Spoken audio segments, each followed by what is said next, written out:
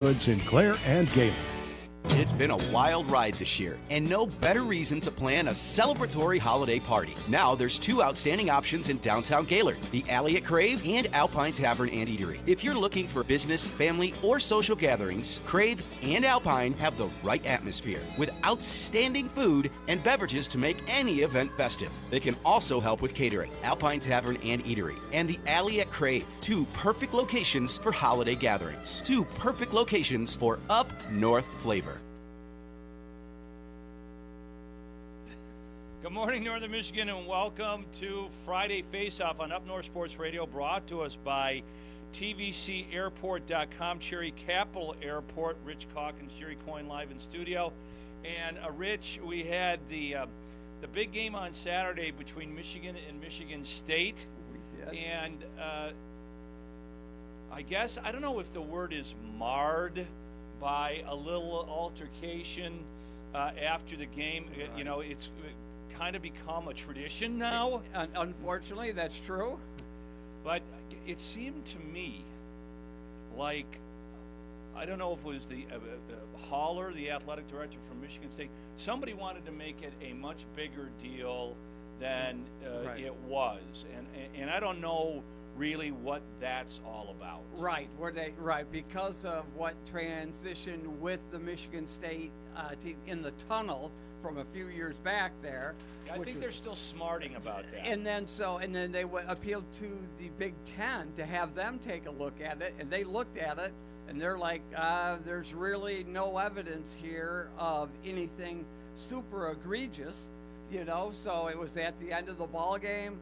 There were, you know, once the whole scrum comes out and the bodies are everywhere, it was hard to see what was actually going on, and it just, you know, I don't know. It seemed like I don't know, and you know, it seemed like Michigan State was looking for some kind of payback for the tunnel incident, which I'm sorry, but it was really egregious when you got three football players beating up on another football player, swinging his helmet. That's absolutely that becomes a deadly weapon at that part. I mean, those helmets, if you haven't grabbed one, those helmets are heavy, man. And you swing those bad boys, and you connect just right with someone not being able to defend themselves. It's just that a lot of damage could have been. The word on the street is that that the Big Ten actually availed Mike Pereira, the guy that works for CBS that looks at, you know, they have him come on and take a look at all this. Referee extraordinaire. And everybody that viewed that is like, I don't know what you want us to see here. Right. I guess if you look at it cross-eyed or whatever, it looks like one of the Michigan players maybe attempted to stomp a Michigan State player, didn't actually stomp a Michigan State player, but you know, it just I don't know what it was all about, and it's too bad. You know what I mean? It can't be just a super physical game between the whistles in the time allotted and all of that. Now, because again, there's always this extra stuff all the time. You know, again, hey, have it be super physical, have it be all of that. But again, it wasn't that physical a football game. You and I both called it. We both said we thought Michigan would win in a close ball game. Yep. That is what transpired. Yeah, and I mean, State should be rightfully upset, but it was their own undoing. I mean, they dominated the game for the first 27 minutes of it. It looked like Michigan State was absolutely blow Michigan out of the water, but Michigan got their poop and a scoop as far as the offense is concerned. Right. And then, you know, a huge turnover by Michigan State, and after dominating Michigan the whole first half, they're down 9-7. Exactly. Yeah. And that had to be so demoralizing. Oh, yeah. Walking into that locker room at halftime, knowing you were the better team on that field at that point, and you're still down 2 points. Yeah. And quite frankly, they did not play nearly as well in the second half. Right. Yeah, exactly. It was like a letdown for them coming back out. You thought, you know, again, when I say they played better than Michigan. No, they were the better team on the field in the first half. Yeah. They were not the better team in the field in the second half. No, they weren't. Michigan was better on all three sides of the ball in the second half. Yes. And forced Michigan State into a couple more mistakes, and there you have it. Exactly. It's the name of the game in football. You take care of the ball, you force turnovers to the other team, you're going to win a lot of games. It was one of the first times ever in this rivalry, at least since I've been around, that the team that won the rushing battle lost the game. Yeah, exactly. Yeah, you almost can. That's the one stat line you can draw a direct correlation with. Yeah. You win the rushing battle in that game, usually you're going to come out with the W. Yeah, but there's a lot of other things kind of swirling around this game. Jack Tuttle announces on Tuesday that he is retiring from football. Who quarterbacked Michigan in the Washington loss in the second half, and then the game in Indiana. Yeah, I was surprised. I didn't know he'd had that many concussions. He mentioned, 5 or 6? Well, he's been playing college football he's since played a long 1987. Time. Yes, he So, yes. That's somewhat understandable. Right. And then he never fully recovered from the arm surgery that I don't know what that was about. I've been talking about Tuttle for a while. It's why Michigan didn't jump into the transfer portal and try to get another quarterback. Right. Jack Tuttle was the third highest rated quarterback in high school when he came out of California. Right. And it's just that's what happens. I mean, it does. When my 4 years at Brother Rice, we had 64 guys go on major college scholarships. In the 4 years that I was there. 64 guys, D1 football. That's amazing. 3 guys playing their senior year. Wow. Everybody else injured or was injured and decided never to go back. Right. So 3 of the 60. 3 of 64. That's incredible. Wow. So again, you're talking about the elite of the elite athletes and all that, and Football's it doesn't. a tough schedule. Oh, it's just brutal. It is so brutal, no question about it. So Tuttle is gone. So they got Davis back in there, and they're trying to work Orgy back in. It worked to decent effect against Michigan State. They got another animal. They sure do. Another duck, not an animal. Duck. I don't know if a duck is an animal or not. Right. It might be. It probably is an animal. But they do have their ducks in a row. That's for sure right now. Well, Michigan is a 14.5-point underdog. I don't know when the last time. Well, they probably in a Rich Rod game. They were probably more than 14-point underdogs to Ohio State. Right. May have happened. Doesn't happen very often. No.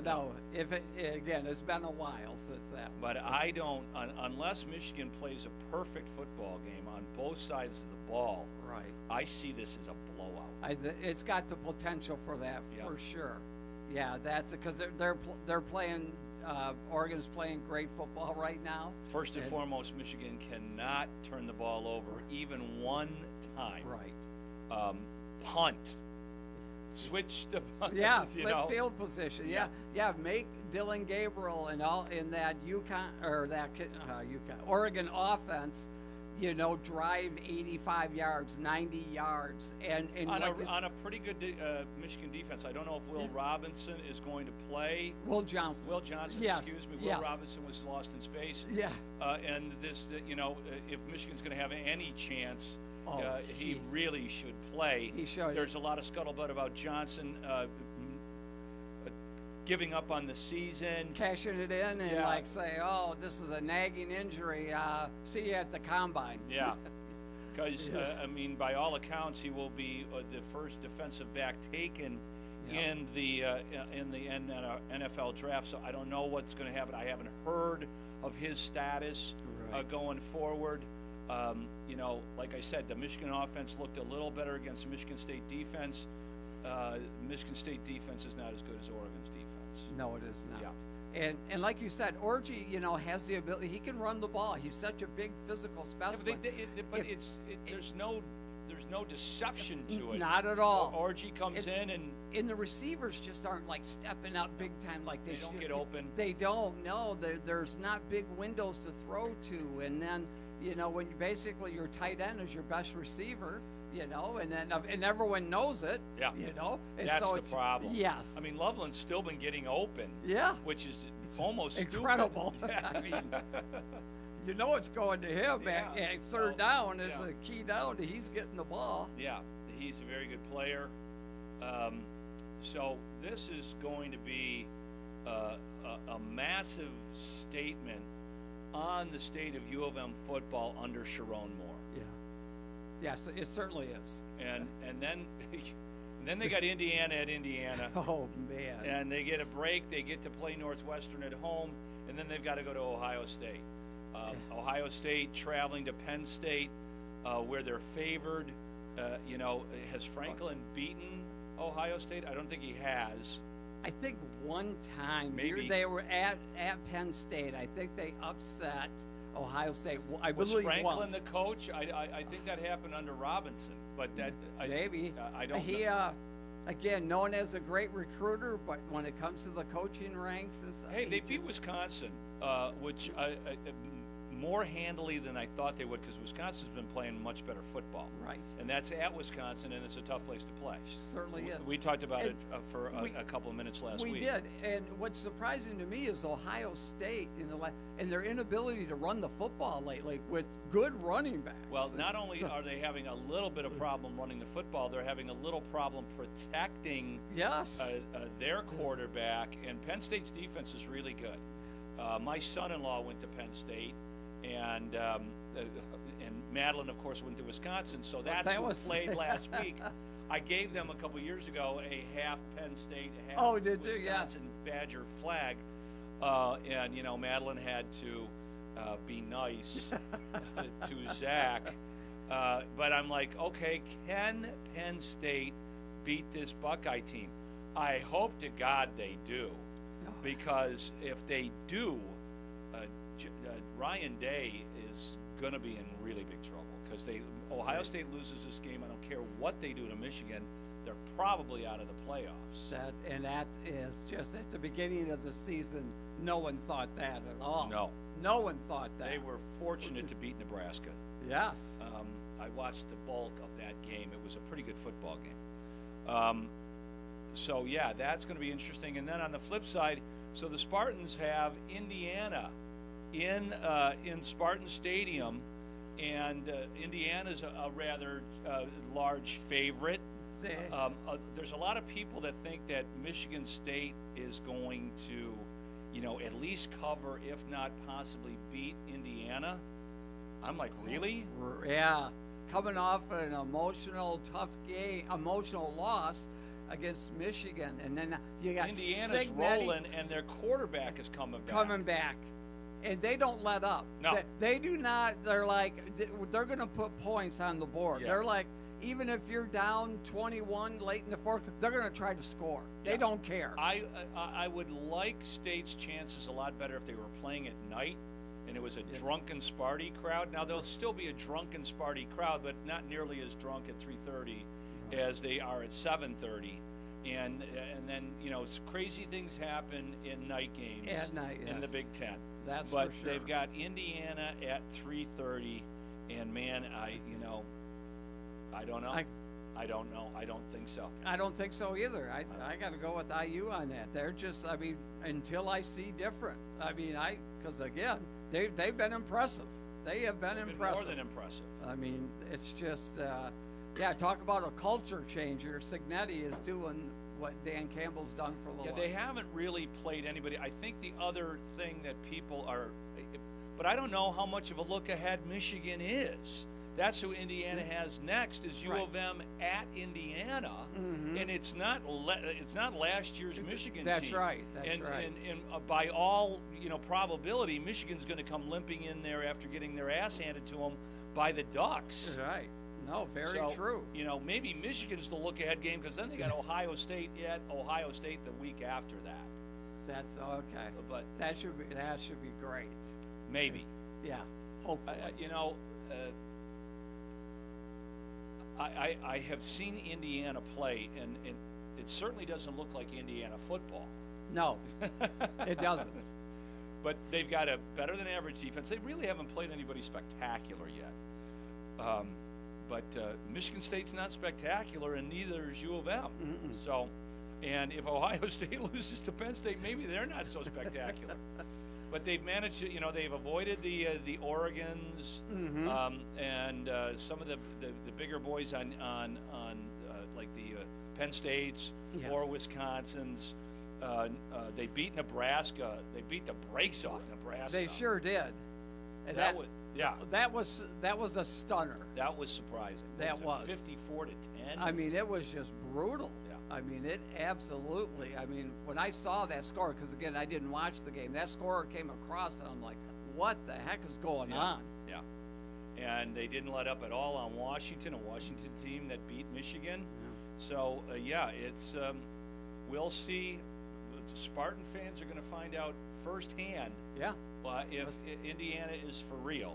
That's exactly right. And like I said, going backwards, we're going to find out if Michigan's got any kind of pedigree whatsoever. Yeah, exactly. No, it's no. I mean, a Michigan win here would make every Wolverine fan just go, okay. Oh yeah, way exactly. to go, coach. Yes, but no kidding. I just don't feel it at all. I don't either.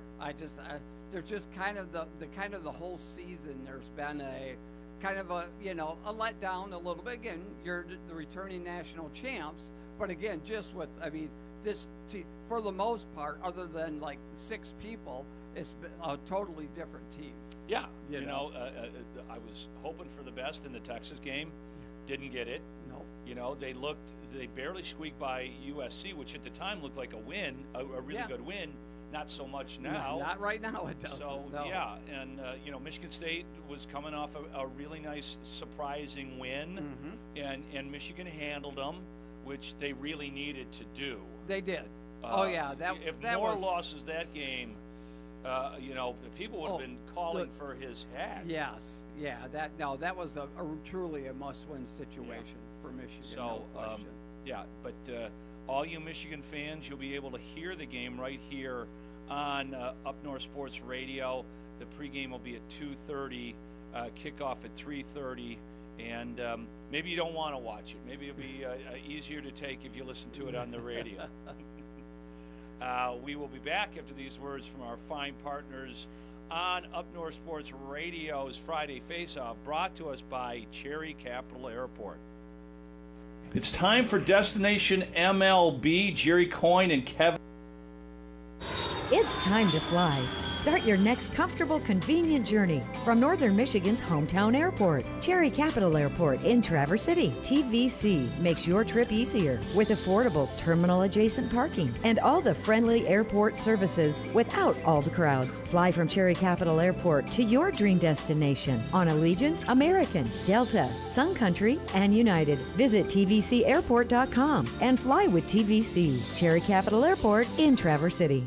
The Traverse City Record Eagle supports WCMU Public Radio in Traverse City with Total Access Record Eagle subscriptions. Total Access means home delivery of the printed paper, plus on-demand access to local and breaking news and other community publications online or on the app. Find out more at record-eagle.com/subscriptions or call 231-946-2187. That's 231-946-2187. The Traverse City Record Eagle proudly serves 13 counties in northwestern Lower Michigan. Who knew? Fresh air is a destination, a place to breathe in the lapping waves of Torch Lake and explore the tree-lined trails of northern Michigan. A place to connect with nature and each other, one-on-one, in the waves, woods, and wonder of Bel Air. When you're looking to escape the everyday, breathe in the magic of northern Michigan at Shanty Creek Resort in Bel Air and online at shantycreek.com. Hey, it's Anthony Bellino from Spin on Sports, Michigan Sports Talk Morning Show on the Great Voice Radio Network. Heard live weekday mornings from 6 to 9 right here on Up North Sports Radio 101.1 WGRY. Whether it's Tigers, Pistons, Red Wings, Lions, Michigan State, the Big Ten, the Mid-American Conference, all the headlines, all the stories, and always Michigan teams first. It's all right here on Spin on Sports, weekday mornings from 6 to 9 on the Great Voice Radio Network. Heard locally on Up North Sports Radio 101.1 WGRY. Yes, it is Up North Sports Radio here on 101.1. Jerry Coyne on the phone with Kevin Klein with Destination NFL. Hey, Kev, I don't know if you checked it out. Can we still fly from tvcairport.com to Green Bay? Kevin? How we doing, Jerry? Thanks for joining us here on Destination NFL. Is there any possibility we can still jump on a plane and get to Green Bay? You can, but it'll be a little bit costly. Yeah, I was going to say it's probably $3,000. Not that much. It's about $1,600. Yeah. So, that last minute fare to jump on, but Green Bay being just across the pond there is a little close for some dynamic pricing. How about that? Yeah. We'll call it that. Well, my partner here is driving to the game, so. Yes, I am. Around the pond. There you go. Are you going to try to get the ferry across? No, he's got it. Well, you're going to stop at the cabin. Yeah. Rich and his brothers have a hunting cabin in the UP, so kind of a half stop after the big game tomorrow. Rich has got to call the West Mona Shores game. Well, that's going to be a good game. Yeah. Give our Titans a little help here. Mona Shores, top team. Yep. So outstanding, but we'll give a good fight. Up. But we saw the Texans on Thursday Night Football. That's the next Destination NFL. Well, when you look at that, that's not too bad. That's getting around because it's coming up quickly, 700. But I can tell you that I went to Houston a couple weeks back, and it was just over 300. So it's all in the planning and the timing on that one. And of course, I flew United down there, and it was great. And then not too far after that, you have Indy, which is 238. Yeah, that's a deal. You can, and tickets are available for that game. That is probably your best bet to see the Lions on the road in a great city, a game the Lions should probably win, and for hell, cheaper than driving down to see them at Ford Field. You got it. Yeah. You got it. Ticket prices are less, and but it's almost the cost of a tank. You're going to see a tank gas going down, tank gas coming back. Right. So really easy to get to Indy, and then Chicago, not too far away after that. In December's 381. Yep. And San Francisco is just over 600. So. For the wrapping up the end of the season. So you got to watch those prices getting in. But I want to throw a curveball at you. Okay. If you want to go see the Dolphins play the weekend of that November 17th, you can fly Allegiant to Fort Lauderdale and have a week stay down there for $100. Jeez. That's the other thing. Now, I don't know if you've looked at fares yet, Kev, but I know they're starting to book out for Christmas and spring break. Those the optimal dates are getting booked out, and you're going to miss out on some of these great fares if you don't go to tvcairport.com and check out the Allegiant pricing.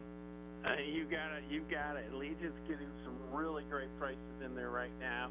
I'm going to take a quick trip before the Christmas holiday down to the good old Disney World after my son graduates from college. We're going to go, it's like you celebrate the Super Bowl, you got to celebrate your win after graduating and go to Disney World. So we're going to do that, and we're flying Allegiant down, and we're paying less than $300 a person to go do that, and that's going to be a great time. And so, as your Christmas holiday fun starts wrapping up, you can see prices, very low, as I said, on the Fort Lauderdale route, to just a couple $100 to get down to Sun and Fun, And as you're thinking about spring break, those prices are going to start going up if you don't book early. So get out there to tvcairport.com and book those flights now.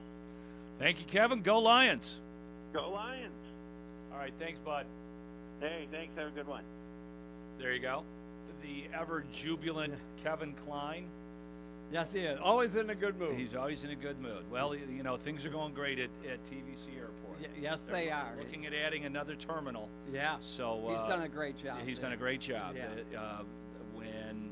In the last 10 years, what's happened at that airport is incredible, and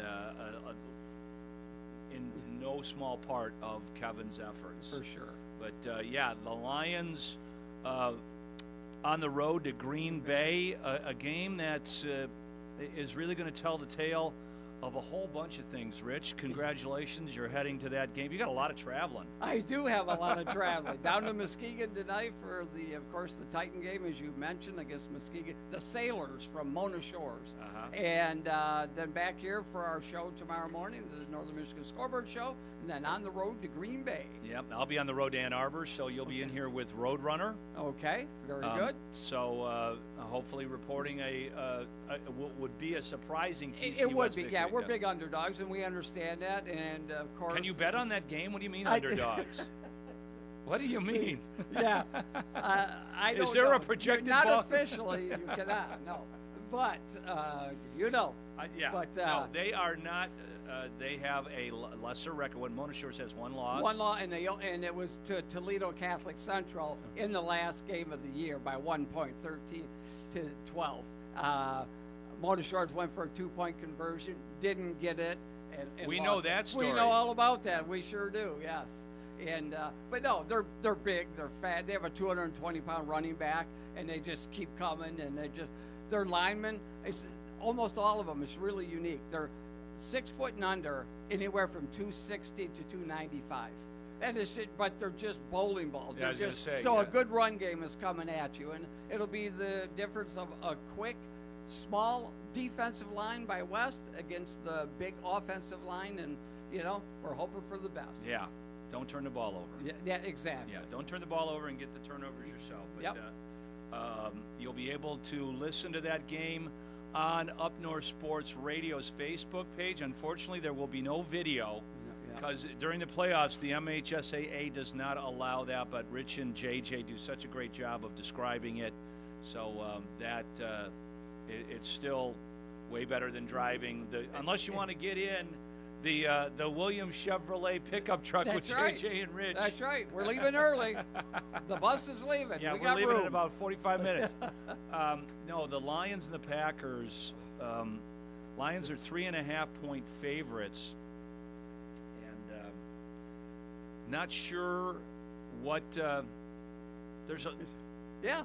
I kind of like the Packers getting the points. Do you like? Yeah, it's going to be the tough game for the Lions for sure. It's Green Bay, they're baited for bear because the Lions, all this talk, are they the best team in the NFL and all of that. Green Bay is going to be it's going to be wet. There's a 90%, as of yesterday, 90% chance of rain. So that will be interesting to see who can, run the ball the best, but also, this Lions offense has just been remarkable. I mean, it's been unbelievable what they were able to do. I mean, Jared Goff threw for 85 yards last week, and they scored 52 points.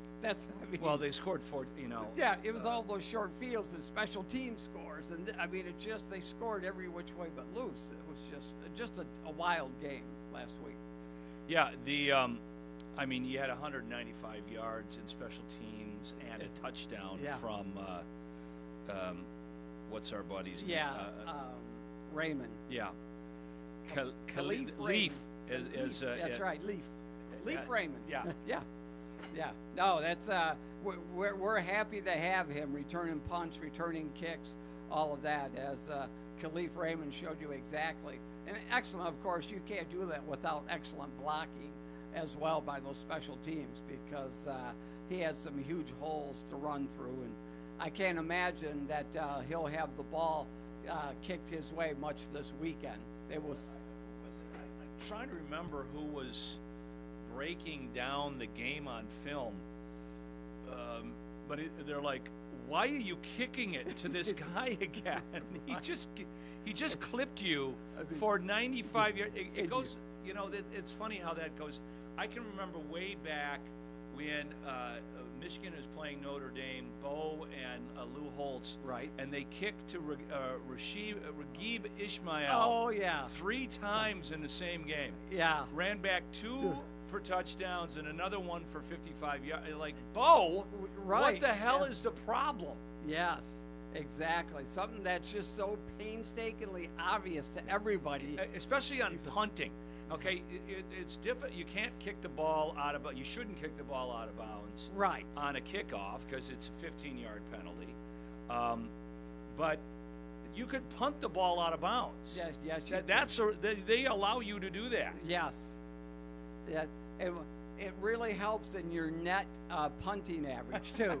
0 return yards. When you punt it, 45 yards. Let's not give up another touchdown or another 60. Let's flip the field. Because again, that just demoralizes the whole team. The whole team. When you give up one of those, or you give up 2 of those, it's just like, what? Everyone's going, what are we doing here? Yeah. So thank you, Tennessee. Yes, exactly. That was an interesting game for a few minutes. Look, yeah. There's still all of this rumors swirling around about a trade for a DN that, in my mind, has to be made. I totally agree. Yeah. Oh my gosh, I'm just, I don't know if they're waiting for this weekend's games to see if some teams are going to be sellers now instead of buyers, or they're kind of caught in the middle. According to every website everywhere, Zadarius Smith is available. Yes. For a mid-round, a 4th, 5th, or 6th round and the pick. way he answered that, because he was asked that direct question about with the Lions, and he didn't say that that's a horrible. He didn't say, I'm 100% committed here to Cleveland or this or that. No, somebody's going. I'm open to something. Somebody's going to pick him up. Yes. Look at the Patriots already got Josh Uche. I know that. I saw that, and I'm like, that would have been a nice. Yeah, that would have been okay. Yeah, Minnesota lost their left tackle. They go get another first-round left tackle from Tennessee. Yeah. Because, again, they lose a guy, and they know they have a good team. Yep. We need serious – we've lost Davenport and obviously Hutchinson and Barnes from the linebacker position who blitzed a lot. Yeah. And so we've lost 3 pass rushers. They could legitimately get 2. I agree. See, that's what I'm saying this whole time. We could get 2 guys. Yeah. And it wouldn't be that's what Kansas City has done. Yes, that's exactly right. And that's the difference between a program. Look, I love what we've built here. Yes, but the train does not stop for anybody or anything. That's right. And if you don't plan in advance, this is it. We're all in. You need to make these winning moves. Yeah. Kansas City makes winning moves. Before the trade deadline is early next week. So we need. It's election day. Oh wow! On Tuesday. Yeah. Oh my gosh. Yeah. All right. So the rest of the card. Let's do this. The Dallas Cowboys are on the road, playing an Atlanta Falcon team that is. Both of these teams are different. Atlanta. A lot of people like Dallas here. Right. Why? Why? Exactly. Micah Parsons. This is a dumpster fire. It is. Yeah. Kirk Cousins might throw for 400 yards. That's Atlanta. I have them as like a 3-point favorite. Yeah.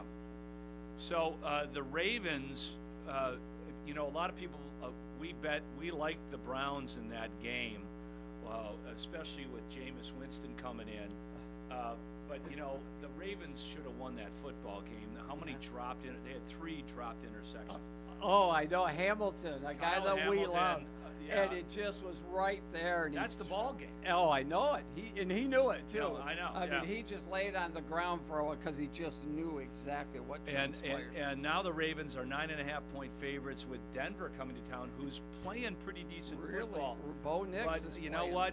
I don't think you're going to see the same thing that happened twice in a row. I don't think so either. I think Baltimore's too good, too well coached. Yeah, and Denver's turning the ball over a bunch. The Bills are 6.5-point favorites at home versus Miami. I don't know how much better Miami shot themselves in the foot all over that game. They should have won the game last week. Right. I'm trying to remember who they played, but Tua's first game back there Yep. from the concussion, and missed 2 field goals. Yeah. Had to kick the ball out of bounds for a safety. Just a weird game. yeah, But Miami never plays good in Buffalo. they don't. No, But they're fortunate they're going to Buffalo this time of year instead of December. that's too. true.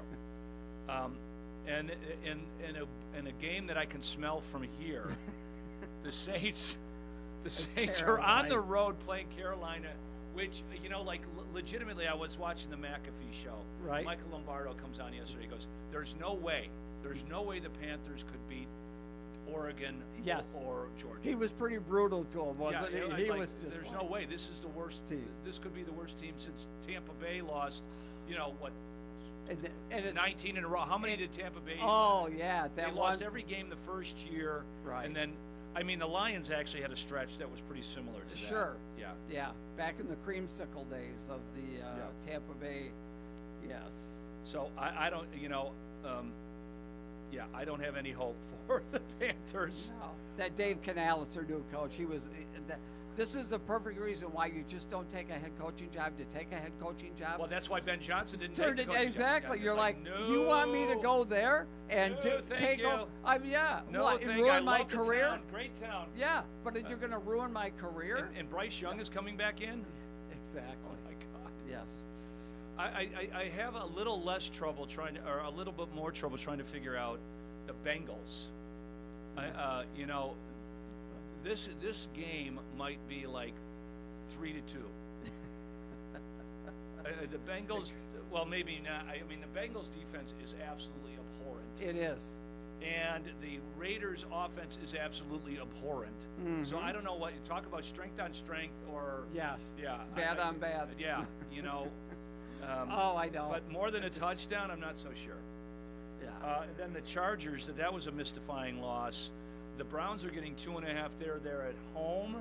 I don't like Harbaugh to lose 2 games in a row. Right. But the Browns have life. They do. Are they? It's like the same thing that happened last year when Deshaun Watson got out. Right. They brought in Flacco. Actually, they had a couple Yeah. quarterbacks to bring in Flacco. Jameis, I know he can be a turnover machine. Right. But he's a great kid. Oh, he is. Oh, yeah. If he doesn't have crab legs in his pants, It's he's a great kid.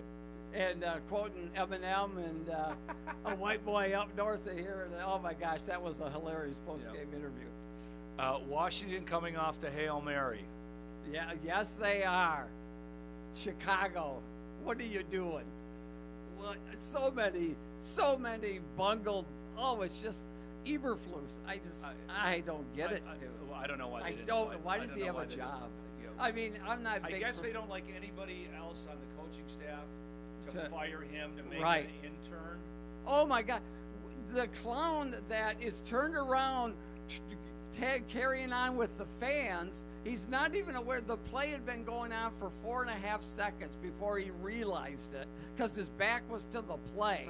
It's just mind-boggling that maybe a coach in the booth was saying, "Hey, Stevenson over here isn't even engaged. He's talking trash to the fans." No, the biggest mistake there is not rushing 5 or 6 guys. Oh yeah, yes, yeah. You just give You everyone. rush 6 and put 5 in the back, and You force them to throw early when yeah, they you don't can't- want to. Yeah, exactly. Yes. That's what the Lions did to Minnesota a week ago. That's right. I don't know about the Titans. Titans look good for a couple of minutes against the Lions.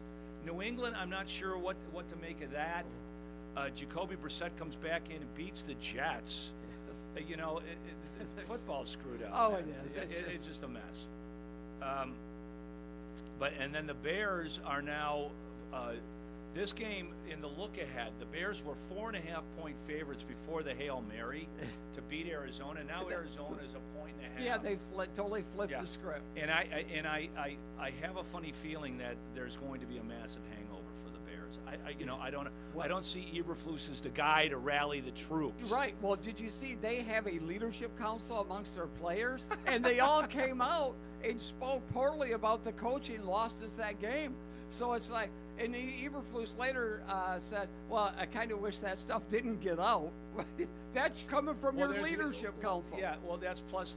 It's like the same thing with Anthony Richardson saying. I tapped lie. Yeah, just lie. I lost my contact lens. Exactly. Yeah. You don't wear contact. I was on that play. Yeah. I don't. Oh, exactly. I was tired. What? I've never seen a quarterback do that. Yeah. Never. But the Eagles look like they have found the juju. They have. And the Jacksonville has already sold off a couple of players. Yes.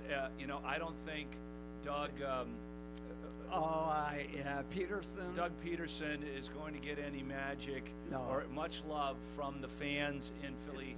I think you got to watch out for the Eagles. I know. I was going to say they have a whole lot of talent, and now they're playing up to that talent. Well, their defense. It's taken what's his name? He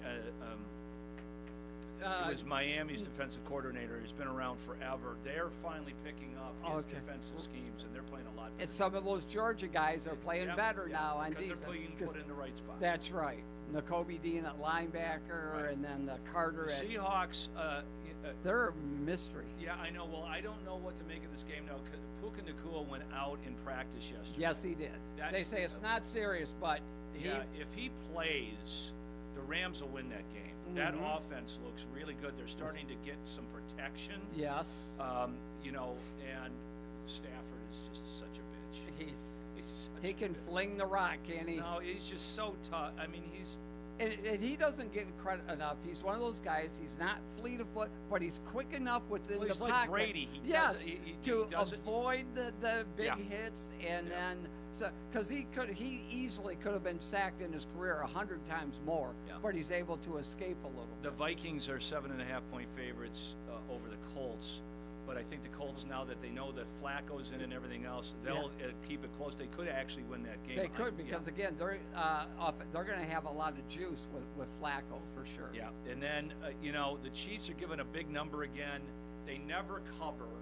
But Tampa played – I was surprised at how good Tampa played, given Godwin and Evans both out of the game. Yes. But I don't know if they can rally that again 2 weeks in a row. Because that KC defense is the real deal. And like you said, Kansas City finds a way to win.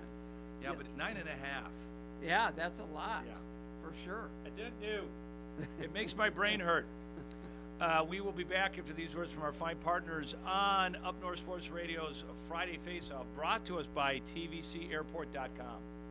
Sports on the Michigan News Network. Certainly no shortage of storylines between the 6-1 Lions and 6-2 Packers heading into Sunday's game. No Jamison Williams or Aiden Hutchinson for Detroit. Quarterback Jordan Love plans on battling through a groin injury for Green Bay. And now the weather for Lambeau is calling for a 100% chance of rain. All of these storylines, with the biggest one being whoever wins will sit atop the NFC North. Kickoff is set for 4:25. Not to be outdone by the NFL, a big weekend ahead for college football. Michigan brings in number 1 ranked Oregon, while the Spartans bring in 13th ranked Indiana. Both Michigan and MSU come into Saturday's games unranked. An eventful weekend ahead for Little Caesars Arena. Pistons looking to improve to 2-4 on the season, while the Red Wings look to snap a 3-game losing skid tomorrow night. They host the Buffalo Sabres. I'm Dustin Fiocco for the Michigan News Network. Kamala Harris gets that everyday costs are too high. She has real plans to tackle price gouging, cut taxes for middle-class families, and make life more affordable. Her opponent's plan? Donald Trump plans to impose what is, in effect, a national sales tax. On everyday products, it will mean higher prices on just about every one of your daily needs. A Trump tax on gas, a Trump tax on food, a Trump tax on clothing, a Trump tax on over-the-counter medication. Donald Trump's plan would cost a typical family $3,900 a year. When everyday prices are too high, he will make them even higher. Kamala Harris, a better plan for lowering costs for a future we can afford. Paid for by FFPAC, ffpac.org, not authorized by any candidate or candidates committee. FFPAC is responsible for the content of this advertising. Welcome back to Friday Faceoff on Up North Sports Radio, brought to us by Cherry Capital Airport, tvcairport.com. Jerry Coyne, Rich Calkins, live in the studio. And Rich, we were just talking about the Red Wings. I don't know if they can make a deal. I mean, They just got rid of Ali Mata. It was an alley-oop sale, Yeah, obviously.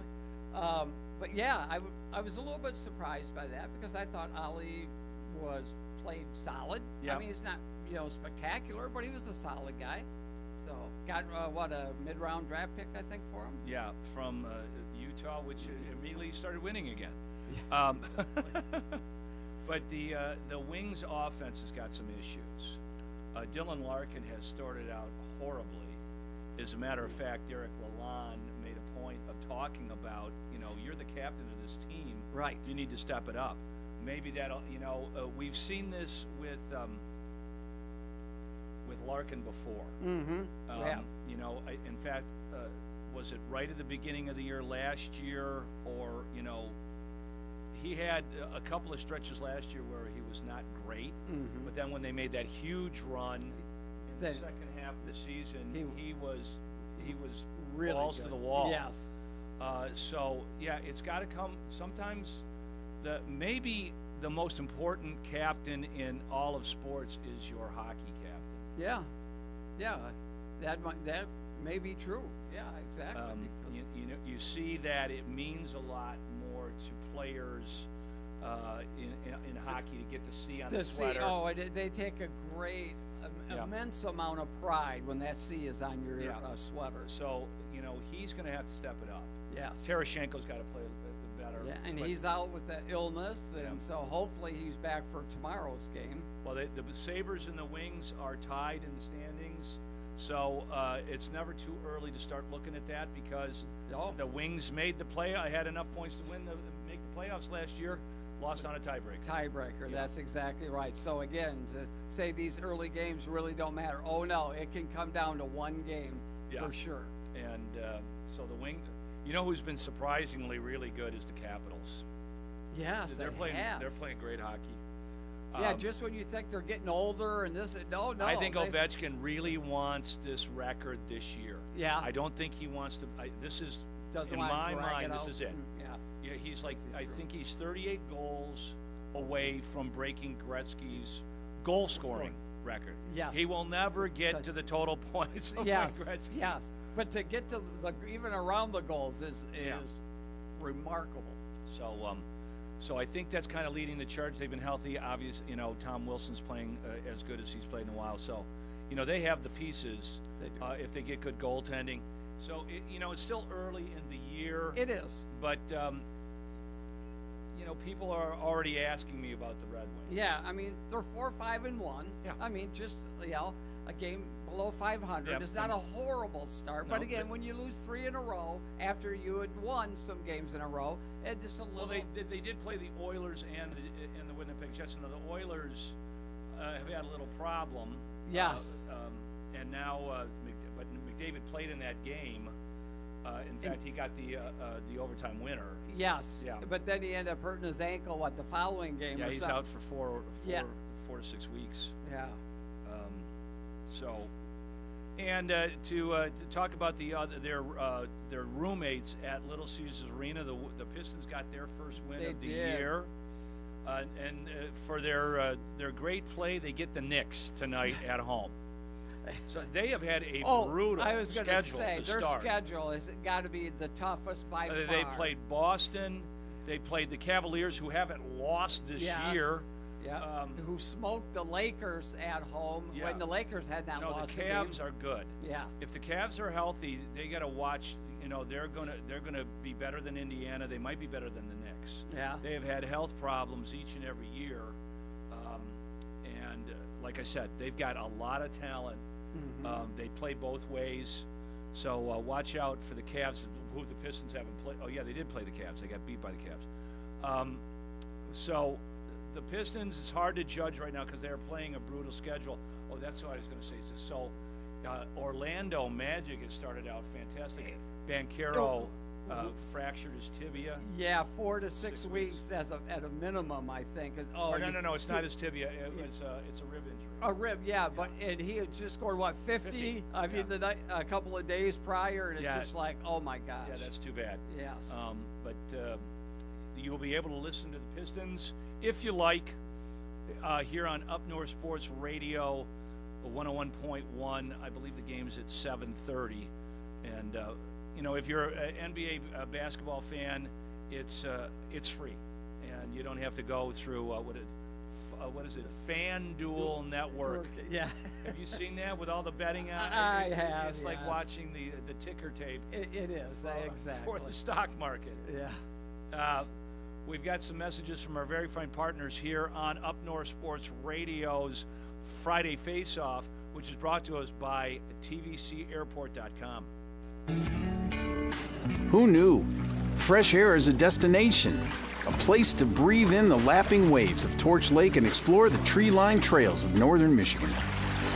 A place to connect with nature and each other, one-on-one, in the waves, woods, and wonder of Bel Air. When you're looking to escape the everyday, breathe in the magic of northern Michigan at Shanty Creek Resort in Bel Air and online at shantycreek.com.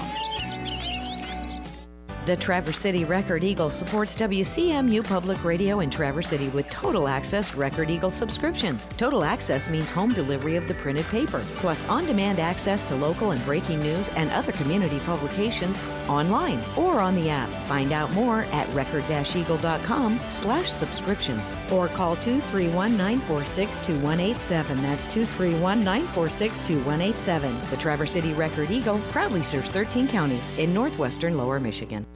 It's time to fly. Start your next comfortable, convenient journey from northern Michigan's hometown airport, Cherry Capital Airport in Traverse City. TVC makes your trip easier with affordable terminal-adjacent parking and all the friendly airport services without all the crowds. Fly from Cherry Capital Airport to your dream destination on Allegiant, American, Delta, Sun Country, and United. Visit tvcairport.com and fly with TVC. Cherry Capital Airport in Traverse City. Hey, it's Anthony Bellino from Spin on Sports, Michigan Sports Talk Morning Show on the Great Voice Radio Network. Heard live weekday mornings from 6 to 9 right here on Up North Sports Radio 101.1 WGRY. Whether it's Tigers, Pistons, Red Wings, Lions, Michigan State, the Big Ten, the Mid-American Conference, all the headlines, all the stories, and always Michigan teams first. It's all right here on Spin on Sports, weekday mornings from 6 to 9 on the Great Voice Radio Network. Heard locally on Up North Sports Radio 101.1 WGRY.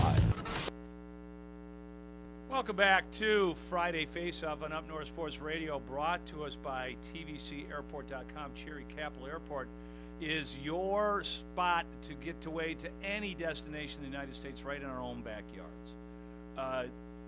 I was so bummed out, Rich, that the Dodgers won the game the other day because I really wanted more baseball. Right. Yes, exactly. With these two powerhouses, that debacle of the fifth inning was it was unreal to watch what was transpiring.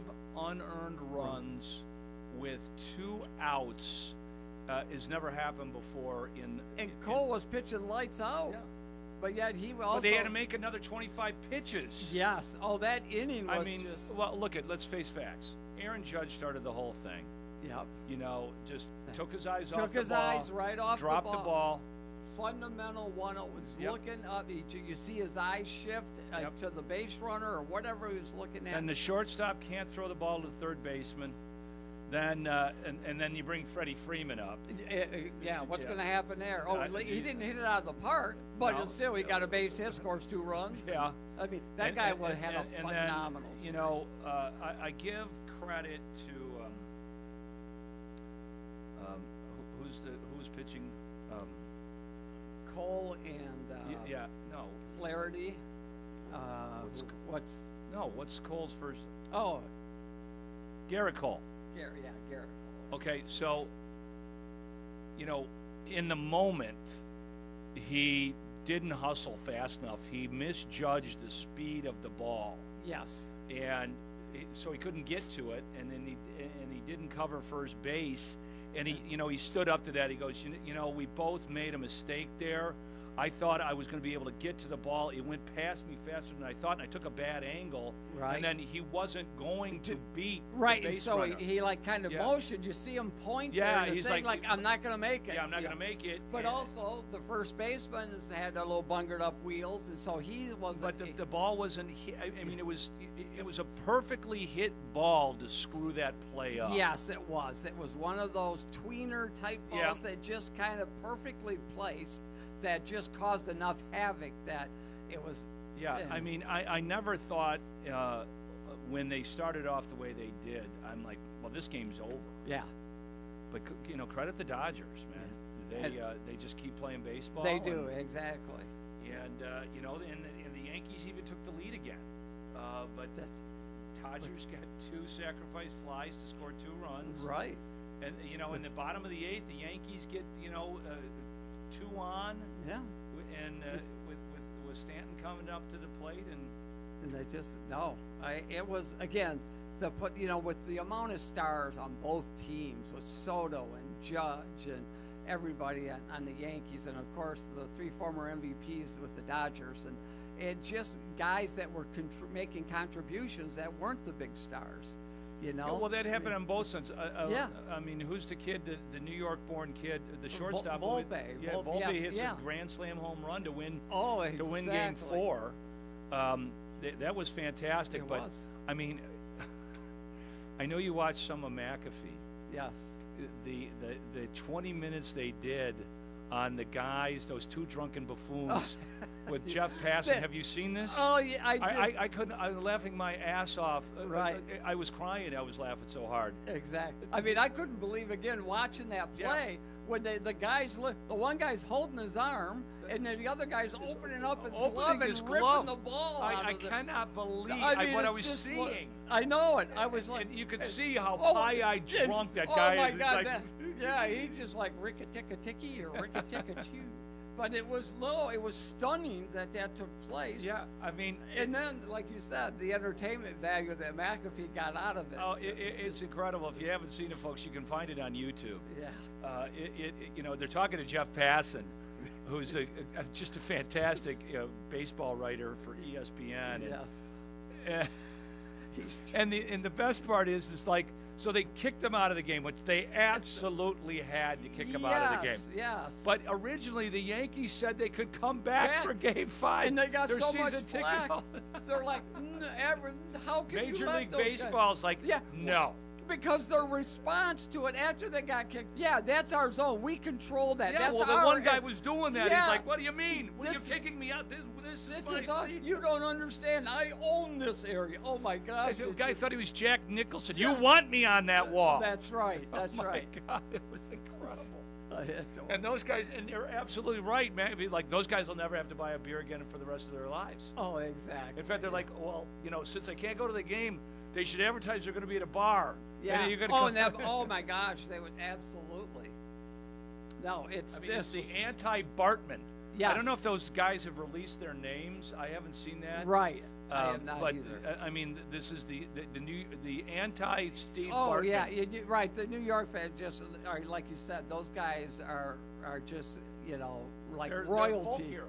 Yeah, they are absolutely. To think that they had the gall to do that, and it was just both of that working in tandem. They're a tag. They'll be in WWE and all that stuff. Here you're going to see it. They're going to take full advantage of this. I got to see if they got the name now. Okay, but that was just an incredible side note in the series. That those guys, again, what I thought the same thing when I heard, those guys are coming back for their next game. And I'm like, seriously? They're letting those clowns back in? And then, like you said, Major League Baseball. Austin Capobianco. Okay. Is one of them. Okay. He and John Peter. Okay. I guess they, somebody said on the radio, and I'm going to see if it says in this article, I don't know if people. Tag team match. Yeah. Rogers, he and Capobianco and Peters said they were told they could attend Game 5 on Wednesday. The Yankees did not confirm or deny that, but then Major League Baseball came down. Now, I'd heard on the radio, it doesn't say it in this article, that these guys are actually like good friends of Rob Gronkowski's. Oh, seriously? Yeah. Oh, They okay. went to school with him. Oh, okay. I don't know. They did end up doing they donated those tickets to a young kid that's battling cancer, and was able to sit there at that game, which was that was very cool. I thought, they turned it into a kind of a positive storyline, for that young kid who's been a lifelong Yankees fan. Well, that's. But, I mean, thank God they did something with it. Yes. But Gronkowski knew Cabo Bianco from their time together at the University of Arizona. Okay. Austin was a college friend, very passionate about the teams he represents, will do anything for them. Thanks, we Gronk. saw that. We got video of that. Wild boy as well. He is the person that undoubtedly would say he would do that, than actually do it. Is a maniac. I guess Gronkowski tweeted that on X. Okay. And his buddy was on X. Okay. The Yeah. drug X. Yes. Yeah. But just when you think you've seen it all, Yeah. you haven't seen it all. No, exactly. That's why you have to watch those live sporting events, because literally anything can happen. And in this case, it Only did. in New York. Yes. And that was the other funny thing about the way they were doing those New York accents. It's just, I'm telling you, people. Yeah. I don't care what you think of McAfee. I think he's fabulous. He brings up so much. He's got Nick Saban to act like a fun guy. Right. Exactly. He does. Yeah. How he did that is unbelievable. Right. Yeah. In their little writing piece there, when you first watch the show, their disclaimers there that they mentioned that, hey, we are. We're a bunch of clowns, and we do this partially for comedic entertainment. Yeah. And trust so me, it is comedic entertainment. It is, exactly. Again, it's not going to be your super, super hardcore sports thing. They want to have fun, and they do. Yeah. They have a great time at the Thunderdome there. But as JC is getting a hold of James Cook from the Traverse City Record Eagle, first night of high school football playoffs. All kinds of great matchups around the north. Hey, James, hold on.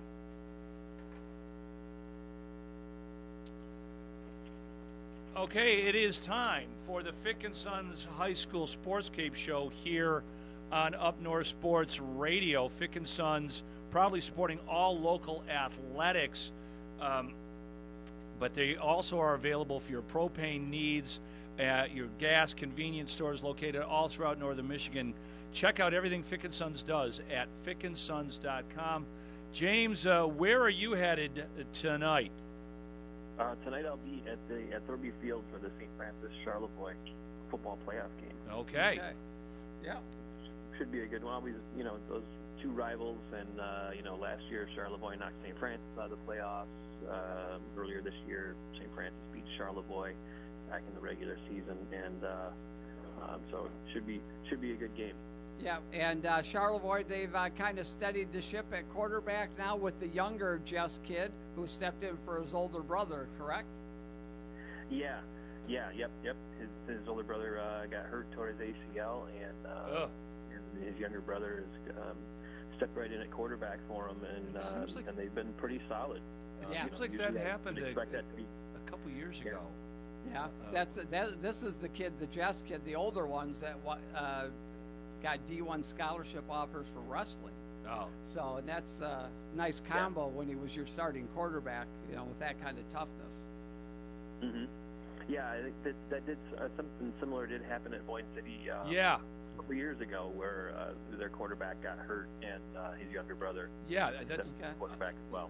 Yeah, that story certainly had a familiar ring to me. So thanks for clearing that up, James. Only you would know that. Yeah, good job, James. Rich, I know there's obviously Rich and JG are headed down to Muskegon Mona Shores. I can't believe they have that small of a press box with that athletic budget. Isn't that crazy? What the hell's going on? Well, when I always look at the aerial view of the stadium and see what it's all about, and the first thing I notice is, like, for such a nice facility, that's a tiny press box up there. And sure enough, it's true. So we're going to be jammed in there like sardines. But, hey, Mona Shores, like you said, they've been to the state finals, 4 out of the last 10, 12 years, won 2 state championships, and, they've got that program absolutely rolling. Yeah, they're like a Catholic school, but they are not. Right, yeah, exactly. they wherever they're getting their athletes from, they're doing a good job. Yeah. So, well, their head coach, Matt Koziak, he was an assistant at Muskegon High for one Tony Anise. So he was the O coordinator there, learned under Tony. Tony went on to coach at, of course, Ferris State University and won a couple of national championships there. And so, yeah, he's had some excellent tutelage for sure. James, what are some of the other games that have caught your eye locally for the playoffs? Well, we mentioned Boyne City before, but them going against Negaunee should be a pretty good game. Yes. Boyne's at home for that one. Boyne at 7-2, Negaunee 6-3, but usually a pretty good competitive team up there, up in the UP. They've only ever played 3 times, which is kind of surprising, given that they've both been pretty good in making the playoffs regularly. Right. Over the past few years, but the last time they met was in 2017. Yeah. Wow. Yeah, and James, one of the best matchups, I think, I know it's more of the mid-Michigan area, a little bit outside the zone there, but Clare at Ogama Heights should be a tremendous. They haven't played each other. Yeah, they don't know each other. Yeah, that is a really good matchup of 2 teams that have been having really good seasons. Clare had that Week 9 loss to Petoskey. Of course, but we know how good Petoskey is. Yes. Yeah, who's Petoskey got? Bay City John Glenn at Petoskey. Yeah, of course. So, yeah, that's... I think Petoskey's going to be playing a couple of home games. I think they'll advance. Yeah. Yeah, Petoskey's going to... I think Petoskey's got this district. I think that's theirs to lose. And then after that, then they're going to run into DeWitt. And that's a tough ask. It is. The number 1 team in the state. Yeah. Enjoy it while you can. Well, that's assuming DeWitt wins their their district. Right. You never know. This is on at least the best Petoskey football team in a decade. Yeah. Maybe in a generation. So. Yeah, I would say so. Yeah, I totally think so for sure. See some of these other matchups also. Harrison at McBain. That's kind of an interesting matchup. Harrison McBain at McBain. Harrison they won their division of the Jack Pine, of course, and but they also took a loss at the end, and a couple of losses, I believe. And McBain lost the crossover game, which they should have lost. Yes, exactly. But again, that should be an interesting matchup, James. Yeah, I think so. It's interesting that these 2 teams have never played before. Wow. Oh, that is, yeah. Considering that they're not like that far apart. No. And everything, and similar sizes and everything. So you would think that these 2 teams would play each other in non-conference 25, 35 miles apart. Right. Yeah. Yeah. That's crazy. Yeah. So I don't know why that is, but McBain, looking at they're at 8-1, coming off that loss to the number 1 ranked team in the state in Week 8 or in Week 9 to Fowler, and that's their only blemish on their record this season, and that was by 1 touchdown to the number 1 team in the state in that class. So McBain's looking pretty good.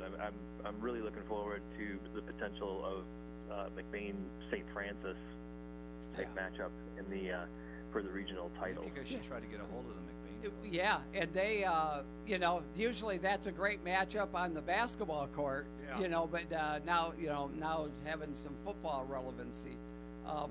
Now, James, what about this? On my list, I've got East Jordan hosting Bark River Harris tonight on Friday night. Mm-hmm. I'm a little surprised that as far away as Bark River Harris is, that they're coming down on a Friday. Yeah, it's a bit of a haul for them. Yeah. So But East Jordan, it's one of those things where there's several matchups this week between UP teams and teams from our area that are huge tracks. It's been a great season for UP football. Oh yes, yeah. Oh yeah. The UP has been doing pretty good in football. I'm trying to remember which team it is that has to go like 7 hours or something. I think it's Calumet. Calumet comes to Kingsley on Saturday, and that's a 7-hour drive. Wow. And that's in a regular car, not in a bus. Yeah. Well, good luck to that's just awful if they have to turn around and make that ride back at the end of the year. Holy cow! I think Calumet. I think are they the Copper Kings? Do you know? Is that they're the Copper Kings? Yes. I love that. I know, isn't that great? That's fantastic. They're going to need a copper keg for the drive. Who's got the still? Yeah, I expect in that matchup between Calumet and Kingsley, I would expect that Kingsley takes that one. Yes. It's not even particularly close. Calumet is 6-3, but they've only played 3 teams with winning records. They've lost all 3 of those and scored a combined 6 points in those games. Wow. So I think Kingsley. Do they run the veer in the UP? Right. Not a lot of spread offenses ran. If they haven't, I was going to say, if they haven't seen the veer, they've got some problems. But going back to the East Jordan game, East Jordan 7-2. It's another game where this is the first ever meeting between those teams. They've never played Bark River Harris before. That one's a little more. I've never even heard of Bark River Harris before, so I know that's not saying a lot, but it's saying a little. But again, they're over west part of the UP. I think they usually have a pretty good basketball program as well. We talked about Harris is usually pretty competitive. Yes. Yeah, football, basketball. Yeah. They're pretty good, and they're usually making the playoffs in football more often than not. Yeah. Another one that Frankfurt, they got to travel over to Beale City for their first round matchup. Yeah, that should be another one that should be a pretty good game. I mean, we know how good Beale City is, but Frankfurt has been, when they're healthy this year, and they were getting more and more healthy towards the end of the season. Unlike a lot of teams, they got a lot of their guys that were dinged up early in the season back later in the year. So they're both 7-2. So I think this game could be a kind of a toss-up. That's a weird district. Yeah. Frankfurt has a habit of, when they make the playoffs, making runs in the playoffs. They're not very often you see Frankfurt one and done in their playoff runs. Yeah, and I mean they got to go on the road, but it's I think that's a pretty decent. Beale City is, even though Beale City did beat them last year in the playoff opener. Did they? Okay. All right. But that was a little bit different Frankfurt team too. Yeah. Yes. Yeah, for sure. Cadillac, they drew Mount Pleasant, and I actually think that should be a pretty good matchup. Yeah, I mean, this is one of the ones where neither team really has a great record. I mean, Cadillac went into the playoffs at 4-5. Yeah. And they played a very tough schedule. Yeah. Playing a good schedule really helped them out, and that's where the new playoff point system is what it's supposed to do. It's supposed to reward teams for playing a tough schedule. Yes. Even if you don't have the greatest records in the world, playing good teams, there is a reward there, and they get into the playoffs at 4-5 because of that. So, they played 2 years ago, I think it was, Mount Pleasant and Cadillac. Mount Pleasant won that one, but only by a field goal. So, it's been pretty close by them in the past. Although Mount Pleasant has kind of dominated the historical series between these two. Right, exactly. Do you know who Gladwin has to open up, James? I don't. Okay, I'm going to look that up. James, while we have you for a second, just an incredible ball game for the Patriot game last week. Your impressions, I know we read your article, but that game never seems to disappoint. Yeah, that is kind of the thing with that game. There's been very few times where it's been a blowout. Even if one team has been kind of in control of the game, it's never reached the point where it's out of hand or anything. It seems like, and that was kind of one of the things here. I think West kind of controlled that game, but was never able to get in a position where the game was kind of a blowout or anything like that. Central kind of hung in there and got that score, and then were able to not get snuffed, obviously, but West is a pretty darn good team, and they were playing to make sure that they got into the playoffs. Just an odd set of circumstances, though. You know, they punt the ball inside the 10-yard line, get the penalty, decide to re-kick, which they should have done. Right. I mean, everything in the world would tell you to kick it again, and they pin it at the half-yard line. Yeah. And that ends up being the key play of the game. Right. Yeah, it does. Yeah. Through Esper, it's just perfect punt and rolls to the half-yard line. They were able to down it there, and they get the safety, and pretty much that's Katie bar the door. That's right, exactly. Gladwin travels to undefeated Kingsford tomorrow for their opening round play. You know, actually, Coach Jarsfer said that was probably going to happen a few weeks ago. So, God bless them. Yes, exactly. That's tough one for the Flying G's to start off with. That's a 6-hour drive. Yeah. Here's your reward for the playoffs. But that's Clyde's that's tomorrow. Yeah, Clyde's. Clyde's. Make it a positive thing. Going to Clyde's. Although Clyde's might be closed. They might be. I think they closed for the season. I think Remember, I saw that. They do have a second location in Manistee. And that one's got. So you got to know where the Clydes are around the UP. I'm almost certain the Clyde's in the in St. Ignace is closed. Yeah. It wasn't 2 weeks ago. Kind of just reopen for this weekend, just for all the football buses. They should. Yes. You know, that's absolutely brilliant. You better call them right now, James. And you know. Well, they usually don't miss all these any matches opportunities. Between UP teams and Lower Peninsula teams, there's going to be a lot of buses crossing the bridge this weekend.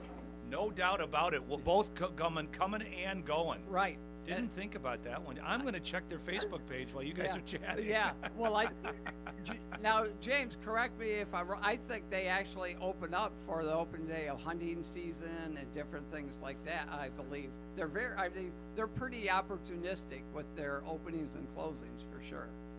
It would make sense if they did. Yeah. I mean, because you got a lot of these UP Lower Peninsula matchups. You've got a couple of the Saturday games. You've got Bel Air going to Crystal Falls Forest Park. You've got Gaylord St. Mary going to Powers North Central. Yep. Yes.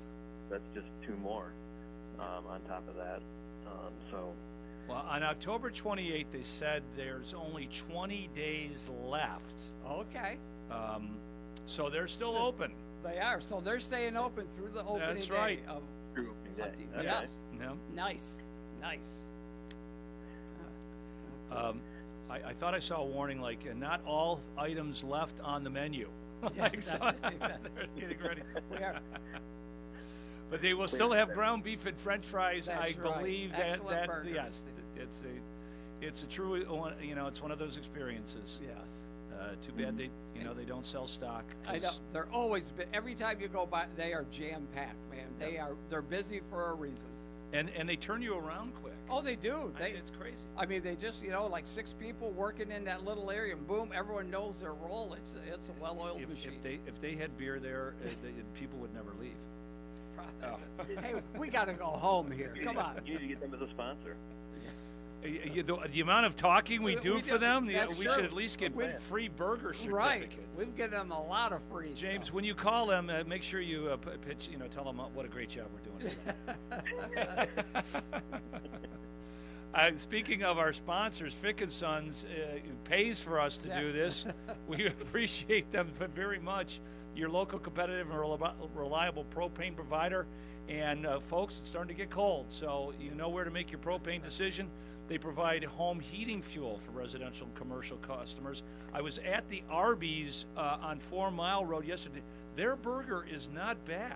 Okay. I'm surprised. I have to try Joe Mama told me that they started making burgers, and it's a pretty good burger. It's a real patty. Wow. Like more than a quarter pound.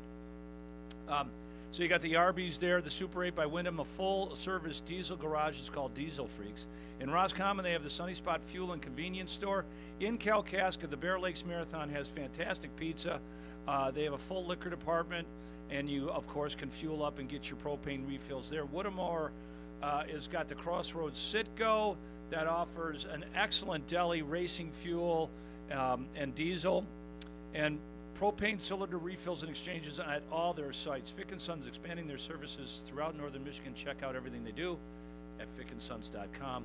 Patiently awaiting. It's not going to be till March the Dunkin' Donuts. Oh, is that what? That's okay. I'm sorry. That's all right. Okay. I've learned to be patient through the years. I saw that Elk Rapids is still in the soccer playoffs, James. Yeah, they'll be playing Saturday afternoon at 12:30 down in Grand Ledge in the Division III Soccer State Championship game. They draw number 1 ranked Pontiac Notre Dame. Yep. In that game, and Elk Rapids is ranked number 10. They beat the number 9 team in the playoffs or the semifinals the other day, and handily controlled that game. It was 3-0, but could have easily been a lot more than that. Yeah, they know that veteran team. They know when to turn it on. They take a couple of losses in the regular season, but once the playoffs hit, man, they're just like, hey, they're all focused and they're moving forward. That Pontiac St. Mary's has turned into a sports power. It hasn't it? Yeah, they got a good football team. Last year, good basketball team. I think the basketball team made it to the quarters of the semis the last year or two. So yeah, kudos to them. Yep. Go Elk. That's right. Yeah, Let's go. And they've overcome a lot this season. Elk Rapids has. Grayling beat them. They expected this really the good team. Yeah, Grayling did beat them. They split and then split the conference title for the first Northern Shores conference title. But Elk Rapids kind of expected to be good this season. So they set up a really tough schedule. They ended up playing. I think they played 14 teams that are ranked in the top 15. Wow. Throughout the season. But their first game of the season, their best goal scorer tore his ACL and was done for the year. And their second game of the season, their starting goaltender broke his sternum and a bone in his neck. Jesus. And then later in that second game, sure they're playing soccer. Got hurt for the season. So 2 games into the season, they were down. Both of their goalies and their top goal scorer, and they managed to come back from this. Wow. And, the goalie is back now. Is playing. But, good for him. Yeah. Wow, that's just I didn't. That's amazing. Yeah, it is. Yeah, I didn't know any of that stuff, James. That is pretty incredible. Yeah, he was diving to make a save, and forward from the other team was coming in and trying to get to the ball too, and just kicked him right in the chest basically as he was parallel to the ground going for the ball, and hit him right in the sternum, broke his sternum, and somehow out of that collision too, he ended up with a broken vertebrae in the base of his neck. Well, good luck to Elk. Yeah, no kidding. They would deserve a state championship based on that story alone. No question. Anything else before we let you go, James? Yeah. You got a couple other matchups. You've got you got a couple of those matchups where it's like you get into the playoffs and you're like, okay, so this is your give us. You right. get Onekama finishes the season 8-1 in 8-player football, and earns a home game. And who's that home game against? The one team that beat them in the regular season. Marion. So, they get Marion, who beat them. I think it was 44-6 in week 2. Oh. But a different outcome for Onekama. And Marion's traveling to wow. Yeah. They must have lost a couple more games. Marion lost one. Marion lost to Kingston last week in the 9th week to drop below Onekama. So Onekama got the home game. Kingston is a ranked team as well, so it wasn't a bad loss. Right, it was only by 4 points too, so that's not too bad. And then you get Mansalona gets into the playoffs at 4-5, and they get to go to Glen Lake, who's the same team that beat them last week, 35-0. Yes. Yeah. Hey, good for Mansalona. That program, good for them. Yep. They'd struggled. I don't know when the last time they made the playoffs is. Not in the 10 years that we've owned the radio station. Yeah. So. No, that's good. That's baby steps and building a program, and that's good for the Ironmen. Yep. And where do we say? I know we briefly. Gaylord St. Mary's is headed to the UP. Powers North Central tomorrow. Powers North Central. Yep. Yeah. Okay. Yeah. Well, James, it should be an exciting day. We look forward to seeing it in the newspaper, God willing. Yes, tomorrow. Yep, they've come through the last couple of weeks. Delivery's been there where I needed it. So. Sweet. All right. Thank you, James. Thanks, James. Yeah, no problem. Thank you. All right, see you, bud. Bye. The intimidable James Cook. And He knows his stuff. Oh, he does. Yeah. He absolutely does a great job covering Northwest Michigan sports here. Well, for safe sure. travels to you, Rich. Thank you. Looking forward to it. I'm sorry I won't be here tomorrow. Okay. But you'll be able to handle it with the old Roadrunner. I will. And I'll help you get the show lined up. Okay, thank you. And but I'm going to see if the University of Michigan can hang with the Ducks. Yes. Yeah. No, that's good for you. And then I will be, like you said, leaving right after the show to Green Bay, Wisconsin. Yep.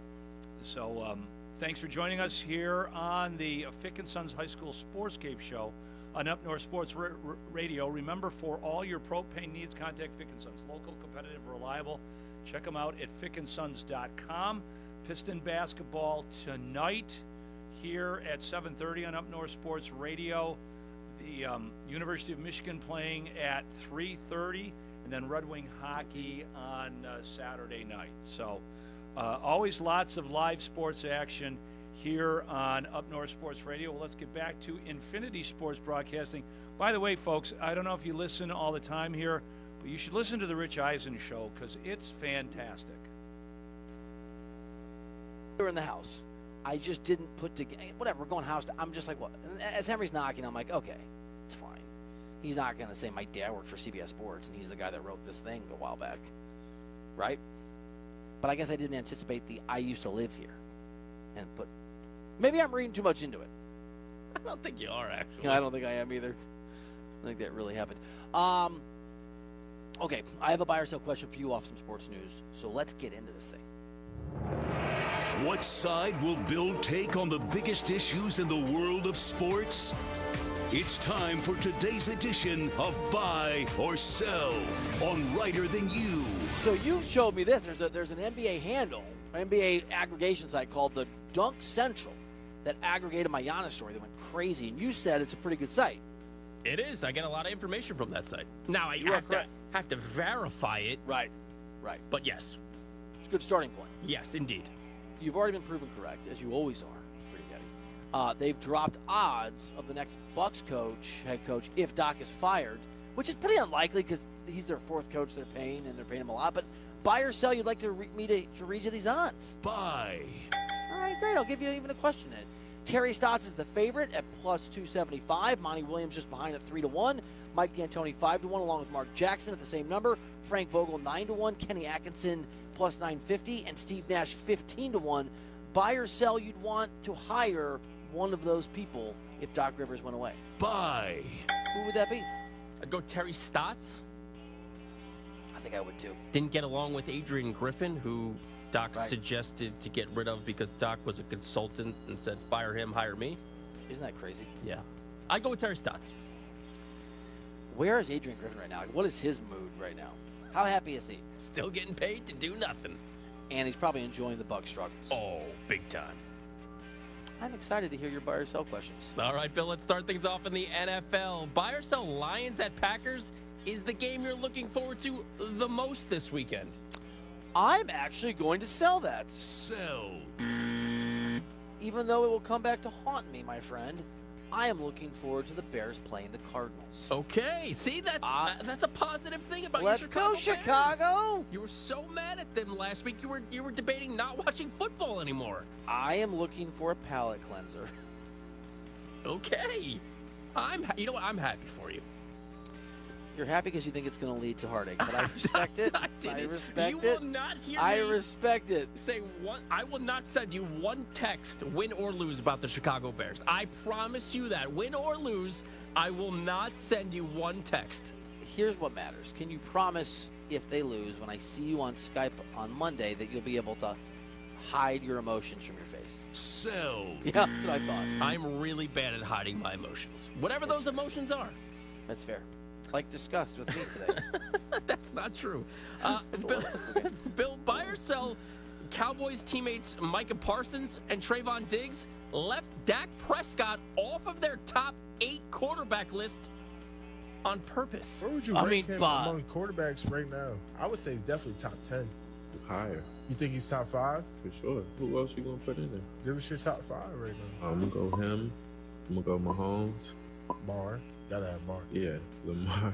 Josh Allen. Jalen playing pretty good right now, too. Jared Goff is a top 5 quarterback right now. And Matthew Stafford. I love how Matthew Stafford played the quarterback position. Like Sam Darnold could be in the top 5 conversation right now. Yeah, Sam Darnold looking crazy too. So it's hard. There's a lot of good quarterbacks right now. I can't give you a top 5 right now based on how everybody's performing. Yeah. You know? It's just too hard. No mention of Dak Prescott anywhere. And when they said him, they were referring to Jaden Daniels from a previous conversation. I got pretty excited on that. I got in there early. Yes. The question was buy or sell. They did it on purpose. Buy. Buy. For sure, buy. I mean, for a while I'm listening thinking you shouldn't be saying it. It's not really insulting. It's true. And then they went Sam Darnold is better. They named so many guys. Yeah. Guys know, man. Especially guys on defense know when a quarterback that gets paid and has a big reputation can't win. Guys know. Speaking of quarterbacks, Bill, buy or sell Joe Flacco leading the Colts to a win in Minnesota on Sunday Night Football. So the question is, do I think that the Colts will win? Sure. Sell. Yeah. Sell. Sell. But buy or sell Joe Flacco leading the Colts to a win in Minnesota on Sunday Night Football would be maybe the death knell in Anthony Richardson's career. I'll buy. Buy. I mean, Ryan Harris convinced me. Career jeopardy. Bill, buy or sell if the Rams beat the Seahawks in Seattle this weekend? You'll take them seriously in the NFC. Buy, yeah. Buy. And you just heard the guys. You heard Micah and Trayvon just talking about how good that quarterback's playing. Yeah, yes. And a winnable division makes things easier too. Buy or sell the Bills' dominance of the Dolphins continuing this Sunday? Dominance. Won 11 of the last 12. I'll buy. Buy. Not really. Buffalo just seems. You know what Buffalo seems like? The best team in the NFL that cannot win the Super Bowl. It sounds like a compliment at first, but Right. it's not at all. Like who are the teams that can win the Super Bowl? All right, so the Chiefs can win the Super Bowl. The Ravens can win the Super Bowl. Crazy as it sounds, the Bengals can win the Super Bowl if they can get into the playoffs. Detroit can win the Super Bowl. I still think the Niners, now they put themselves in a big hole, can win the Super Bowl. I think you can put Minnesota as a team that can win the Super Bowl. Not likely. I think Green Bay, especially if Jordan Love can stay healthy, can win the Super Bowl. I'll reserve judgment on the Texans so they can, as Ryan Harris said, grow up. Buffalo, I just have some doubts. Buy or sell, you think my doubts are well-founded rather than me clinging to what I've been saying for 4 years. Buy. Bill, buy or sell the Broncos being competitive this weekend against the Ravens? Yeah, they better be, because you told me that they're going to cover the 8. You know what I'm saying? I mean, that they better be competitive. Why is this even a question? I thought it was a lock. Why are you asking me questions on something you had told me was a lock? Bo Nix is no longer Bo Picks. He's not Bo Picks. He's playing well. He's Bo Tricks. He's got all the tricks up his sleeve. Sell. Oh, come on. Come on there. I don't know is the answer, but I'll buy that I think they can because you told me it will. Buy. And it's a really interesting test of whether Sean Payton turned this team around. Some college football here. Bill, buy or sell Michigan is capable of upsetting #1 Oregon in the Big House tomorrow. This is tricky because capable is a tricky word you've given me. Horrendous quarterback play for Michigan this year. I'm going to sell them. What's the line on this? 14.5? Yeah, I mean, come on. Hoopier than thou, some NBA here. Buy or sell Victor Wembanyama's 5x5 game last night is impressive. Why wouldn't it be impressive? Well, you could say something. It's only 5, whatever. 5 steals is a lot. Then that's your answer. I'm not 5 blocks is a lot. Wait. Why wouldn't it be impressive? I mean, buy. You also are not a fan of triple doubles. That they're not. Buy. Hold on, buy. Buy. Buy or sell scoring points is points. But you've also been very critical of saying triple doubles are not that impressive. 5x5 though? I asked the question. I mean, how could it not be impressive? I don't know. Some people would say, how is a triple double not impressive? What if I they never lost- said a triple-double is not impressive. What I if they said it's lost now the become an game? overvalued stat. I mean, he had a 25-point 5x5. 25, 9, You're 7, gonna- 5, and 5. I was going to ask you a question, but I think you'll take it the wrong way. So let's just go on. This is not my opinion. This was just a question. How could it not? This only 3 guys in the history of the NBA have more than 2 of these or more. So You could say it's hollow. I don't know what you're going to say. It's inherently impressive. You could say it's not a big deal. Can I maybe make I love the question. Can I also just add on to it? Sure. Like a Jenga game. Sure. You take a piece and you put it at the top. Sure. Last night, Victor Wembanyama, Tom, had a 5x5 game. He had 25 points, 9 rebounds, 7 assists, and 5 steals and 5 blocks. Buy or sell, he'll have at least 3 more of these in his career. I'm going to sell. Okay. It's a good question, right? Sure. Sure. I just don't know how it wouldn't be impressive.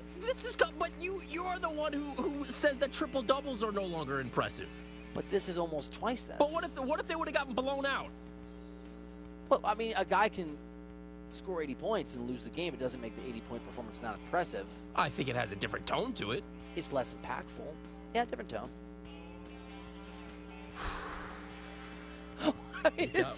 We got 3 more of these to get through.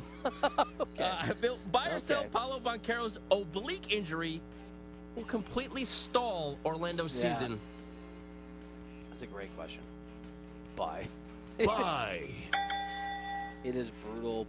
All right, so Orlando was really good last year. People thought they'd make a leap. They looked really good, but the thing they have had a bottom 10, I think it's bottom 8 defense every year since Dwight Howard was there. That's a long time ago. And it looked like Banchero was going to be the reason that didn't happen. He was leveling up to a whole different place offensively. Yeah, he's critical of what they do. You're not a nice person. What is the issue with that one? Some media and some baseball in this next one. Oh my gosh, okay. Buy or sell Bob Costas retiring. Is it an announcer? Well, not really anymore. Buy or sell Bob Costas retiring from Major League Baseball play-by-play is because of the backlash he's gotten in recent years during the playoffs. Right, he's saying that he'd already made the decision. I think it contributes by. I think it contributes. Look, Bob Costas is a legend, but it's how you end that people remember in the moment. I think in time people will remember properly, but it has not been a great stretch. Not every moment, Tom, it can be great. Yeah, they can't all be 5x5s. I know what you're saying. Yeah. Last one for you, Bill. Buy or sell Game 5 of the World Series getting 18.6 million viewers across all platforms on Fox means that baseball is doing a better job of growing the game. Ooh, good question, tough question, because it also could just be that it was New York versus the Dodgers. And New York losing, which I think people like to watch. I'll buy, though. I'm going to give Robert Manny Manfred a little love on that. No? Manny Manfred? Yeah. Trying something new there? Nicknaming him. Yeah, nicknaming him. Buy or sell, you're happy. Buy. I'm so glad. Because your body language right now is a little. I'm good. It's Friday, and now we're actually coming up on the last segment. What I thought an hour ago we were doing. Yeah. I was so confused.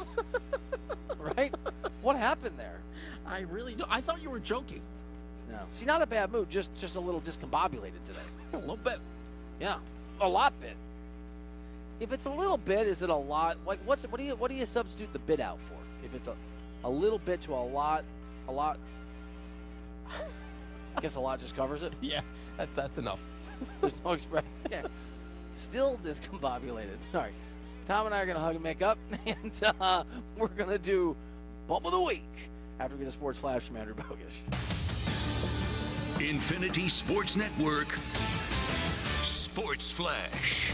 This Sports Flash is sponsored by Mint Mobile. Switch and get half off unlimited premium wireless at mintmobile.com/score. It happened in the same end zone a decade apart. Jets receiver Garrett Wilson with a jumping one-handed catch on Thursday Night Football that rivals the original ridiculous one-hander of Odell Beckham Jr. Last night's catch originally ruled incomplete, though. Jets interim coach Jeff Ulbrich thankful replay did its job. Oh, my goodness. I mean, I was talking to the ref when they were reviewing it. I'm like, just for the sake of posterity, you have to say that's in, just so it goes down in history. It would rival the Odell catch. It was amazing. Wilson caught 2 of Aaron Rodgers' 3 second-half touchdowns. The Jets have come from behind 21-13 win over the Texans to end their 5-game skid. Houston QB C.J. Stroud took a beating last night, sacked 8 times, and stud pass rusher Will Anderson didn't play the second half because of a left ankle issue. And Victor Wembanyama with 25 points, 9 rebounds, 7 assists, 5 blocks, and 5 steals in the Spurs' 106-88 win in Utah. That's the second 5-by-5 game of Wemby's career. Hakeem Olajuwon and Andre Kirilenko, the only others with multiple such games in NBA history. I'm Andrew Bogish.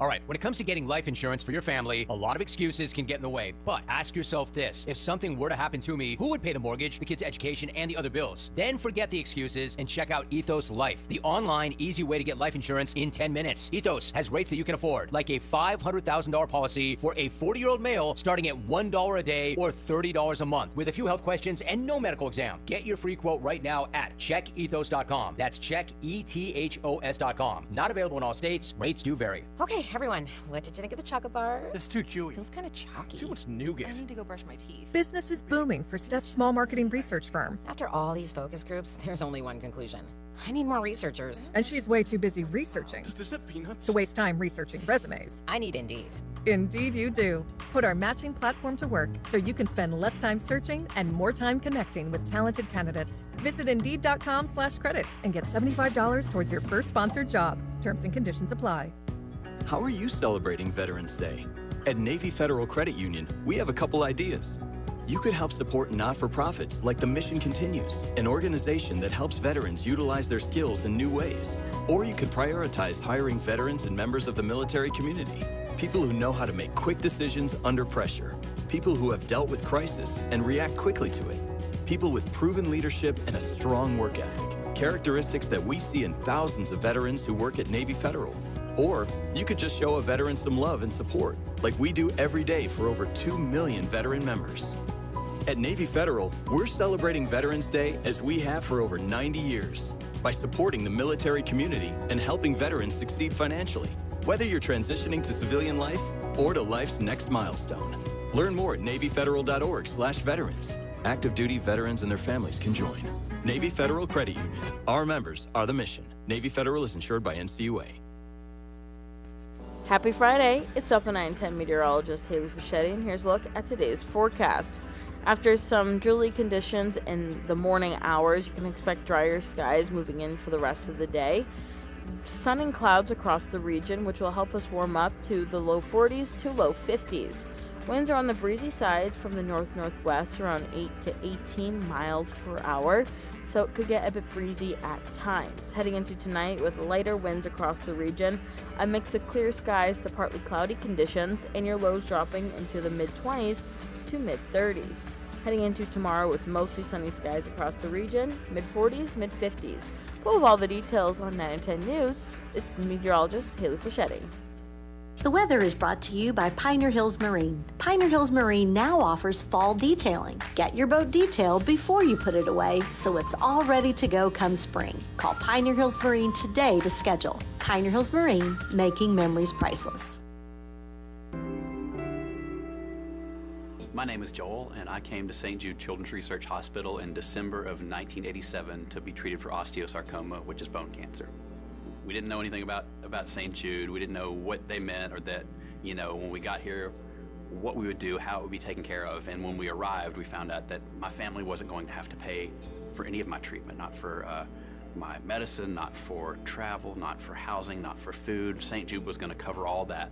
St. Jude supported me in every way, from, taking that financial burden off my parents to making sure that all of my family was included in this time. St. Jude literally means everything to me. I get to go home to my family tonight. I get to cook dinner for them. That's what you're giving. You are giving us everything by supporting St. Jude, so thank you so much. Finding cures, saving children. Learn more at stjude.org.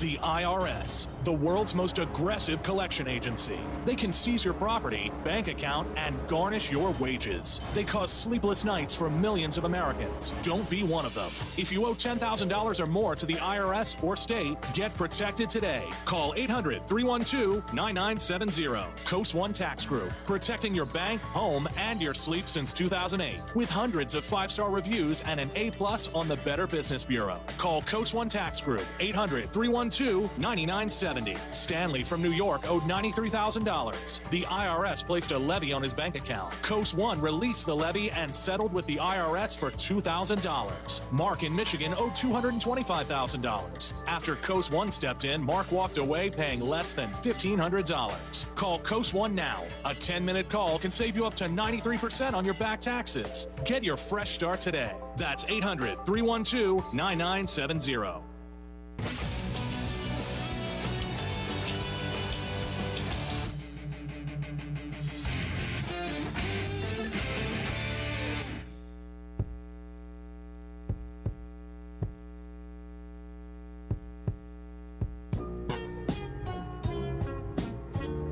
All right, welcome back into the show. Bill Ryder with you here on the program. Happy Friday. Happy day after Halloween. Thank you for hanging. Are you making your kids go to school when they get older, day after Halloween? Yes. Yeah, me too. Apparently a bunch of people are keeping their kids home in our school district today. I didn't know that was a thing. Shouldn't be. But neither should my daughter's teacher be having a huge test today. That's awful. Yeah, Maddie's going to fail that thing for sure. Maybe not, though. I don't think she was studying last night. She should have been out enjoying Halloween last night. 100%. And she was. Not everybody enjoys Halloween. So this is, and the question's in here, right? Joe Burrow, listen to the very innocuous question, normal question from a reporter, because it's Halloween, to the Bengals quarterback who gave an interesting answer. You big Halloween guy or No. Why not? I'm not into celebrating something just to celebrate it, but like what exactly, I don't know exactly what we're celebrating there.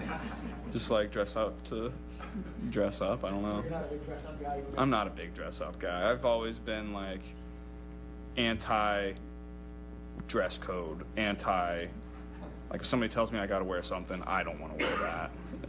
That's just always how I've been. Why? Just like, I don't know. I guess I'm a contrarian sometimes.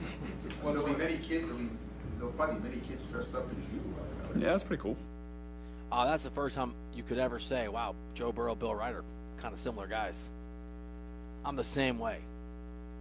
Hey, can you wear this? No. Why not? Because you said so. You said to. But come on. I mean, what we're celebrating is Big Sugar. I mean, let's not get it twisted. This is about selling candy to the masses. But it's kind of fun. I made somebody's day yesterday. I went as Rick Sanchez from Rick and Morty. You don't know. Okay. And I had a big Rick mask. And we went into Whole Foods to get some taco stuff while the kids were trick-or-treating, me and Lori.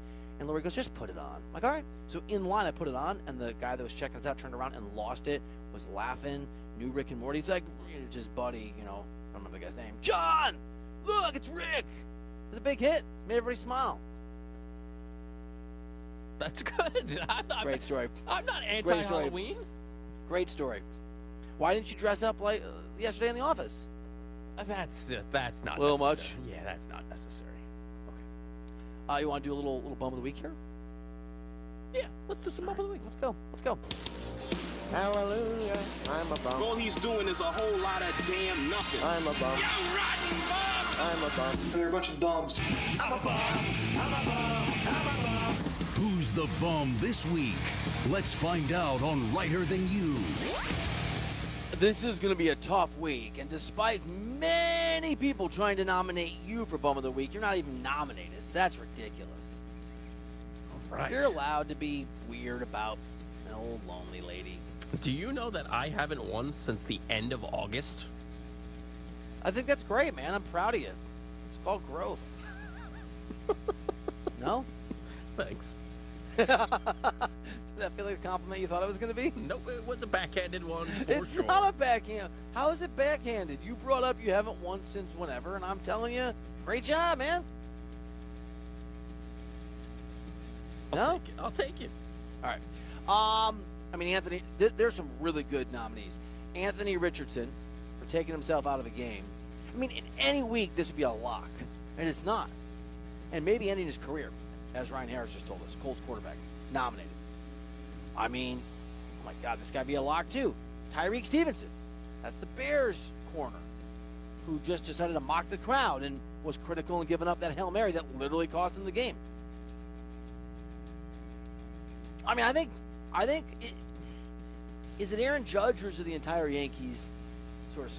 It's everybody, right? For that, the Yankees' fifth inning defensive effort. Here's one. I don't think he's going to win, but Malachi Corley. Last night, touchdown. Not really. You dropped the ball early. Wait 10 seconds. Dwayne Wade's statue. Are we sure it's not a Voldemort statue and it's just we've misunderstood? I can't unsee Lawrence Fishburne. I can't unsee it. That's funny. Who am I going to nominate for Milwaukee with my report and the game last night? I think it's Doc Rivers, don't you? Yes. Doc Rivers. I feel like I'm forgetting somebody important. Can I interest you in the two fans who interfered with Mookie Betts? Yeah, Yankees fans. That is 7 worthy people. And/or statues. Can I ask you a real quick question that you should give a 5-second answer to?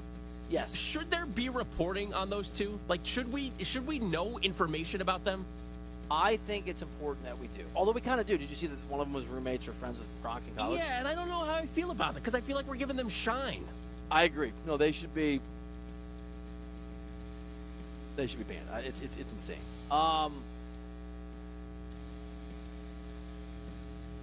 I don't know who to nominate here. I'm totally. Aren't you conflicted? I don't even know how to dwindle it down. All right, I'm gonna take off the Dwayne Wade statue. Okay.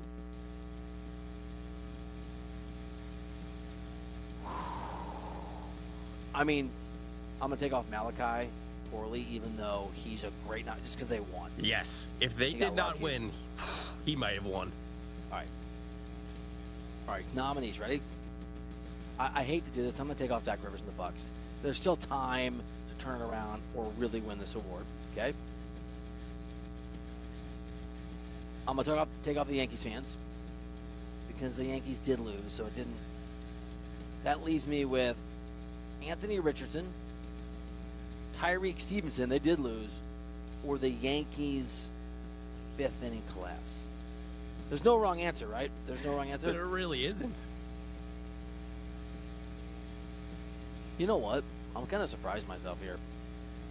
But for being on the verge of one of the greatest comebacks of all time, for being on the verge of seizing the momentum, for squandering your own home run, Aaron Judge, with that drop ball in center field, or the rest of the mistakes culminated in Garrett Cole not even covering first, the entire Yankees team for that 5th inning debacle, you're the bums of the week, bros. That's your Bum of the Week. I detest you! On Lighter Than You. I mean, what a week of bumdom. This is an all-timer. You said it. We've never had such a concentration of, I think I said earlier, it's raining. You know the song It's Raining Men? It's raining bums. Hallelujah, it's raining bums. Sports bums. Yeah. So you want to do a new segment called Billosophy? Because I think I sang that the other day. I think you got something there. Was that on or off the air when I came up with Billosophy? Ooh, that's a good question. It may have been off the air. I was singing Akuma Matata or whatever that song is. Did I get it right this time? Akuna Matata. Akuna Matata. And I somehow got to Billosophy, right? Somehow, some way. I'm gonna name drop. Ready? Colin Cowherd, who is a great guy and you should never listen to, once gave me some segment suggestions, and one of them was the Bill of Rights or something. No one's ever liked it, but I did it when I was in LA. Klug hated it, Stu hated it, Tom DiBenedetto hated it, you hate it. We should just do one and see how it sounds. If we do one of Bill of Rights, can we do one of philosophy? Yeah. The problem is you're going to have to get Ricky to put this stuff together. All right, I'll get back to you in 2026. Do we have a Bill of Rights already made? I might have had it made. That's a game changer. Then I'll try to find out where that's located. The idea, and that guy's pretty good at radio, was I just make pronouncements for 4 minutes to royal music, royal decrees, basically. So one would be, let me think. One would be, eat 6 Butterfingers and take a nap. But it'd be the royal music. And are we going to make some? Are we going to weave in sports? Yeah, so his recommendation was to do it on a Monday and spend the weekend just writing down observations and thoughts, right? So one might be, rather than celebrate too soon, don't celebrate at all. Right? So you'd be playing off that, you hate it. Everybody, because I had examples, and I said, like, you're going to love this. And everyone's like, yeah, kind of, other than Klug, who goes, no, I hate it, I don't like it. But correct me if I'm wrong here, Klug's favorite segment of all time is Bum of the Week. Loves it. And I'm trying to remember. I think I did that segment in LA too, and or maybe I don't. Yeah, he loves that segment. He didn't know he was going to win it a bunch though when he pushed it. What's your favorite segment? I mean, I'm always going to be partial to buy or sell. Context. It's a good note to close on. He is Pretty Daddy. I am Bill Ryder. Thank you to Ryan Harris. Have a great rest of your weekend. We'll see you back here Monday on Ryder Than You.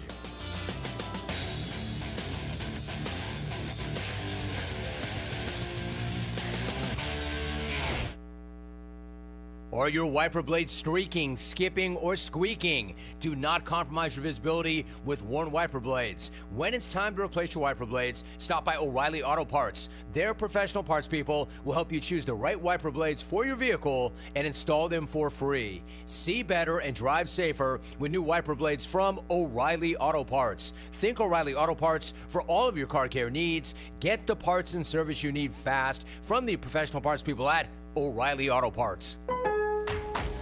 Lowe's knows you want to get even more value for the holiday. That's why as a My Lowe's Rewards member, you get new member deals every week on everyday essentials, tools, and more. And you earn points when you shop. More points equal more rewards to help you save on holiday and more. Not a member? Join for free today at Lowes.com/MyLowe'sRewards because Lowe's knows deals. Program subject to terms and conditions. Points are awarded on eligible purchases. See Lowes.com/terms for full details. Subject to change. Friday, December 6th at Soaring Eagle Casino and Resort. Rock legends Cheap Trick with Blue Oyster Cult. Tickets start at $62 and are on sale now at the Soaring Eagle box office and online at etix.com. December 6th, Cheap Trick with Blue Oyster Cult. More at SoaringEagleCasino.com. The more DebtBlue can save you. See how easy it is to get started with free information. Let DebtBlue show you how 10 minutes could save you thousands. Call now. 800-200-6895. That's 800-200-6895. I'm just living sky high right now. So I'm very thankful for it. And the team at DebtBlue are phenomenal. They're able to work with you. They're great. Call for your free debt resolution information now. 800-200-6895. 800-200-6895. Individuals and businesses with tax problems, listen carefully. Do you feel like you're losing control of your finances? If you owe over $10,000 in back taxes or have unfiled tax returns, we can help you take back control. The IRS is the largest and most aggressive collection agency in the world, and they can seize your bank accounts, garnish your paycheck, close your business, and file criminal charges. Take control of your tax problem now by calling the experts at U.S. Tax Shield and take advantage of the Fresh Start program and new laws that that may allow us to negotiate a settlement for the lowest amount possible. Our team of tax attorneys and enrolled agents can stop collections and get you protected so you can take control of your financial future. U.S. Tax Shield offers a price protection guaranteed quote to get you protected today. U.S. Tax Shield is A+ rated with the Better Business Bureau, so call now. 800-785-9132. That's 800-785-9132. U.S. Tax Shield. 800-785-9132. Are you paying too much for term life insurance? There is a tremendous price war in the term life industry. Rates have dropped dramatically in the past few years. For example, a man aged 45, non-smoker, can get $1 million of coverage for $75 per month, level rate for 10 years. Or a man aged 50, non-smoker, can obtain $500,000 of coverage for a monthly premium of $110, level rate for 20 years. That's right, guaranteed level rate for 20 years.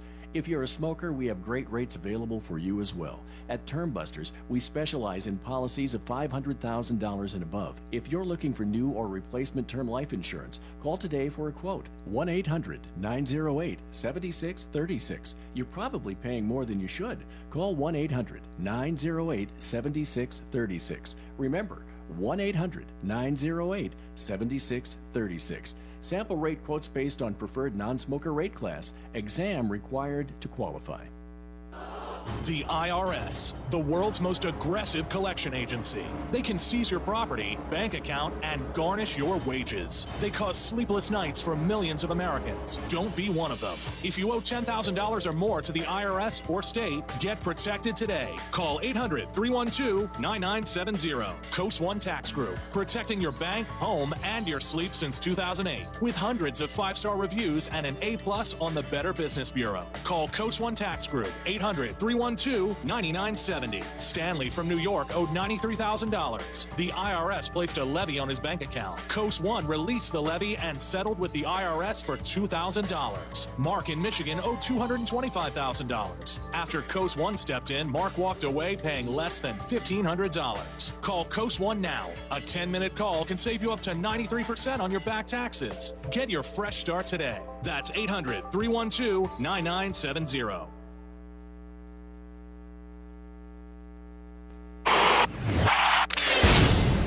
WGRY, a division of Blarney Stone Broadcasting, 101.1 FM, Roscommon.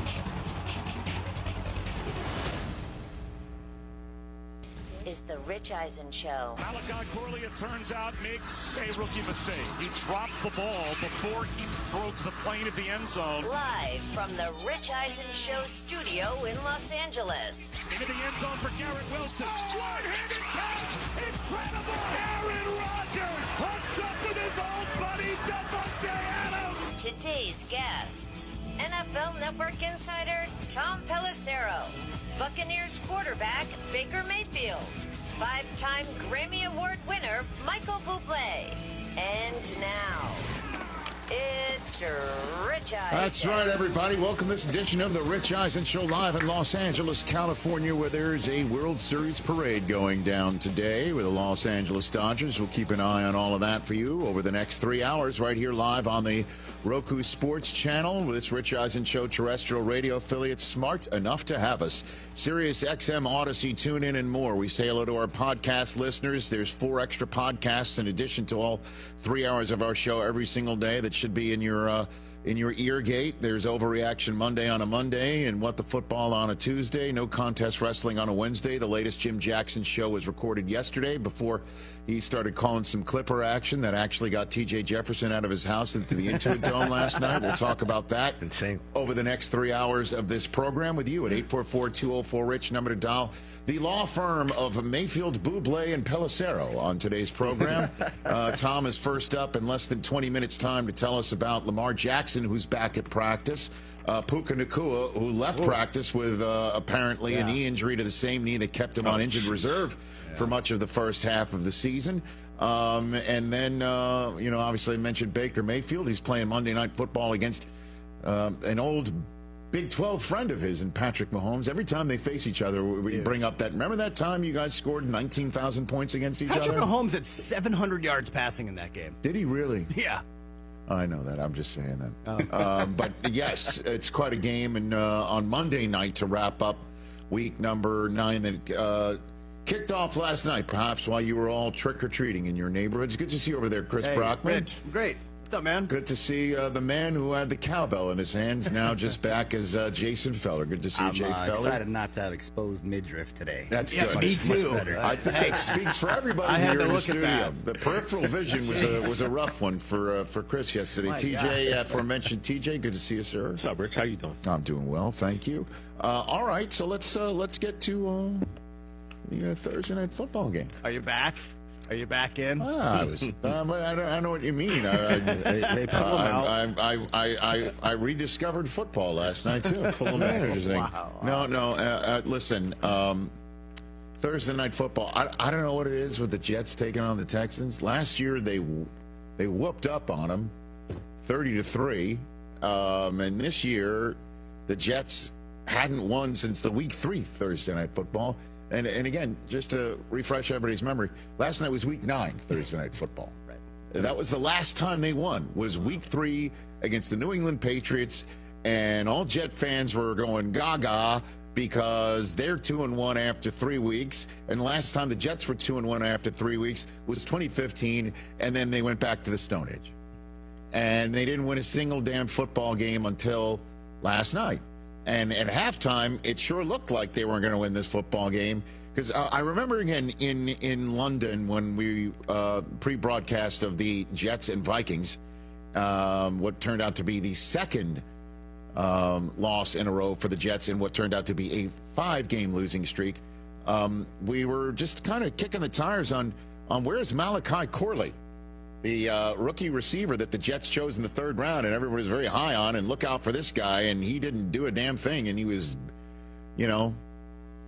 healthy scratching and all that sort of business, and the general sense you got is that he wasn't ready yet. He was a little too raw. And last night kind of showed it. On an end around, he runs to the end zone, and the Jets go up 7-0, and he let go of the football before he got in the end zone, which is like a college move. You see that in college, right? Or Deshaun Jackson way back in his early days, fresh out of Cal. And so Halloween night, a treat for the Jets becomes a trick on the spot, and we're still scoreless. And that's the way things were looking. Because the Texans didn't come out looking very, very good themselves. The Jets defense showed up last night, and we'll talk about that a little bit when we talk about the Texans in short order. Well, I don't know what happened at halftime. I don't know what the interim head coach, Jeff Ulbrich, told this team, or what Todd Downing was chatting with Aaron Rodgers, or whatever happened. But there were some Wheaties being served, figurative Wheaties being served, and the Jets' first 3 possessions of the half. Touchdown, touchdown, touchdown. Actually, the 4 Jets' second half possessions were touchdown, touchdown, touchdown, victory formation. That was it. The Jets' offense held on to the ball. They put drives together. And then Aaron Rodgers threw 3 touchdown passes. And one of them, quite literally and figuratively, leaps out at you. And Davante Adams is the one that puts it in the end zone to seal it. As 8-17 turned back the clock just when the Jets needed it. By, instead of settling for a field goal and allowing the Texans to potentially put together a game-tying drive, Aaron Rodgers and Davante Adams called ball game on a touchdown grab that looked like it was Lambeau Field, quite frankly. And Aaron Rodgers coming into the halftime locker room with 69 total yards. Nice. Left the game with now 69 career touchdown connections with Davante Adams. Even nicer. There you have it. 224 yards in the second half total for the Jets. Aaron Rodgers in the second half of last night's game, 179 yards passing, just 32 in the first half. Which, by the way, was the fewest in the first half and tied for the fewest in any half in his career. So just when it looked very dark, things dawned, and Garrett Wilson to the rescue.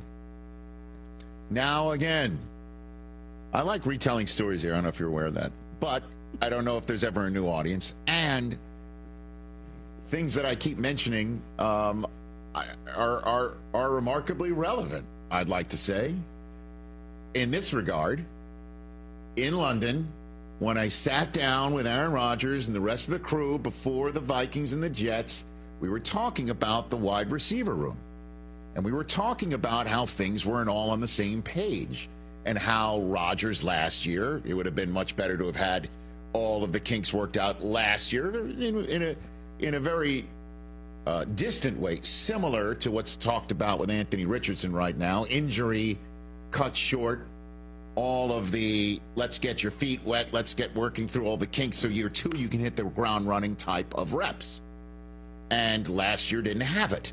And how some of the guys in the receiver room needed to know about getting open at the right time, and needed to know about running your routes at the right spot, and needed to know about being patient, or when to push it, or where he's going to throw it, if he needs to throw it in a certain spot at a certain time. He's going to throw the guy open, he's going to throw the guy back shoulder. That these things need to be worked out. And that's when I asked if 17 could help, referring to Devontae Adams. And at the time, Malachi Corley was wearing 17, and Rodgers says, "You mean Malachi Corley?" "No, I mean Devontae Adams." And how Adams could potentially not only be the voice in the room to tell this is where you should be, that's where you should be, stay confident, keep your chin up. Another guy in that room who's going to the Hall of Fame at the position of some of those guys in the wide receiver room, that would be helpful. And it was apparent that was part of the reason why Rodgers is pushing for 17. Also, when the game's on the line, you just say, this is what we're going to do on third down. You just get open at the line of scrimmage. I'll throw it to you. You just run in the end zone untouched, a flag football touchdown to put the game out of reach. That's one thing. But Garrett Wilson also being a guy who can make plays if given the opportunity, and maybe more opportunities with Devontae Adams being there. I don't know, man, because he is on a nice little heater, Garrett Wilson, and I understand the Jets haven't won in a while, but he's got 90 receiving yards or more in 4 of his last 5, and last night a receiving touchdown on a opening drive of the second half where the Jets had to get something positive. His fans were starting to chant, "Sell the team," in the first half of that game.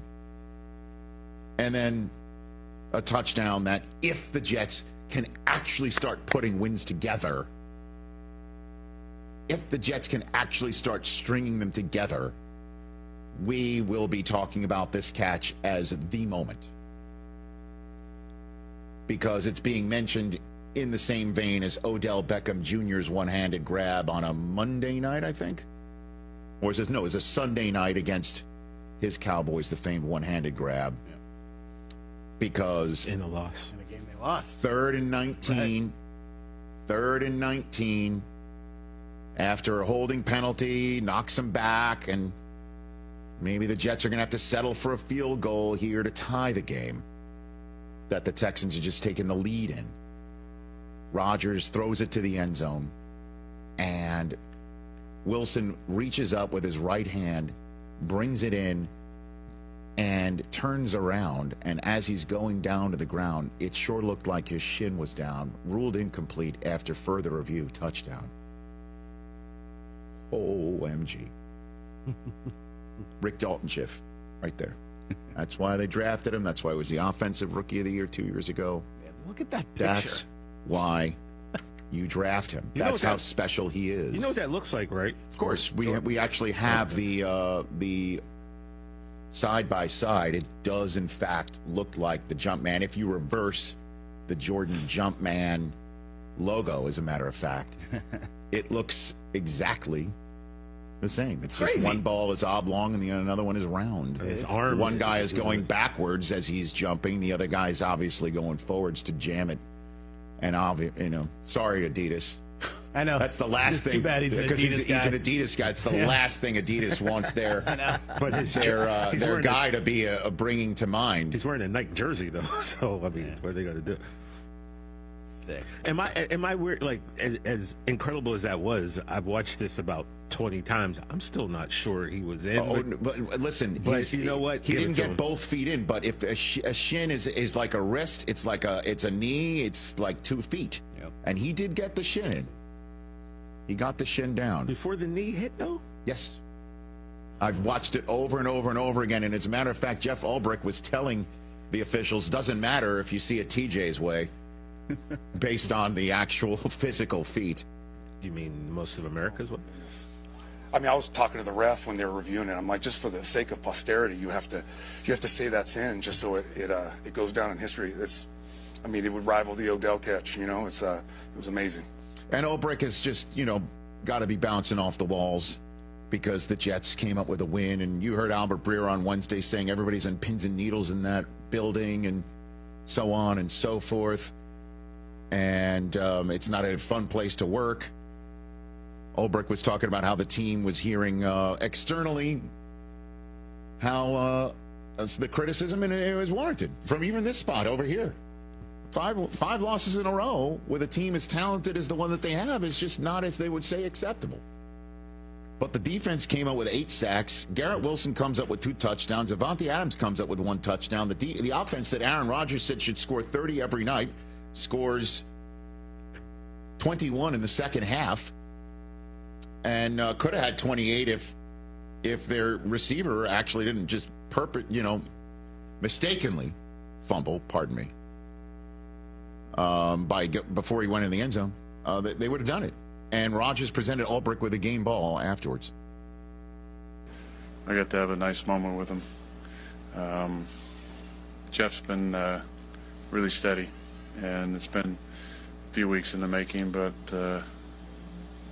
I told him after that Tate touchdown, that was for you, buddy, because we love him, care about him. We appreciate the energy he brings to it, his approach, just the kind of man he is, and good to get that first one.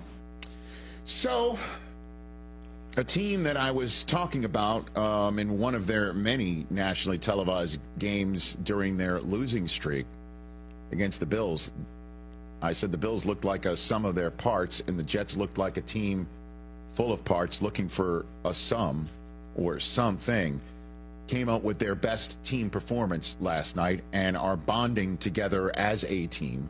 Again, the defense was all over C.J. Stroud. They couldn't stop Joe Mixon, but they stopped everything else while the Texans come in all banged up at wide receiver.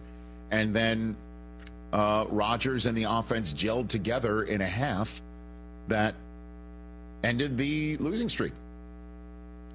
They played a team game and are bonding together as a team around their interim head coach. The only question is, what next for a team that's never made the playoffs after starting 3-6 as they now are? And next up for the Jets is a visit to Arizona. And then another nationally televised game that is let's make sure I get this correct. That is the Jets against the Colts on a Sunday night on NBC against Joe Flacco, former Jet quarterback Joe Flacco. Then a bye, and then some winnable games, one would think, because Miami's trying to dig out of that hole this weekend in Western New York.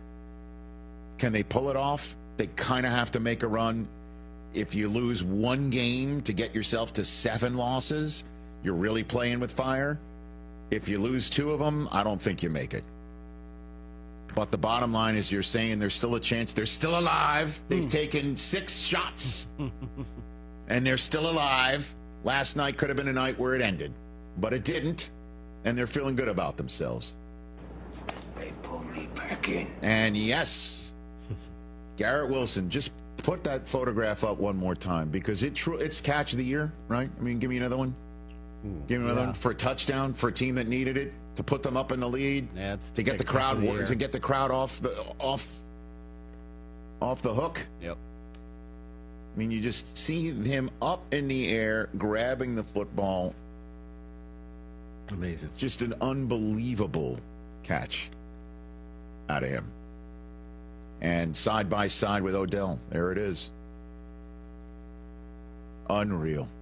I mean, just when the Jets needed it. The reverence that these players, this generation of receivers have for Odell was amazing, because after the game, there was asking Garrett about comparing the two, and he basically was just like, no, Odell is that boy. Like, that is the catch. He wouldn't even think about putting his in the same category as He Odell. said he was being humble about it. Well, he needs to be unhumble and recognize what he did last night. So we'll talk about the Texans later on, and my 2 cents on their end of that Thursday night, Week 9 opening loss. They're now 6-3, still, in front. Flacco can get the Colts one step closer. Flacco. I've got my top 5 list of the most intriguing games left on the Week 9 docket. We also have a What's More Likely Friday. The 5-time Grammy Award winner and one of the stars of The Voice on NBC is going to be joining us in studio in hour number 3, also in support of his greatest hits album, The Best of Bublé. And Michael Bublé will be here. We were in a fantasy league with him for a couple of years before we complained about the rules and Fabiano kicked us out. I wouldn't say we complained about the rules. Oh, I complained about the rules. You guys never got asked back? Or did we did not get asked back. It wasn't like a full-on like, hey, you're out. It was just like... Or did Jerry Cantrell kick us out? I haven't spoken to Jerry in a while. I got to ask him. So that did might you be kick us out? It was his league, right? Yes, but it's Fabiano. Fabiano was running it. All right, so we weren't asked back. Yada yada yada. Baker Mayfield in hour number 2. But let's take a break and get some information on a lot of injured players and whether they're going to play this weekend or not. Tom Pelissero when we come back here on a Friday edition. You know, everyday expenses can add up. Navy Federal Credit Union is here to help. With Navy Federal Credit Union's new Cash Rewards Plus card, you'll earn unlimited 2% cash back on every purchase. Another great thing about the new Cash Rewards Plus card is you'll never have to pay attention to changing spend categories. Plus, with a $2,000 spend, you'll receive $200 cash back and a one-time discount on a Walmart Plus annual membership. And Navy Federal Credit Union never limits how much you can earn from your spending. Learn more at NavyFederal.org. Navy Federal is insured by NCUA. Did you know that Wendy's has any size soft drinks for just $1? Yeah, any size, anytime. Like $1 Coke, $1 Sprite, or even $1 strawberry Fanta. Okay, could we maybe switch up the sound effect? Please? 'Cause I'm losing it. Wow, no, not that. Any size soft drink for just $1? Gotta be Wendy's. Limited time only. Price and participation may vary. A la carte only. Not valid in a combo. Exclusions apply. Lowe's knows you want to get even more value for the holiday. That's why as a My Lowe's Rewards member, you get new member deals every week on everyday essentials, tools, and more. And you earn points when you shop. More points equal more rewards to help you save on holiday and more. Not a member? Join for free today at Lowe's.com/MyLowe'sRewards because Lowe's knows deals. Program subject to terms and conditions. Points are awarded on eligible purchases. See Lowe's.com/terms for full details. Subject to change. Oh no, stomach issues again? Stomach issues? Who are you? Your pancreas. I could be the real reason for your diarrhea, gas, bloating, stomach pain, or loose oily stools. I thought it was my stomach. People often do, but any of these symptoms could mean having a condition called exocrine pancreatic insufficiency, or EPI. With EPI, the pancreas doesn't release enough enzymes to break down food, but EPI is manageable. Use the symptom checker on identifyepi.com and speak with your doctor. That's identifyepi.com. Sponsored by AbbVie. Happy Friday! It's up at 9:10 meteorologist Haley Fischetti, and here's a look at today's forecast. After some drizzly conditions in the morning hours, you can expect drier skies moving in for the rest of the day. Sun and clouds across the region, which will help us warm up to the low 40s to low 50s. Winds are on the breezy side from the north-northwest, around 8 to 18 miles per hour. So it could get a bit breezy at times. Heading into tonight with lighter winds across the region, a mix of clear skies to partly cloudy conditions, and your lows dropping into the mid-20s to mid-30s. Heading into tomorrow with mostly sunny skies across the region, mid-40s, mid-50s. Full of all the details on 9 and 10 News, it's meteorologist Haley Fischetti. The Michigan News Network. I'm Beth Fisher. Employers added only 12,000 jobs last month. Analysts had expected a gain of 100,000 jobs in October, but they say hurricanes and the Boeing strike are to blame for those low numbers.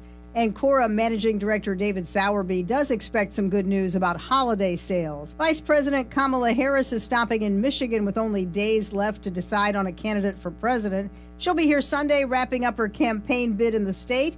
The big story will be her rally at Michigan State University in East Lansing. Former President Donald Trump campaigns in Dearborn and Warren today. An Epic MRA poll released today shows that Harris leads former President Donald Trump by 48% to 45%, but the margin of error is plus or minus 4%, making it a statistical tie.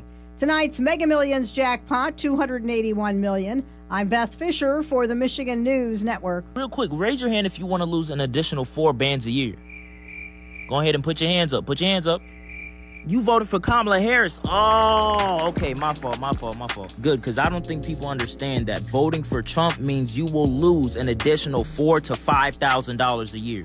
If Trump is elected, he plans to add a 60% tariff on all imports from China. Anything in your house that says made in China, take the price that you paid for and add 60%. He plans to add a 20% tariff on all imports coming from every other country. With Kamala Harris's opportunity economy, she's not hitting you with the sales tax of doom. She's providing tax cuts to the middle and working class, so that means you will save an additional $4,000 to $5,000 a year. Plus the $25,000 she's literally handing to new homebuyers. Like, you know who to vote for in this November's election. It's Kamala Harris. Paid for by FFPAC, ffpac.org. Not authorized by any candidate or candidates committee. FFPAC is responsible for the content of this advertising. You for financial gain. Report suspected fraud at va.gov/OIG/hotline. Learn about VA's list of accredited organizations at va.gov. WGRY, a division of Blarney Stone Broadcasting, 101.1 FM, Roscommon. In his usual Friday spot. Good to see you, Tom.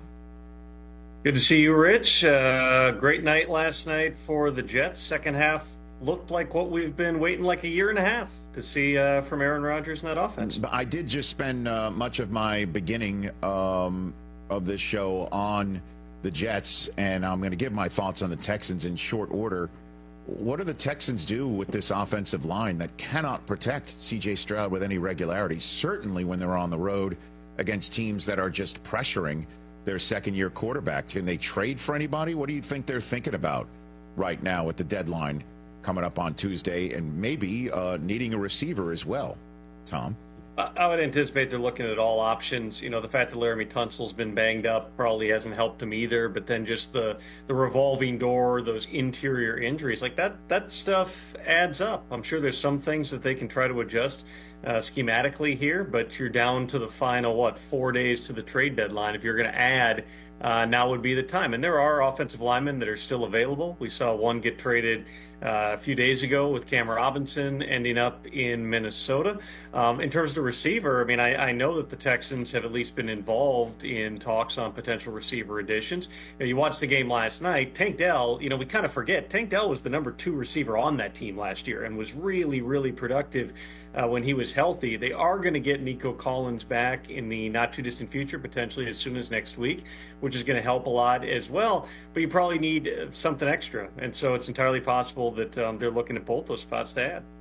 And so, you take a look across this Week 9 landscape. Let's move to Lions-Packers. Jordan Love going to play in this game, in your estimation, Tom? Certainly seems to be trending in that direction. I know that, there was optimism, like I reported on Sunday, right after the injury, despite, Matt LaFleur being asked, how concerned are you? He says, very concerned. It's like the definition of a leading question. But they really thought that they had dodged a bullet with that one.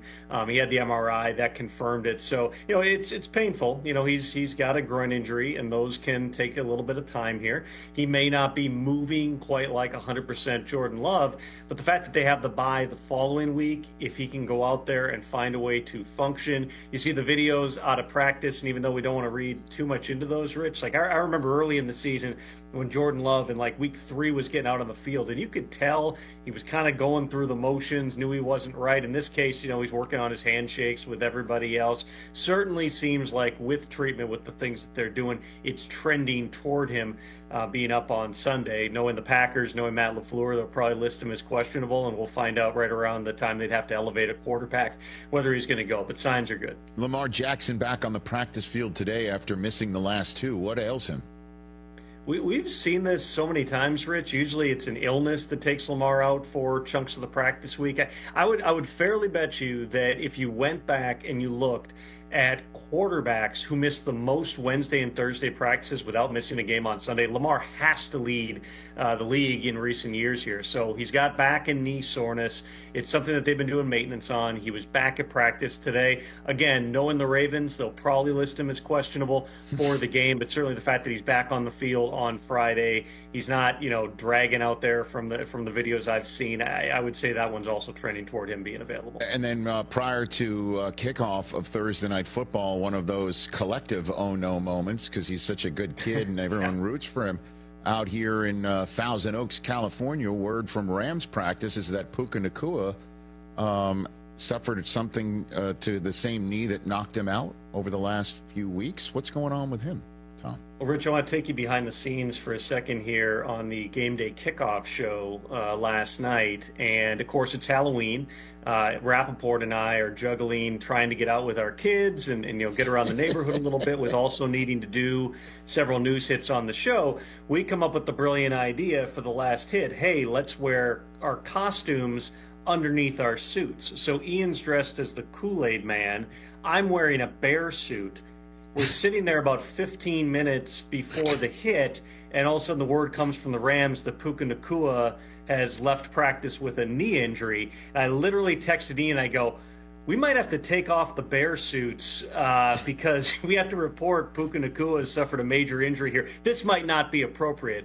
But we got word shortly thereafter that this was not a major injury. We'll see what it means, for his availability Sunday. Obviously pushing through, coming back from the PCL injury and being out there on really 1 day's of work last week and playing really well for the Rams. You always worry when a guy comes back and hasn't had a lot of practice time, does that make you more susceptible for another more major injury? Does not sound like that's the case for Puka Nacua. So a sigh of relief, but still remains to be seen whether he's going to be out there this week. What's the scoop with T. Higgins here? Is this an injury, or is this a situation where the Bengals are 3-5 and might actually flip this guy somewhere? Could he possibly be a big-time, bold-face wide receiver name that could be gotten in the market next week for 3-5? I wouldn't rule out much of anything in terms of the trade market, Rich, but I'd say 2 things on T. Higgins. One, the Bengals almost never trade anybody. The only trade I can remember in the past couple of decades that they made around the deadline was trading Carlos Dunlap to the Seahawks, and that was amidst the season where they weren't really going anywhere. I know what the record is right now. I was at that game last week against the Eagles. It was tied at 17 late in the third quarter, and then the Eagles hit a big play to Devontae Smith, and an interception gets tipped away from Jamar Chase, and all of a sudden it looks like an ugly game. But with T. Higgins, this is not him holding in. This is not we're going to shelve him because we're going to trade him. He's got a legitimate injury. It happened in practice last Friday. I was told he was running a route on air, meaning not in a team drill. It's warm-ups, it's individuals, and he pulls his quad. And, I from what I understand, he was really upset about the fact that he was not going to be able to go. He's going into, in all likelihood, unfettered free agency. You don't want to have multiple soft tissue injuries slowing you down. Because remember, this happened to him back in week 1, too. It was on like a Thursday or Friday. We went through the same cycle of, is he holding himself out? What's going on here? No, it was he suffered a legit injury. I have no doubt that T. Higgins is going to get paid, but it is going to give some teams pause when you're talking about a guy who multiple times within a season is suffering a soft tissue injury during the practice week and forcing coaches to kind of blow up the game plan. That happens on a Friday. That's not easy for Zach Taylor and Dan Pitcher and those guys. Last week they went to more 12 personnel, and Mike Gesicki had a big day. But, T. Higgins along with Jamar Chase, that's what makes this Bengals offense go, especially now that Joe Mixon is not there anymore. T. Higgins has not been out there this entire week, so it doesn't seem like he's going to play in this week's game. Again, I wouldn't rule anything out in the trade market, but history would tell you, especially with the Bengals still alive in the playoff picture, probably unlikely that he's moving on. And then earlier this week, Mike McDonald of Seattle said he felt optimistic that DK Metcalf could come back after just a 1-week absence with a knee injury that knocked him out a couple of weeks ago mid-game, but he didn't practice yesterday. What's your thought? I mean, this is a big game between Seattle and the Rams this weekend, Tom. I mean, it's going to feel like whichever team wins that game has a good shot at being the team that takes down the 49ers. The team that loses, is going to, I'm not going to say they're going to, sell off, but certainly they're not going to feel as confident, as we roll up toward the trade deadline here. With DK Metcalf, it's a grade 1 MCL. Those are usually a week or two. So he's right on the border. It would not be the first time that a Seahawks player didn't practice Wednesday, Thursday, got some work on Friday, and played in the game. I'm sure DK Metcalf would like to be out there, but they're always a late practice team. They practice late out on the West Coast here. Again, I would think that this is probably a situation where he's going to be listed as questionable, and this might not be clear until we get closer to kickoff. Tom Pelissero here on the Rich Eisen Show in his usual Friday spot. Your reporting behind the benching of Anthony Richardson is what, sir? This is a difficult one because, when you draft a guy like Anthony Richardson, who's the rare quarterback that you're really drafting off traits. He's got 13 college starts. He didn't even play that much in high school. You're thinking, we got to play the guy. He needs to play football. Only plays 4 games last season, then 6 this season. So 10 starts into his NFL career, he gets benched. Here's my understanding, really, of the conversations. I know that Shane Steichen and Chris Ballard met on Monday night. Obviously, there was discussion among the coaches as well. They informed the quarterbacks of the decision on Tuesday morning. They just felt like 2 things. One, Joe Flacco at this point, based on what he brings to the table, especially going to play a challenging game on Sunday in Minnesota against the Brian Flores defense that is going to throw a ton of different stuff at you, Joe Flacco right now gives you the best chance to win. The second part of it is Anthony Richardson needs a breath, whether that is physically, mentally, emotionally. We all saw the highly unusual tap out last week when he felt like he needed a break. And frankly, there might have been some naivete on his part. There's other quarterbacks who need a blow every now and then, and they'll just stay down and let the officials blow the whistle and then come off the field and come back in a snap later. He taps his helmet. A lot was read into that. Certainly teammates, had thoughts on that situation, but it was not a direct corollary. It may, though, have been symptomatic of how Anthony Richardson was feeling. He's a confident guy. He's a rare physical specimen, but he hasn't been seeing that much success. He hits the one deep ball last week. There were a bunch of drops in that game. There was a pass interference call on Alec Pierce that was pretty borderline, but still, you start 2 for 12 or whatever it was. It's still 2 for 12. It doesn't look good. You hear some of the boos. You hear the chatter in the media here. It just felt like this was a time where Anthony Richardson might benefit from not being on the field. And I know that the dynamics are different than they were in Carolina, where, by putting Andy Dalton in, you're not thinking, hey, we got a chance to make the playoffs here. But, they're trying to find a way to win a game here.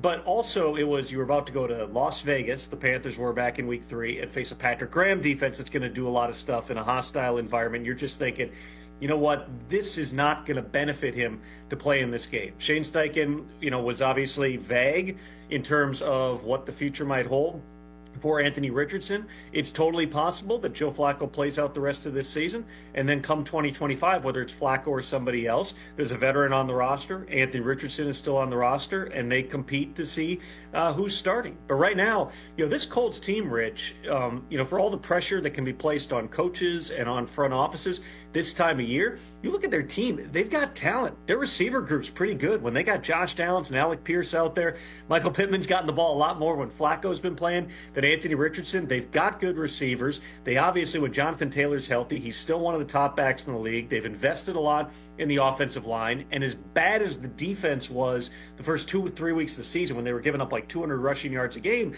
they've gotten better. They look at the Texans right now, just lost to the Jets. They're beat up at wide receiver. They're thinking, hey, we got a path here in a very winnable division.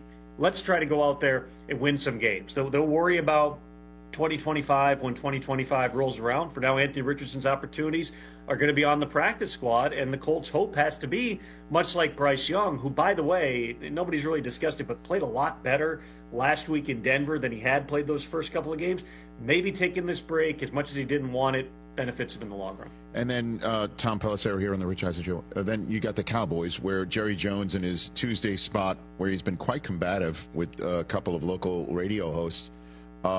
He this week took a much sunnier way of looking at it, saying we can have a storybook ending to the season. And then the next 4 games, you look at the story there, and it's quite the book, with at Atlanta, home for Philly, then the Monday nighter home against Houston, at Washington.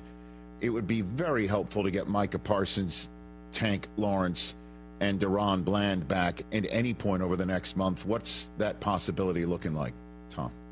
Well, Deron Bland's been activated from injured reserve. He was getting close the last couple of weeks. We'll see whether or not that equates into him playing some role for them on Sunday, because they've definitely missed him. Trayvon Diggs is dealing with a calf injury, has not practiced this week, so another potential hit to that secondary. Jerry called it a tear.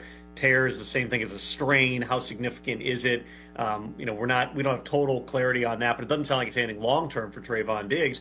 With Micah Parsons, they were hopeful that he was going to be back for this game, if not the last game, but that's an injury that's kind of lingered here for him, and DeMarcus Lawrence is still a little ways out as well. So they've got to find a way to put it together defensively in the short term. They have, it should be noted, played a lot better for whatever reason on the road than they have at home this year. So going into Atlanta, a team that's played pretty well and they've won games, but I don't think that the Falcons are blowing anybody away at this point in the season here. You look at the rest of that schedule. Yeah, it's treacherous, but what jumps out at me is they still got 2 against Washington. They still got 2 against Philadelphia, the 2 primary opponents they've got in the NFC East. And that's what happened last year, Rich. You remember it was, it's over. The Eagles have won the division, but they still had those remaining games. And what do you know? The Cowboys made their run at the end and ended up, winning that division and getting into the playoffs, where clearly it did not go well in that game against the Packers here. To me, a lot of this boils down to something that I always think about, which is your best players and your most expensive players have to play their best, or you're not going to win. You're just not going to win a lot in the NFL. For the past several weeks here, and going back all the way to the season on offense, Micah Parsons has not been out there, and Dak Prescott and CeeDee Lamb have not played their best. You saw flashes of it last week where they hooked up a couple of times for scores. That seemed like progress on that. They still don't really have a great semblance of a run game, which is a big thing for Mike McCarthy, for how he wants to be multiple on offense and be balanced and run play action. They've got to find that, but they're probably not making, I could be wrong on this. Again, you rule out nothing going up to the trade deadline. I don't see them going out and making some high-profile trade and giving a high pick for a running back here. They've got to find a way to generate it. And you're also hoping that the 5 rookies that they've been starting this season are going to take steps forward here and play better the back half of the season than they did the first half. All right, in the couple minutes I have left here, give everybody something to look for on Sunday, in the games on Sunday, that could affect the Tuesday trade deadline.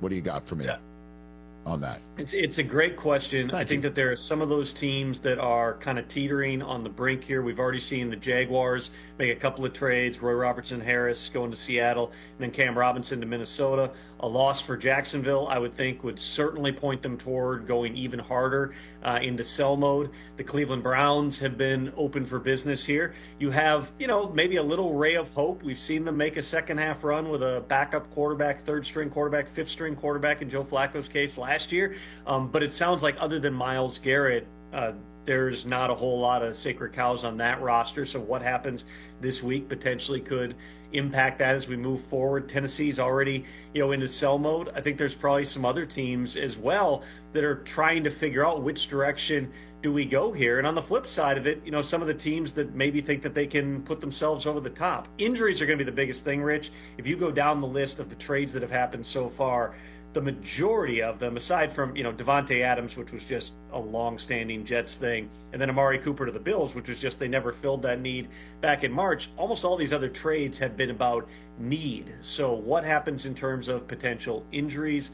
this week. That's going to drive a lot of it. I would also say, the Lions fit in that category. They've not yet filled their need for another defensive end with Aiden Hutchinson out. It hasn't really mattered because Ben Johnson's offense is putting up like 50 points a game. You're probably going to add. They've been looking. They've been patient in that market. I would think that Brad Holmes gets something done before next week. Edge rusher, wide receiver, probably the two spots where there are the most names that are right now available, the most potential impact players. I would watch both those markets for multiple teams as we come up to the latest trade deadline we have ever had in the NFL. Tom Pelissero giving inside information on what's going on in the trade deadline and also in his own world and own household and own shows. As Puka Nacua got hurt, put it up on the screen, Mike Hoskins. There it is. Very serious business of information. You can imagine if we find out 30 seconds before air, and there's no time to change, Rich, that delivering the news of a torn patellar tendon might not augur well from the Kool-Aid man over there on the end. I tried to class it up. I at least still wore the tie with the bear suit. Yeah, exactly right. You're a classy man. I appreciate it. And say goodbye to these guys because they're all pissed. Tom, we're here too, buddy. I mean, we didn't take the day off. I don't have a chocolate hangover. I love we're here. You guys. I'm sorry. I'll send you. I had the full-size candy bars. All right, I'll mail some out. You got my text, Tom? You see what I sent you? Mail one. No, he's talking. I saw a video. You saw me look over at the screen, but I wasn't sure. You sent me a video. You texted him during the conversation. Leave him alone. I'm talking to him. Are you going to swear here? No, okay. No, you are. You're mouthing it, though. We'll leave it there. What a great, well-oiled machine we have here. Say hello. Just say hello. That's all we want. We don't ask for much. We're saying goodbye. Hi, fellas. Too late. See you later, Tom Pelissero, everybody. Round of applause for Tom. Well done. I'm trying to talk with him. I'm trying to have him focus, and you're texting him videos. Like, what, is he supposed to stop talking to me to turn the sound up on his phone and watch your video? No, I meant for after when he was done with very good. All right, let's take a break. 844-204-RICH, number to dial. Here on the program, we'll talk Texans football. Still to come, what's more likely and more. Baker Mayfield as well. All right, when it comes to getting life insurance for your family, a lot of excuses can get in the way. But ask yourself this. If something were to happen to me, who would pay the mortgage, the kids' education, and the other bills? Then forget the excuses and check out Ethos Life, the online, easy way to get life insurance in 10 minutes. Ethos has rates that you can afford, like a $500,000 policy for a 40-year-old male starting at $1 a day or $30 a month with a few health questions and no medical exam. Get your free quote right now at checkethos.com. That's checkethos.com. Not available in all states. Rates do vary. All right, gentlemen, this is Emmett Smith on behalf of Depend, and I've got the perfect play. Run straight to your doctor's office for a life-changing catch. Because when prostate cancer is caught early, it's up to 99% treatable, and one blood test might be all it takes. And now through November, Depend is donating to the Prostate Cancer Foundation for select purchases. Talk about a great play. From September 1st to November 30th, Depend is donating 40 cents to the Prostate Cancer Foundation for Depend Shield Guards Real Fit products purchased in the U.S. up to a maximum of $300,000 void in Mississippi. Okay, everyone, what did you think of the chocolate bar? It's too chewy. Feels kind of chalky. Too much nougat. I need to go brush my teeth. Business is booming for Steph's small marketing research firm. After all these focus groups, there's only one conclusion. I need more researchers. And she's way too busy researching. Does this have peanuts? To waste time researching resumes. I need Indeed. Indeed you do. Put our matching platform to work so you can spend less time searching and more time connecting with talented candidates. Visit Indeed.com/credit and get $75 towards your first sponsored job. Terms and conditions apply. At Uline, they know firsthand the road to success is an uphill climb.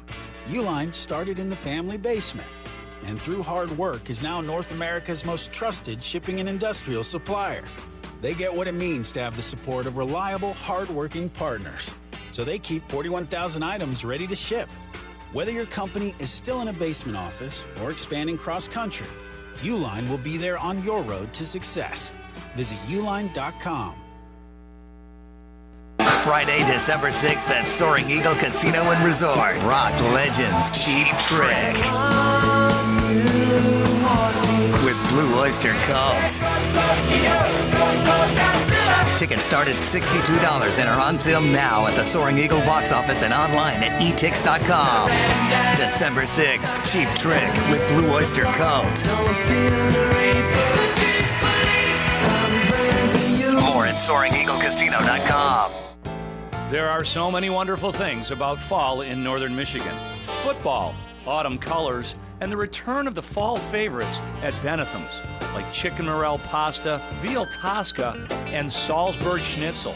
Everything on the Benetham's menu is made with the freshest ingredients, and the daily appetizer and dinner specials are always delightful, especially paired with a great wine. Visit Benethams.com and make your reservation. Benetham's, for the true love of food. Get your tickets to see Comedy Club headlining star Mike Jeter this Friday and Saturday at the Traverse City Comedy Club. Jeter has headlined the nation's premier comedy clubs, delivering his perspective as one of 17 children.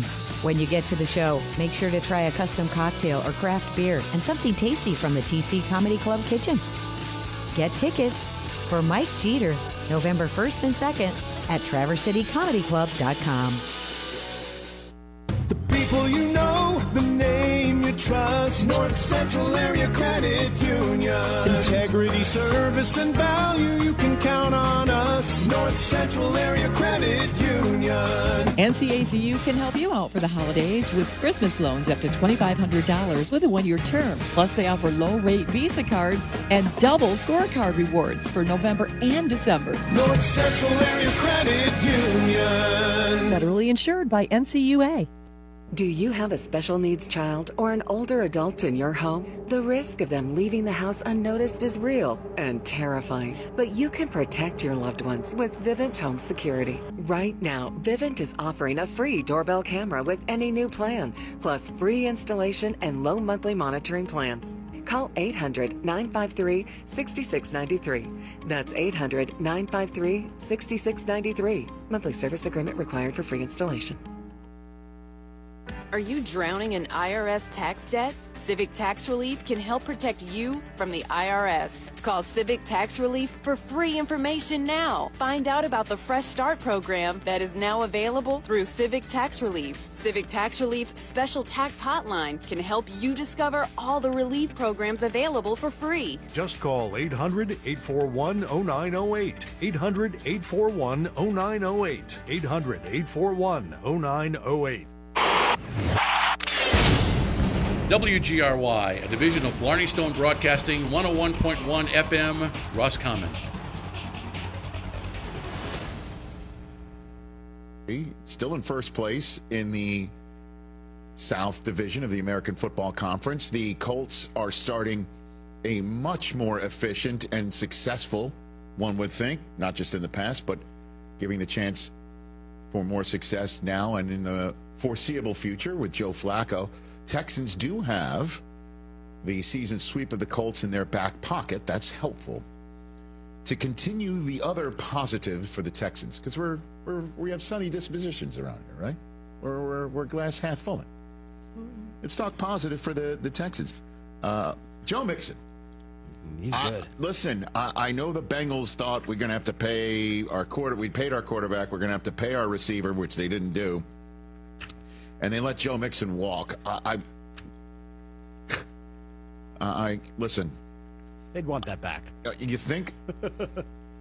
Joe Mixon with 24 carries, 106 yards, and a rushing touchdown. He's had one or more rushing touchdowns in 4 straight games in 5 of the 6 games he's played in 2024. As we all know, he got hip drop tackled early in the season and missed a couple games.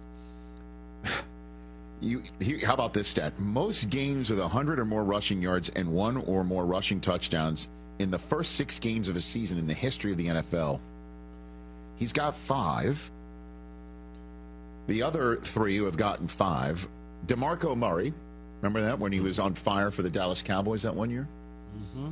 Emmitt Smith, he did it in 95. O.J. Simpson did it in 75. Okay. And only one guy did it in all 6 games. His name is Jim Brown. Did it in 1958. Heard of him. That's the list that Joe Mixon has joined. So the run game is pretty darn good. Another thing to look forward to is Nico Collins looks like he's coming back next week. Boy, do they need him. And Tank Dell had 126 receiving yards last night. Other than that, that's how was the play? You know what I mean? And the Texans have a problem protecting C.J. Stroud, people. This is not a mirage. You want to beat the Texans, send pressure at C.J. Stroud and get in his face, because he's not throwing it, and he's not finding it, and the people aren't getting open, and he doesn't even have time to even go through a progression. 8 sacks last night, 191 passing yards, no touchdowns. He lost a fumble. The Packers in the other, by the way, they've lost 3 games, all of them on the road. The other loss, 3 sacks against the Packers. Stroud had 86 yards passing. And then their first loss of the season, which was just an absolute washout in Minnesota, he was sacked 4 times. He did have 215 yards passing and a touchdown, but 2 interceptions in that game. They can't protect him. Will Nico Collins help? Sure he will. But not if Stroud is horizontal before he can find Collins vertically. Career low, 36.7 complete percentage last night. Sacks a career. I mean, honestly, he looked like David Carr. I'm not being facetious. Yeah, it's not a good thing. This is what the head coach had to say about it. I'm not sure what's happening up front. We'll watch the film and see what it is, but obviously we give up 8 sacks, and every drop back or pass situation, it looks like we're in scramble mode, so it's just not good enough, and we can't operate on time, and we got to get that fixed. Yeah, no doubt, got to get that fixed, because you're not winning the AFC with that. Nuh-uh. And any more of those, and you could forget the 1 seed. I know a lot of Texans fans and a lot of us in the media were saying this is a team that can beat the Chiefs this year, and you even put them in the Super Bowl. And I didn't bat an eyelash when you did that, Chris. Yeah. They're not making the Super Bowl if they can't protect the quarterback like this. Yeah, no chance. If they're taking on a team that is ripe for the picking and has lost 5 in a row, you could say the Jets were due. They were due last week in New England too, and didn't do it. You could kiss the 1 seed goodbye. What you think the Chiefs are going to lose 3 times the rest of the way? Maybe. Okay, sure. And I'll take it back. I'll say I had my finger on the chess piece. I know some Steelers fans. I heard from you when I said in my power rankings that I had the Texans above the Steelers because I thought if they played each other, the Steelers would lose. The Texans would beat the Steelers. Certainly not if you're playing in Pittsburgh. C.J. Stroud is 5-8 on the road in his career, including playoffs. 11-2 at home. Different guy on the road, and if they're having trouble protecting him, I would imagine against that Steelers defense, they would not. So I'm taking my finger off the chess piece after seeing that last night. I'm saying if I did my power rankings now, I'd be flipping that. That is for sure. And it will next week when I do it in Munich, when we arrive there next Thursday. So, yes, positives, there are. You're still 6-3. You still have control of your division significantly. But you have problems protecting your quarterback in this league. You're not winning. And certainly if to correct the head coach, it doesn't look like you're in scramble mode. You are in scramble mode when you're fading back to pass. And they don't move him out of the pocket a lot or enough. I mean, last night he wound up kicking a field goal to try an onside kick rather than off a touchdown. Viking, committed to exploring the world in comfort. Journey through the heart of Europe on an elegant Viking longship with thoughtful service, cultural enrichment, and all-inclusive fares. Discover more at Viking.com. It's football season, and now you can get anything you need for game day delivered with Uber Eats. Well, almost anything. You can't get a running back, but baby back ribs? Yes. Uber Eats, official on-demand food delivery partner of the NFL. Want to keep your gas-powered engines running like new? Stable's proprietary formulas are proven by third-party testing to outperform the competition in keeping fuel fresh, preventing corrosion, and cleaning the entire fuel system. With Stable, you can have confidence you are doing the right thing for your engine's long-term health. Just pour into your gas can or fuel tank, then top off with fresh fuel. At every fill-up or when you store, start with Stable. Available where fuel additives are sold. The most festive start to the Christmas season is at the Grayling Christmas Walk, November 16th. Join Blarney Stone Broadcasting on Michigan Avenue, downtown Grayling from 5 to 7 for the Christmas Light Parade and the lighting of the Grayling Christmas tree. We'll have the Spin to Win wheel and register you to win great prizes from Blarney Stone Broadcasting. Meet Santa and real reindeer. Get discounts at local retailers and enter the Win Big raffle. The Grayling Christmas Walk, November 16th with Up North Sports Radio. Thousands get out of debt. You can feel confident when calling because Total Financial Freedom is A+ rated by the Better Business Bureau. Battling for years and years, stuck in the endless cycle of minimum payments could take decades. You have the right to get your debt resolved and substantially reduce your monthly payments. Call Total Financial Freedom now at 800-832-2366. That's 800-832-2366. 800-832-2366. Not available in all states. The current federal government is actually going $1 trillion deeper in debt every 100 days. That's why thousands are turning to Goldco, a top-rated gold company, to diversify their savings with time-tested safe haven assets, physical gold and silver. Right now, not only is Goldco offering a free gold and silver kit, but on qualified purchases, they'll give you up to a 10% instant match in bonus silver. Call 855-838-GOLD. That's 855-838-GOLD. Performance may vary. Consult with your tax attorney or financial professional before making an investment decision. Everybody has a smile story, those daily moments of joy that make you smile, especially when you're a child like 3-year-old Xena. Her smile is as bright as her future. But there's something you wouldn't know about Xena. She was born with a cleft lip, which can make it hard to eat, talk, hear, and even breathe. And she's far from alone. A baby is born with a cleft every 3 minutes. This hurdle could have kept Xena from living her full smile story. Thankfully, she met Smile Train. Since 1999, Smile Train has helped millions of children like Xena find their forever smiles by empowering medical professionals around the world to provide cleft care in their own communities at no cost to families. Smile Train is working tirelessly to give every child with a cleft the opportunity to live their full smile story. Learn how you can help more kids like Xena at smiletrain.org/learn. Do you have over $10,000 in credit card debt? If you're feeling the financial impact with unprecedented economic challenges, DebtBlue is here for you. With DebtBlue's Success Guarantee, you pay nothing unless your debt is reduced or completely resolved. I'm just living sky high right now. I'm very thankful for it, and the team at DebtBlue are phenomenal. They're able to work with you. They're great. Call for your free debt resolution information now. 800-200-6895. 800-200-6895. Individuals and businesses with tax problems, listen carefully. If you owe over $10,000 in back taxes or have unfiled tax returns, U.S. Tax Shield can help you take back control. The IRS can seize your bank accounts, garnish your paycheck, close your business, and file criminal charges. Our team of tax attorneys can stop collections and get you protected. U.S. Tax Shield offers a price protection guaranteed quote to get you protected today. U.S. Tax Shield is A+ rated with the BBB, so call 800-466-9625. U.S. Tax Shield, 800- WGRY, a division of Blarney Stone Broadcasting, 101.1 FM, Roscommon.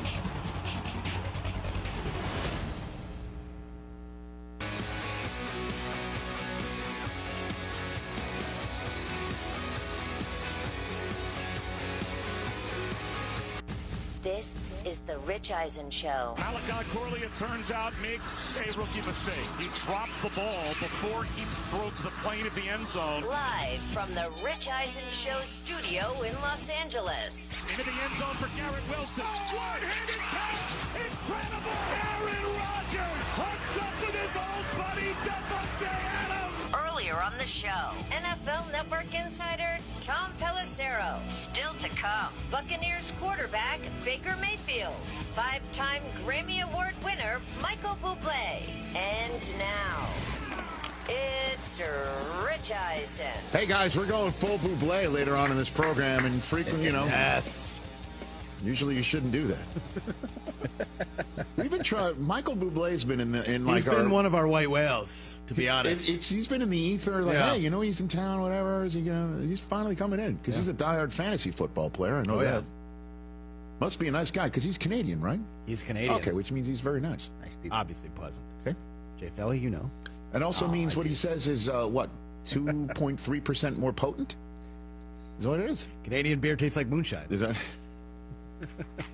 So at any rate, he's coming on to hour number 3. Hey, Baker Mayfield zooming in less than 20 minutes time. I love it. You're one of your boys. Oh, please, you know this. I have a feeling though he's going to be all business.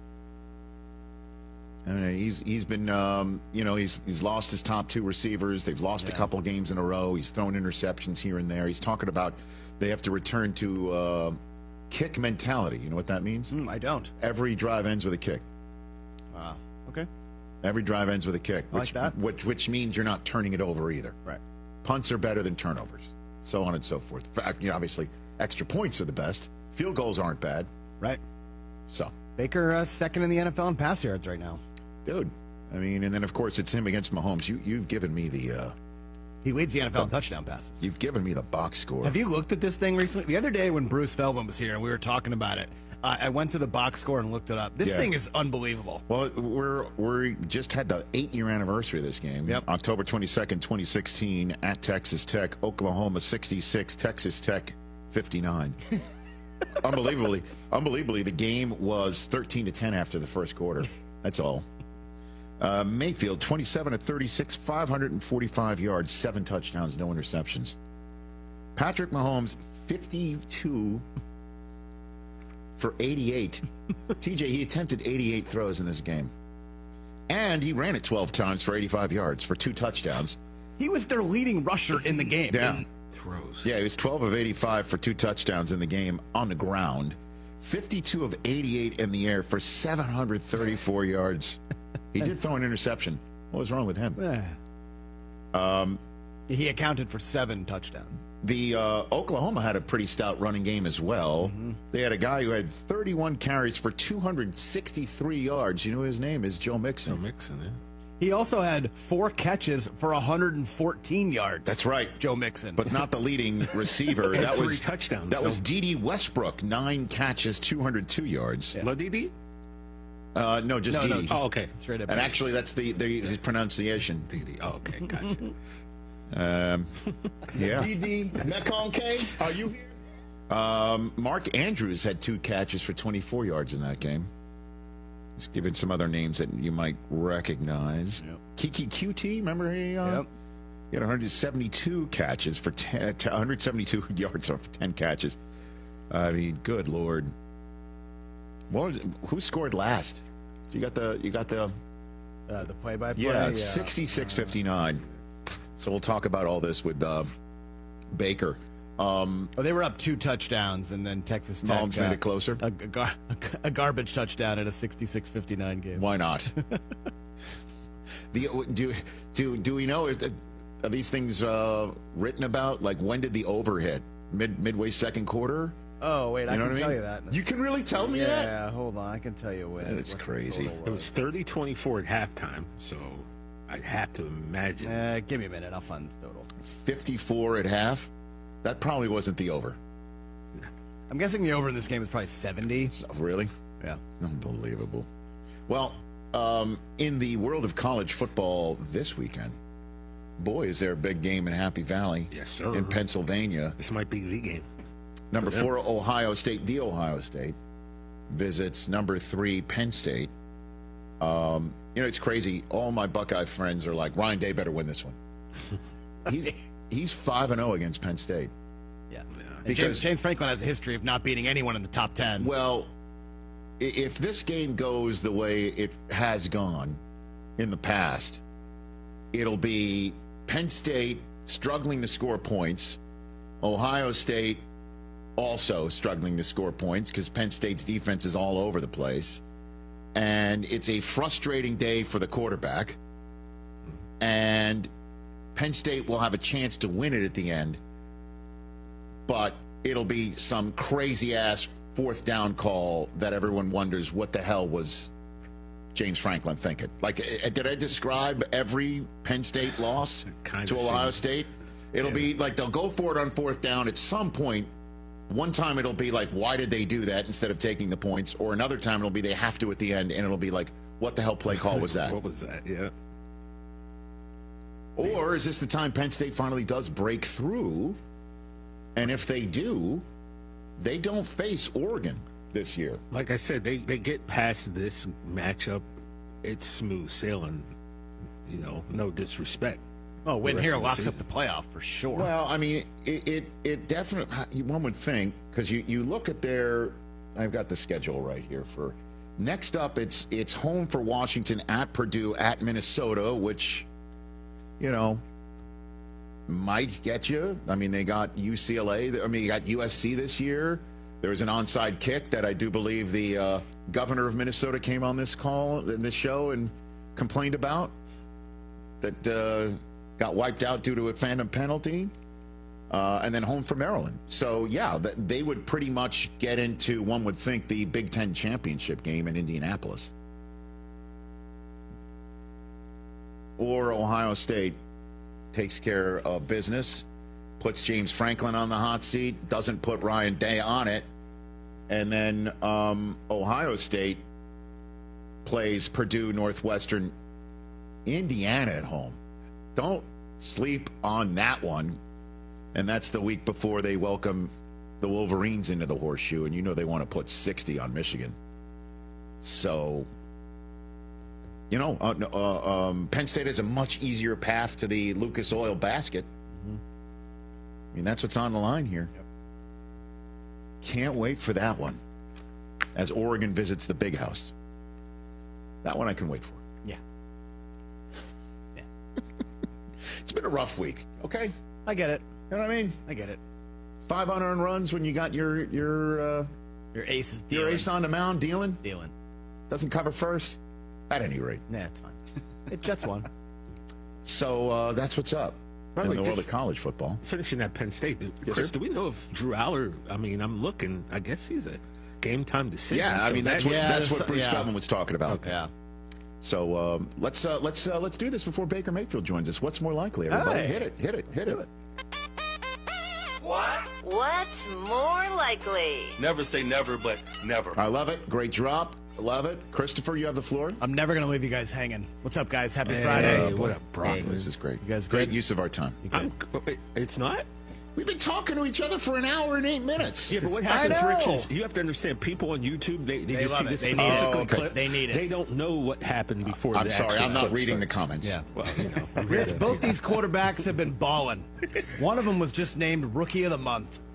Which quarterback is going to have more total touchdowns on Sunday? Bo Nix, Lamar Jackson. I'll go Lamar. Although the Denver defense is coming for the guy who's back at practice after missing 2. And the Ravens defense can't stop a cold right now. This is one of those where hopefully Bo Nix has in fact dropped his Huggies, to use a phrase of the mentor of the head coach of Bo He Nix. looks good, man. I know that.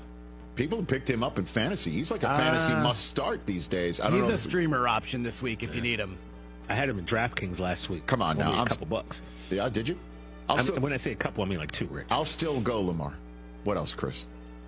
All right. All right, these two teams are coming off wins, Rich. 2-6 squad to win their second in a row. Browns or Patriots? You at the Patriots, dude. Oh, my God. What? The Patriots are at Tennessee. All right. Drake May's trending All right. in the right direction. Okay, we're trending. We're trending.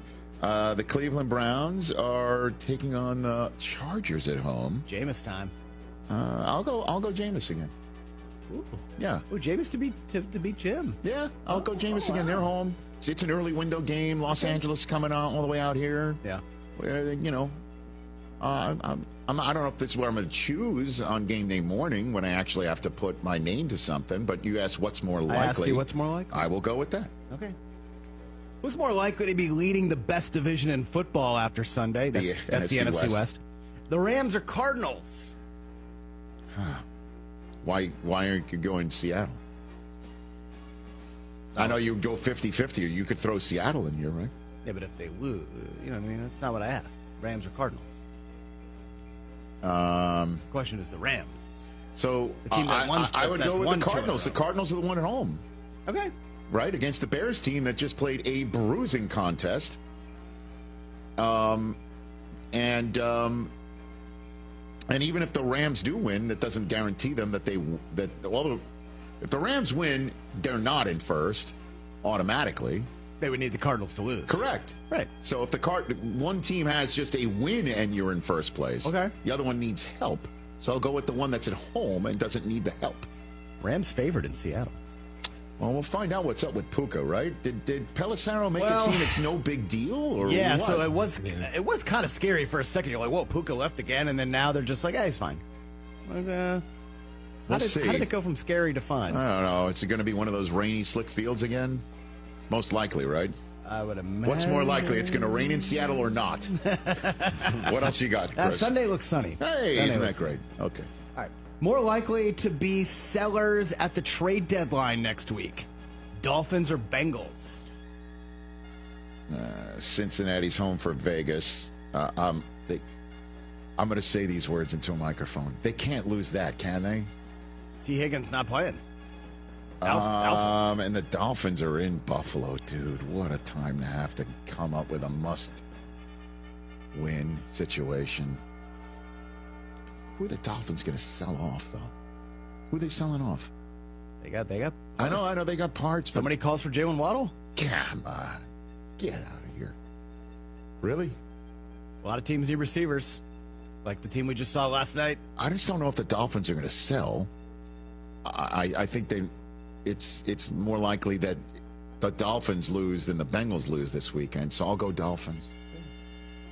You should think about it. Oh my God, what has happened to the team that I decided is going to win the AFC East this year? You and me both. What else? More likely to have more yards in this interesting game, TJ. Bijan rushing yards, CD receiving yards. Oh my gosh. I'll go Bijan rushing yards. Come on, Rich. What, you don't think Cowboys can't stop the run?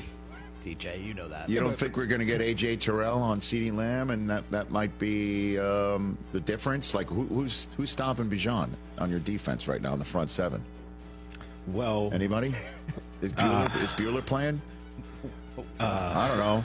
Well, at least might be there, and so I'll go Thomas Hollywood Henderson. He might be. Bijan's on a little bit of a heater too. Bijan is warming up a little bit. He's the number one running back on all the rankings this week, so could be a nice game there for. Yeah, I mean, I don't know what the history is of A.J. Terrell on CeeDee Lamb, so I might be talking out of the wrong orifice right now, but I'll just say that, even though CeeDee is sometimes matchup agnostic. Doesn't matter who's on him. But I'll just take Bijan in this game. Well, I'm writing down matchup agnostic as a fantasy name. As a fantasy name? We've really added some good ones this week. Fantasy matchup agnostic. Bijan's only had 100-yard rushing game this year, but I guess that could change. I think matchup agnostic once opened up for Tangerine Dream. Can you look that up, Jay Felly? Yes, sir. Oh no, matchup agnostic was definitely on tour with Megadeth. Okay. Yeah, that's good. Right, they sound like 80s okay. hair metal. All right. Guys, I know it's November 1st. But it's Flacco season. What's more likely to be the higher total? Joe Flacco passing yards or Derek Carr, Bryce Young combined passing yards? Come on, man. Don't do that. Rich, there is no amount of money, Come with all due on, respect, man. that you could pay me to watch Saints-Panthers over the weekend. Dude. I bet you there is a Flacco Excuse me. or Hold on a Carr second. Young combined. I'm not going to dignify this with a response because he says, TJ, he just said you can't pay him enough money to watch Saints-Panthers this weekend. I don't believe that. To the guy who is flying this entire operation out to Germany next week because I need to make sure everybody watches Giants-Panthers the next week. How dare he say such a thing? Giants-Panthers, much better matchup. He doesn't look at the big picture, Rich. Thank you, Chris. Much He better doesn't look- matchup. He's not looking down to it. Like he's looking at this through a straw. Right. I'm looking at it through at least a paper towel. Yeah, paper towel holder. That's good. You know what I mean? Yeah. At least I'm looking at it like a much little larger lens. Yeah. He's looking through it for what? Get out of a here. little swizzle stick. Get out of here. Of course it's Carr Young combined passing yards. Did you see the way that Bryce Young started the game and ended it? The rest of it was He's yada, playing yada, better. yada. He's playing better. But come on now. He's getting another start. So what's your answer, though? That's the question. I'm going to take Carr and Young. Everybody needs to get ready for Giants-Panthers on NFL Network, streaming on NFL Plus right here on the Roku portal. Get out of here. It's Flacco season. What else? Why call that, though? Last one. Two of the most exciting players we have in the game right now. 6-2 quarterback to have more combined yards and touchdowns. Jaden Daniels, Josh Allen. Wow. I'll go Josh Allen. He's at home. Train whistles, folding tables. Dolphins coming in. Where's the beef? Jaden Daniels going to MetLife. Turf monsters are out there. Who the hell knows? Good point. Yeah. I'll go Josh Allen right there. By the way, I don't know what's going on with this show. We got to get it together. Pelissero doesn't say hello to you. You don't do the one more, and then the whole silent movie acting, overacting thing. I mean, you just said here's the last one. I know. Unless. It was Halloween. It was our full moon. I don't know. Is that what it was? Weird stuff going on. Okay, very good. All right, we'll take a break. Baker Mayfield. Let's talk to one of my guys. One of my boys. My boys. Well, your sons. As you know, he has no idea I adopted him a long time ago. Actually, I think he does. we've told him. Very good.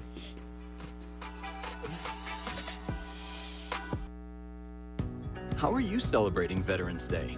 At Navy Federal Credit Union, we have a couple ideas. You could help support not-for-profits like The Mission Continues, an organization that helps veterans utilize their skills in new ways. Or you could prioritize hiring veterans and members of the military community, people who know how to make quick decisions under pressure, people who have dealt with crisis and react quickly to it, people with proven leadership and a strong work ethic, characteristics that we see in thousands of veterans who work at Navy Federal. Or you could just show a veteran some love and support, like we do every day for over 2 million veteran members. At Navy Federal, we're celebrating Veterans Day as we have for over 90 years by supporting the military community and helping veterans succeed financially, whether you're transitioning to civilian life or to life's next milestone.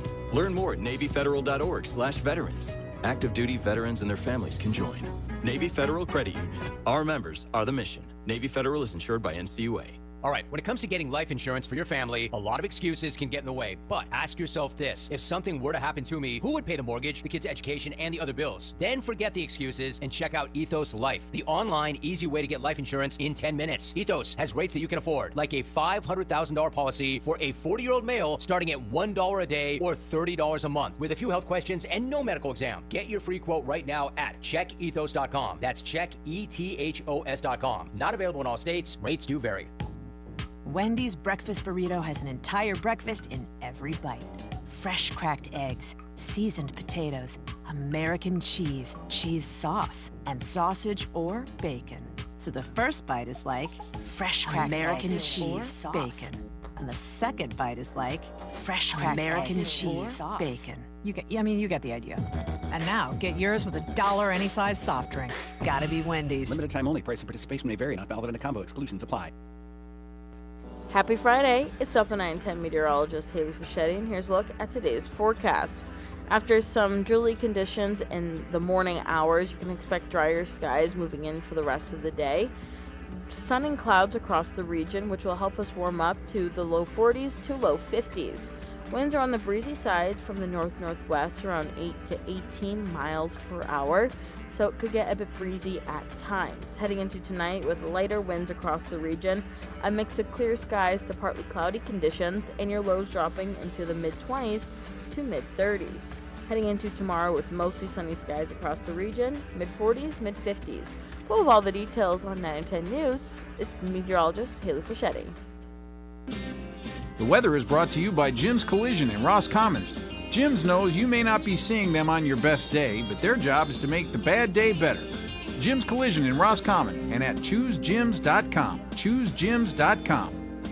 Sports fans, check out UpNorthSportsRadio.com for all your Detroit sports action. Get full schedules for the Wings, Pistons, Tigers, Lions, and U of M football. Catch Friday Faceoff live and hit the links with JC on episodes of Finding Fairways. Our high school sports guru, Rich Calkins, hosts the High School Scoreboard Show. And don't miss Traverse City West Titan football and boys basketball action. Catch games live or see past episodes on the podcast page. Real sports fans, go to UpNorthSportsRadio.com. Are you paying too much for term life insurance? There is a tremendous price war in the term life industry. Rates have dropped dramatically in the past few years. For example, a man aged 45, non-smoker, can get $1 million of coverage for $75 per month, level rate for 10 years. Or a man aged 50, non-smoker, can obtain $500,000 of coverage for a monthly premium of $110, level rate for 20 years. That's right, guaranteed level rate for 20 years.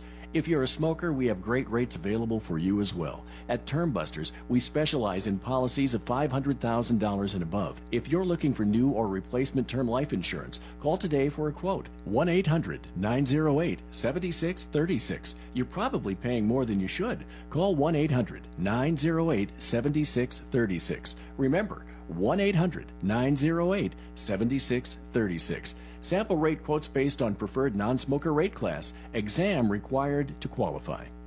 Do you have a special needs child or an older adult in your home? The risk of them leaving the house unnoticed is real and terrifying, but you can protect your loved ones with Vivint Home Security. Right now, Vivint is offering a free doorbell camera with any new plan, plus free installation and low monthly monitoring plans. Call 800-953-6693. That's 800-953-6693. Monthly service agreement required for free installation. WGRY, a division of Blarney Stone Broadcasting, 101.1 FM, Roscommon. So far, matching the amount he had against Patrick Mahomes in college in that one game. He's Baker Mayfield of the Tampa Bay Buccaneers. How are you, Baker? Good to see you. I'm good. Great. It's good to see you too, Rich. Right back at you, man. One of my guys. How are you? Wait a minute. When was the last time you shaved? Is this like a playoff beard you got going on here? Is this regular season beard? What do we got here, Baker? What's going on? More just laziness, you know. Letting it go. I'll trim it up before Monday night. Okay. Got to look professional at a certain point. That's right. I mean, listen, this is not your first rodeo against Mahomes. You played in a playoff game in this building against him. So I'm sure it's brought up a lot. So pardon me for bringing it up again. 66-59, the 8-year anniversary of that game passed last week, by the way. I mean, what was that game like back in the day, Baker? Chaotic, to say the least. Really, it was my first time back to Lubbock after transferring out. Unbelievable environment. You know, I think the Jones holds about 68,000, right around there, and there's probably 45,000 plus chanting "F you, Baker." So that was a good environment. I had fun. That feeds you, though, does it not, Baker Mayfield? That feeds you. Yeah, I did probably a really dumb thing. They throw tortillas on the field and do all that. They threw one at me, and I picked it up and took a bite out of it. So there's actually no telling what was in that or where that had been. But yeah, no, you got to love that as a competitor. See, now you're a veteran, you're a father. You'd never do that now. You'd never just pick up any food stuff thrown out of the stands and just eat it. You'd never do that, right, Baker? No, can't do it now. You can't. I mean, come on, you're a face of a franchise. And but on that day, I mean, Mixon had 263 yards rushing. D.D. Westbrook had 202 yards passing. I mean, what is it like on a day where you're just throwing it around 500 yards and the other guy has 700? What that is like, Baker? Unreal. Pat, I think he had like 800 all-purpose yards. Yes. NCAA record. I mean, unreal. We had to score a touchdown every single drive in the second half just to win. No field goals. Had to score touchdowns just to win that game. So unreal. Obviously, yeah, seeing firsthand what Pat's able to do, and obviously he carried that success over directly in the NFL, and you're seeing it nowadays as well. And what did you see? Did you see him at midfield afterwards? And what did you say to him if you did after a game like that? I can't remember if we talked or not, but I remember seeing Cliff after the game. That was one of the crazier games I had been a part of, and really not much else you can say about that one. Yeah, obviously Cliff being the HC of Texas Tech at the time. What is your relationship with Mahomes? Do you have one, Baker? Yeah, we're close. Pat's a great guy. It goes back to when I was still at Texas Tech, hosting him on his official visit, just getting to know the guy as a person, and then when I left, watching from afar what he's able to do, and everybody knew him coming out of high school, the athlete he was. Obviously a great baseball and basketball player as well. So there was a high level of respect there for him from the very beginning, and then. You see these guys that scramble around and make plays like he does, and you think that it can't transfer to the NFL, but then, he does some unbelievable stuff. He makes some crazy throws, and it's fun to see him having the success he does. Obviously not when we're playing each other, right. But yeah, it's fun to watch him. Well, listen, I know I'm supposed to act like I know everything from this chair, but I don't care. Screw it. It's just us talking here. But you hosted him on his official visit to Texas Tech? I did not know that. Yeah, way back in the day. Yeah. A young Baker and a young Pat. How old were you? Like 20? I was 18. 18. So you're an 18-year-old. So did you, what, like welcoming him from the airport? You're standing on the campus? Like, what was that? No, you know how official visits go in college. When you're trying to make sure a guy has a good time, you take him to the library and you study for the test. Yeah, you sing Kumbaya. I do have to tell this story to you real quick, and then we'll get to the business at hand here a little bit. Is Rod Woodson told me once, he's Mr. Indiana. He went to Purdue, and he thought he was going to go to a Big Ten team.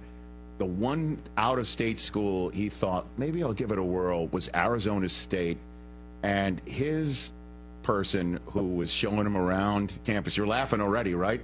He said the guy picked him up from the airport and took him to the movies to see Gandhi, which is a 3.5-hour movie that had an intermission. And as soon as the movie was over, he told his sponsor there, take me back to the airport. And he left. That happened. Yeah, that's a tough look.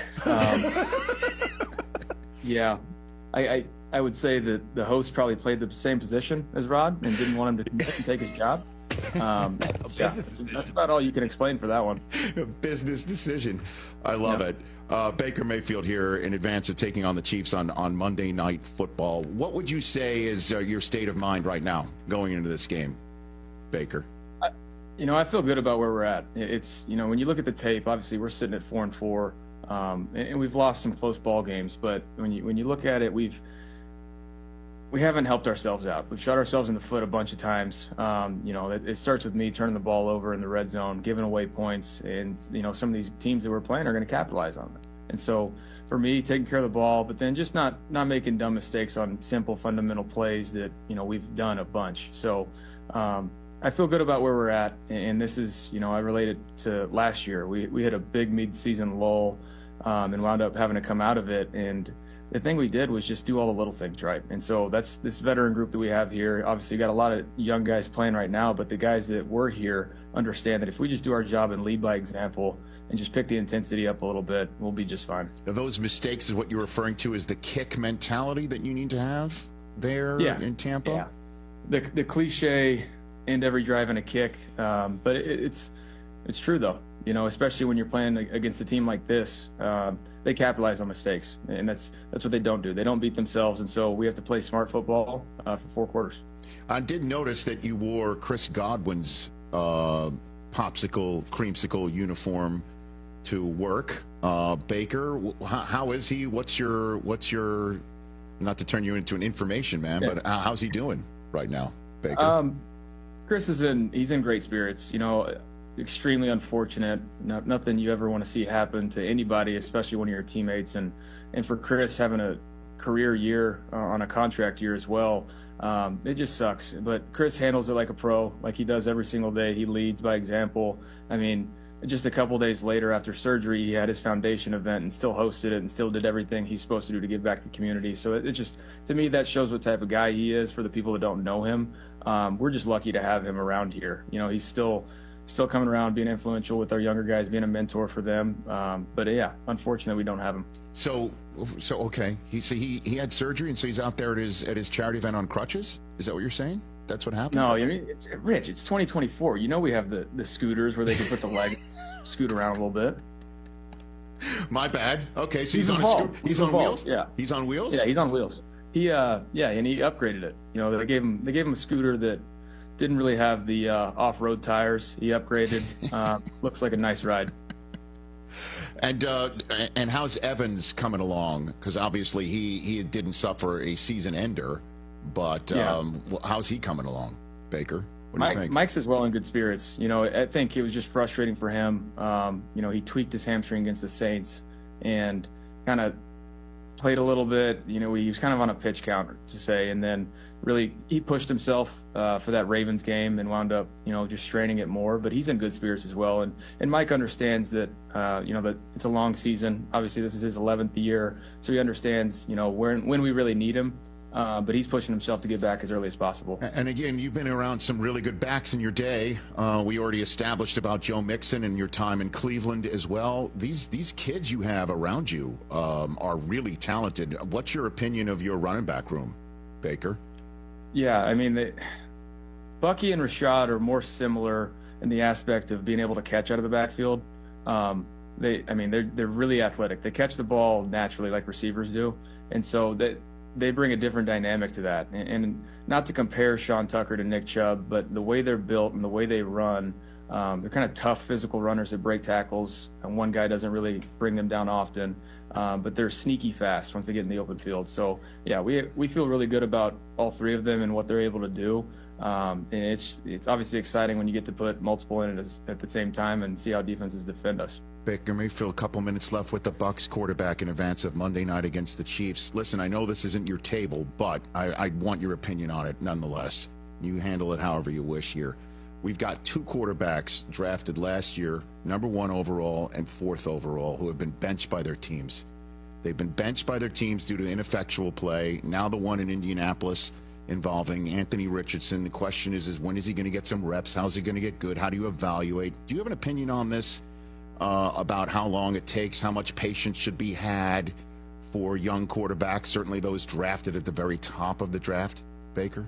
Yeah, from my perspective, being thrown in it pretty early, quarterback's extremely hard. It's an extremely hard position to play, and the game is just different mental-wise when you transfer from college to the NFL. There's a lot more reads, the verbiage. Everybody's pretty much doing no-huddle offense in college, so you can't really train yourself in that aspect until you get there and get the reps, and that takes time. It takes time to get all that stuff down and to truly get the grasp of it to where you get your routines. And so unless you're in a win right now mentality, for quarterbacks it's probably easier to wait and watch and learn and sit back and see how guys operate day to day behind a good veteran. And I was fortunate enough to do that for the offseason and a few games into the year when I was in Cleveland. I had Drew Stanton and Tyrod Taylor in front of me, the guys that are both vets and had played, and they just helped me out. Once I was thrown in there, they just helped me out along the way. So for me, it's probably better to wait on some of these guys, but if you're in a win right now mentality and you throw them in, you got to have patience with it. Expecting these guys to be able to transfer everything they've done in college to the game immediately, it's asking a lot, and yeah, you need a little bit more patience. Well, in terms of what you can learn by watching as opposed to by playing, what's your philosophy on that, Baker? You have to have the mental makeup. If you're sitting as the backup and trying to learn, you have to be able to soak everything up, listen to every conversation that guy has, whoever's starting, and really pay attention to how he operates within the details of the system. And you just gotta, if you have questions, you gotta ask. You just have to. And so you have to be a little bit outgoing in that aspect, but then also know your place as a rookie backup or a young player as a backup. But when there's time to ask questions, do it, because if you don't ask, it might come back to haunt you. So how are you a better quarterback now than when you were maybe trying to figure stuff out and didn't have the patience that was required, Baker? I look back at, when I see some old clips or anything like that, going back to try and find some schemes and stuff, that I look at it and a naive quarterback just playing football and not really having a grasp of the whole system or what's going on in the defense. And the game just moves really fast. Things now, they slows down. So to me, it's night and day different. And it's fun to see that, process throughout the years of, okay, you take some of these reps, you learn from them, good and bad. You can put those in the mental bank and learn from them down the road, and you can also use it to help other guys out and give it back. So, and again, I know this isn't your gig, it's not your team, but what advice would you give Anthony Richardson if he needs it right now, Baker? Stay patient. Media is going to write whatever story they want right now. Just off the headlines of, did he know about it? Did their teammates find out from social media? All that stuff. It's just be the same guy for these guys in the building. Do your job, and support Joe now that he's in there. And that's the most important thing, is support the team, support the guy that's playing, provide everything you possibly can to possibly win. But then while he's doing that, he's got to stay ready, because you never know. It's a long season.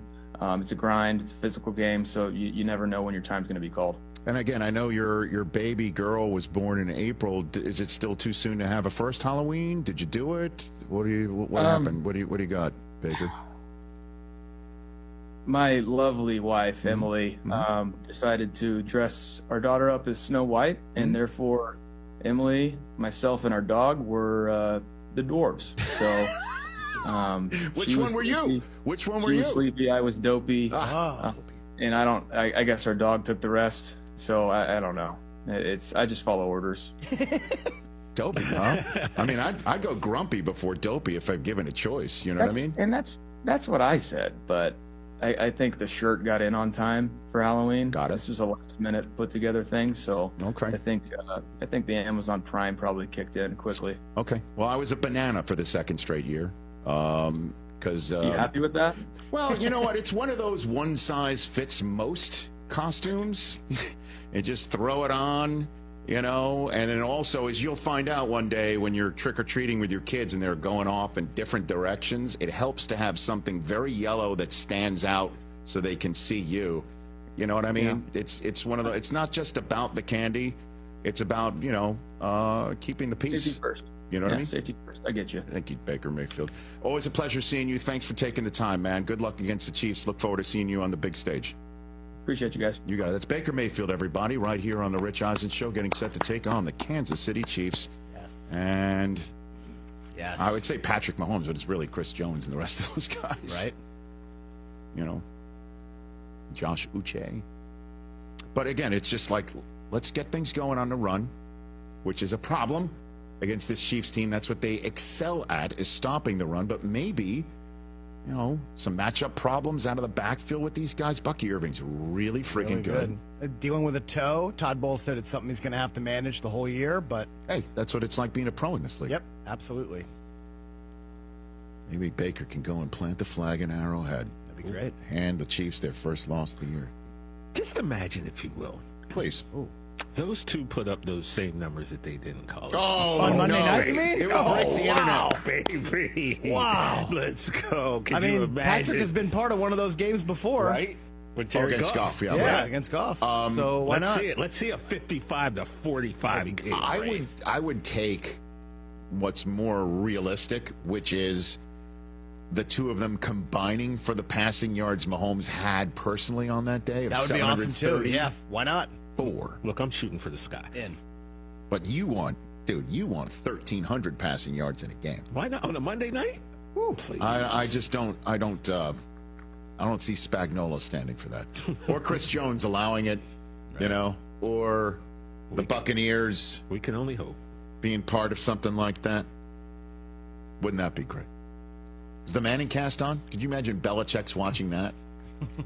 You know, I was watching the Manning cast on Monday, and yes. I'm telling you, no one hates anything more than Peyton Manning hates poor quarterback play. It just it hurts his soul. Eli's the same way. He just expresses it differently. Eli's expression is completely different.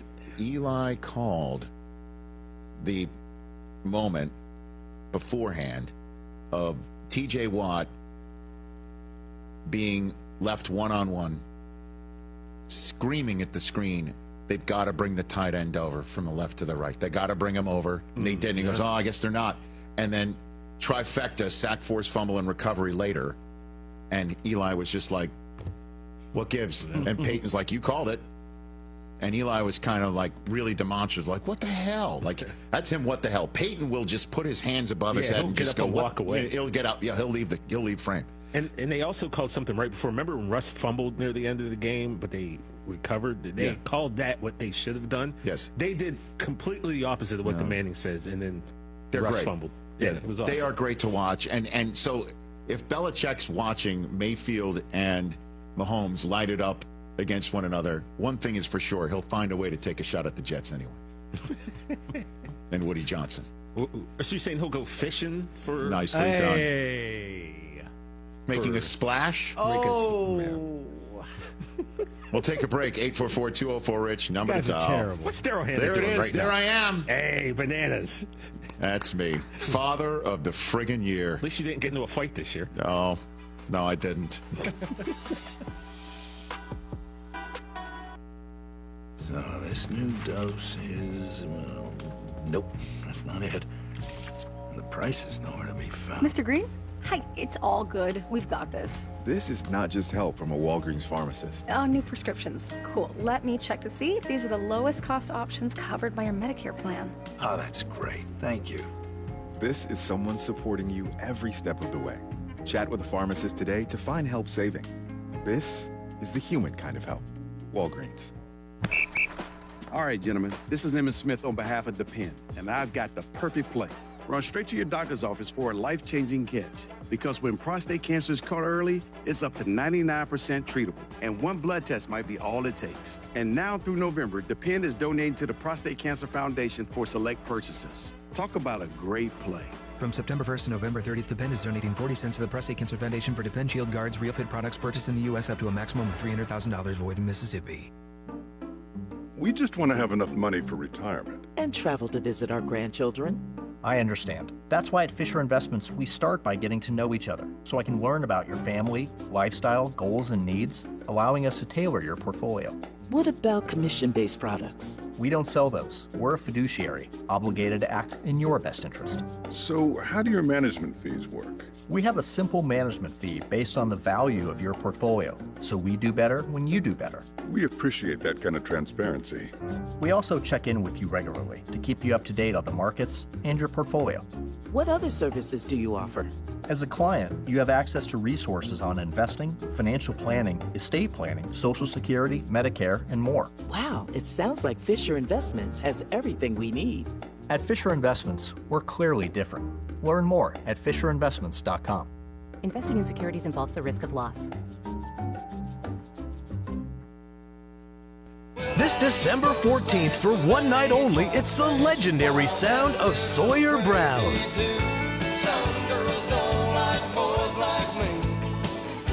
Electrifying the stage at Ovation Hall at Odawa Casino Petoskey.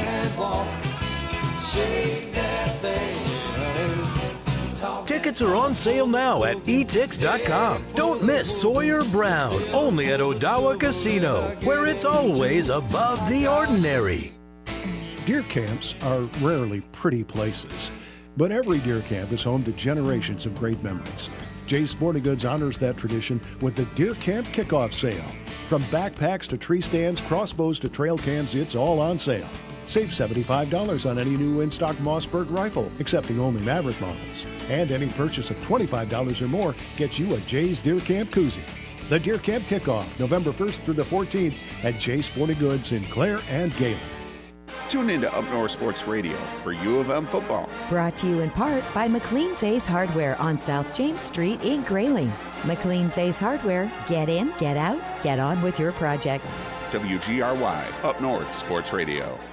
9107.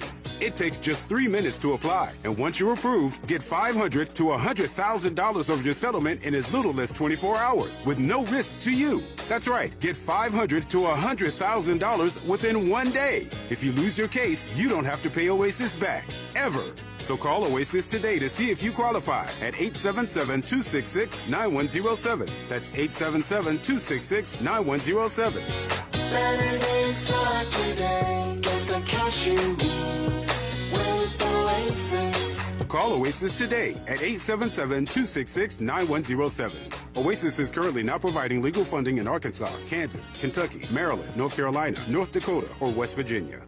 Individuals and businesses with tax problems, listen carefully. Do you feel like you're losing control of your finances? If you owe over $10,000 in back taxes or have unfiled tax returns, we can help you take back control. The IRS is the largest and most aggressive collection agency in the world, and they can seize your bank accounts, garnish your paycheck, close your business, and file criminal charges. Take control of your tax problem now by calling the experts at U.S. Tax Shield and take advantage of the Fresh Start program and new laws that may allow us to negotiate a settlement for the lowest amount possible. Our team of tax attorneys and enrolled agents can stop collections and get you protected so you can take control of your financial future. U.S. Tax Shield offers a price protection guaranteed quote to get you protected today. U.S. Tax Shield is A+ rated with the Better Business Bureau, so call now. 800-785-9132. That's 800-785-9132. U.S. Tax Shield. 800-785-9132.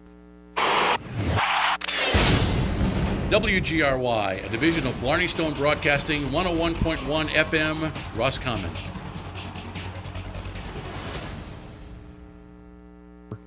You're buying your tickets to, so you can make sure you're getting the right angle to what you want, and then you get to see how much everything costs.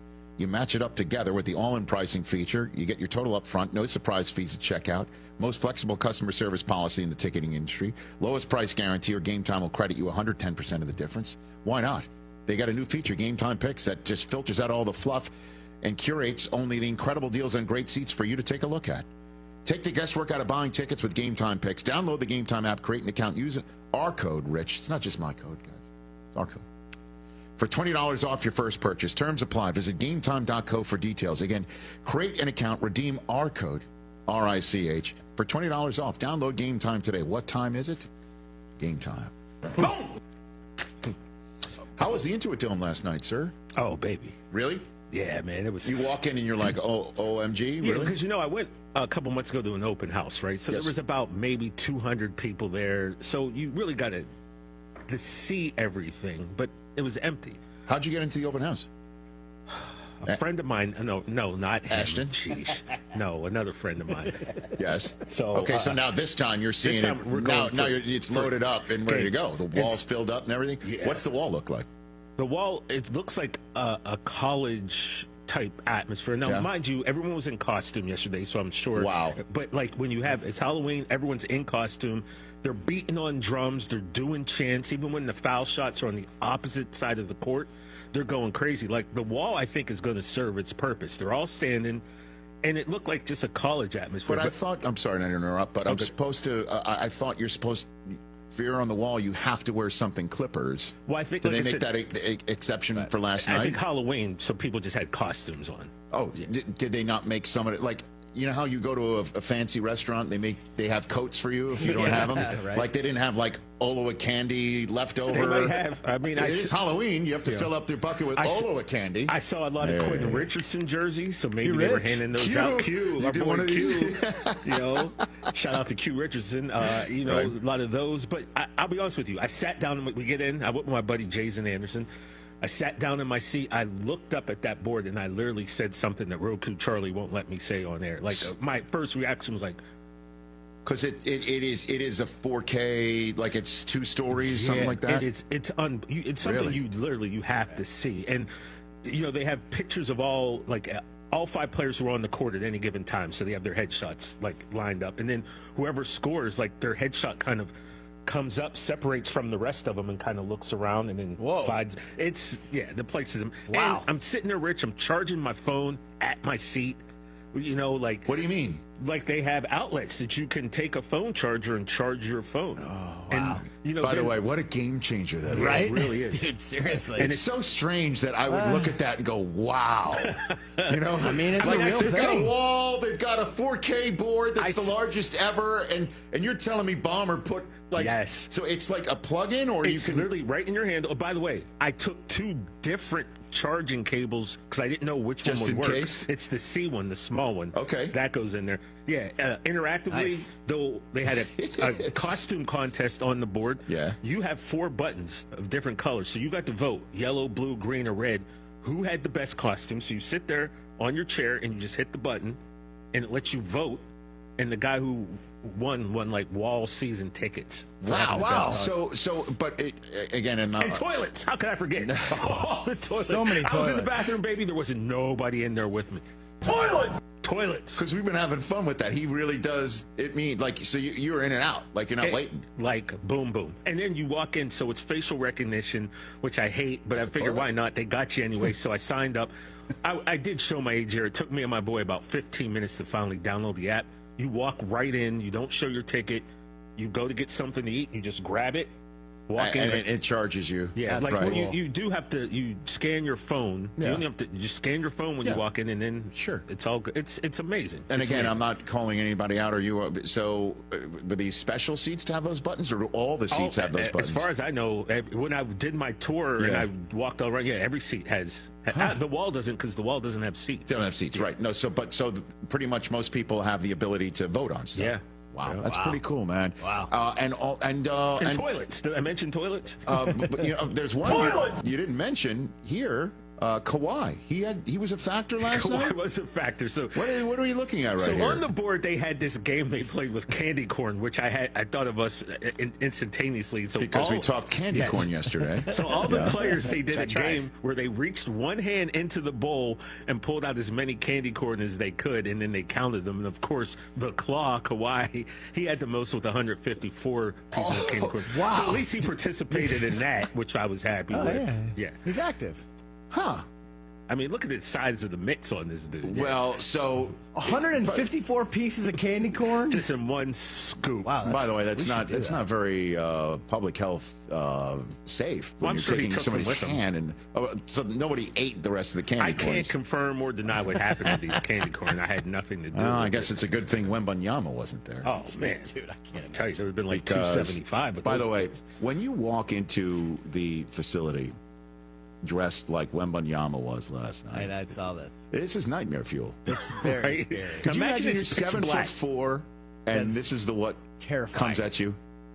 Now imagine you're not in a lit corridor, you're in a dark street. Dude, running away. Like, that's how he arrived for work last night against the Jazz.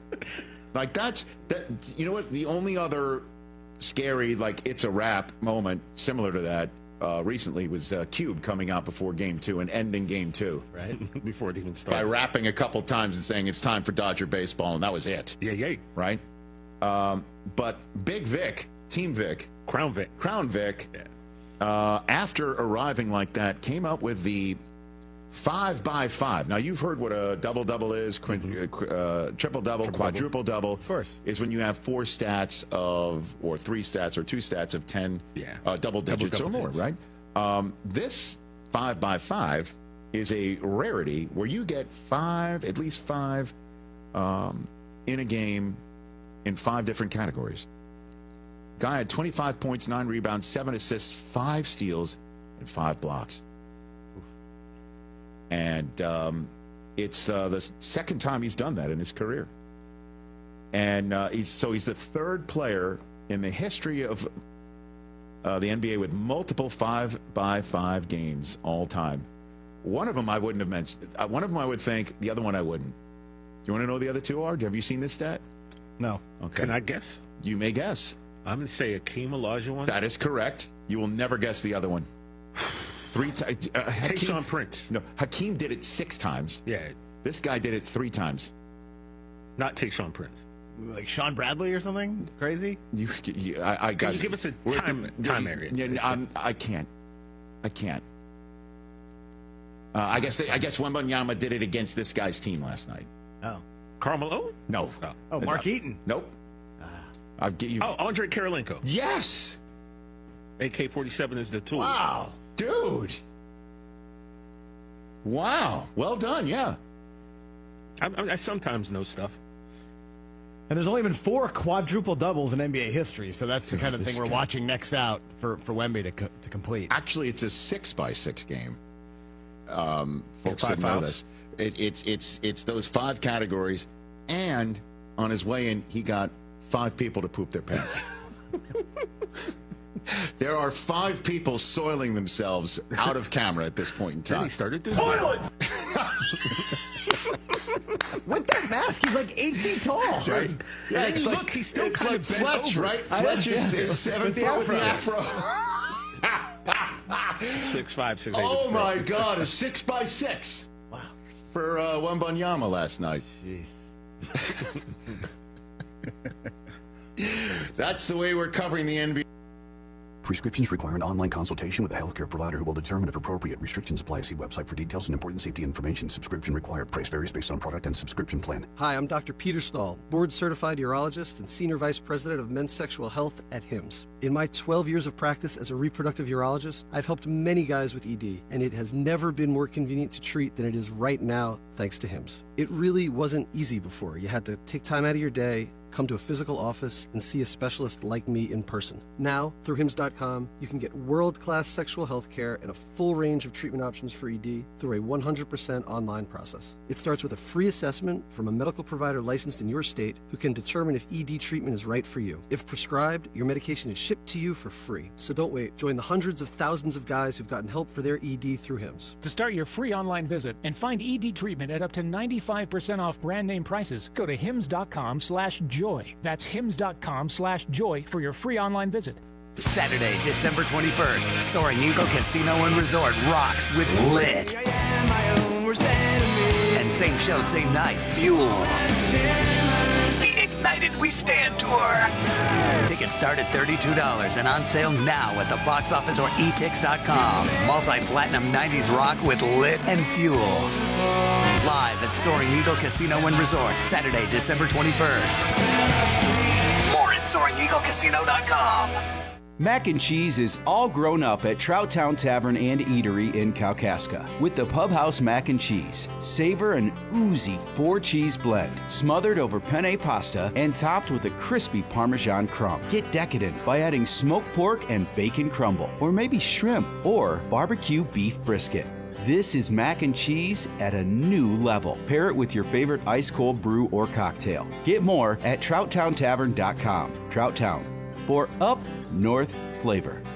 Debt. You can feel confident when calling because Total Financial Freedom is A+ rated by the Better Business Bureau. Battling for years and years, stuck in the endless cycle of minimum payments could take decades. You have the right to get your debt resolved and substantially reduce your monthly payments. Call Total Financial Freedom now at 800-832-2366. That's 800-832-2366. 800-832-2366. Not available in all states. The current federal government is actually going $1 trillion deeper in debt every 100 days. That's why thousands are turning to Goldco, a top-rated gold company, to diversify their savings with time-tested safe haven assets, physical gold and silver. Right now, not only is Goldco offering a free gold and silver kit, but on qualified purchases, they'll give you up to a 10% instant match in bonus silver. Call 855-838-GOLD. That's 855-838-GOLD. Performance may vary. Consult with your tax attorney or financial professional before making an investment decision. I had an important job, and it wasn't just a job, it was keeping my brothers and sisters safe. And coming back, it felt like kind of thrown away. It's like you're useless. You know, we don't really have a need for you now because you can't really do anything for us. That's the way I felt. If it hadn't been for Wounded Warrior Project, I honestly don't know if I would be here. It was the camaraderie that I saw and had. It was like I got my family back again. We all felt the connection, you know, like that brother and sisterhood. See how Wounded Warrior Project empowers women veterans like Donna by visiting woundedwarriorproject.org/empowerwomenvets. Do you have over $10,000 in credit card debt? If you're feeling the financial impact with unprecedented economic challenges, DebtBlue is here for you. With DebtBlue's Success Guarantee, you pay nothing unless your debt is reduced or completely resolved. I'm just living sky high right now. I'm very thankful for it, and the team at DebtBlue are phenomenal. They're able to work with you. They're great. Call for your free debt resolution information now. 800-200-6895. 800-200. WGRY, a division of Blarney Stone Broadcasting, 101.1 FM, Roscommon.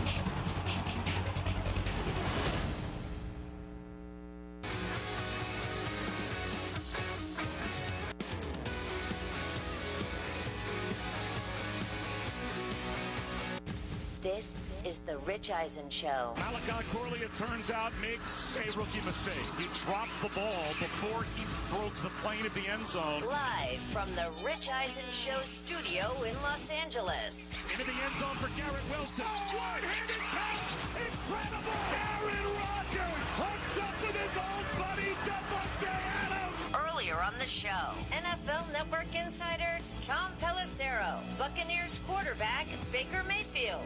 Still to come, 5-time Grammy Award winner Michael Bublé. And now, it's Rich Eisen. Hour number 3 of the Rich Eisen Show is on the air. There's an old saw in this business, never go full Bublé. But we don't care. We're going to. Michael Bublé is going to join us in studio in about 20 minutes' time in support of his greatest hits album that's now out on all streaming platforms and CD and available on vinyl. Ooh. On Friday, November 22nd, The Best of Bublé.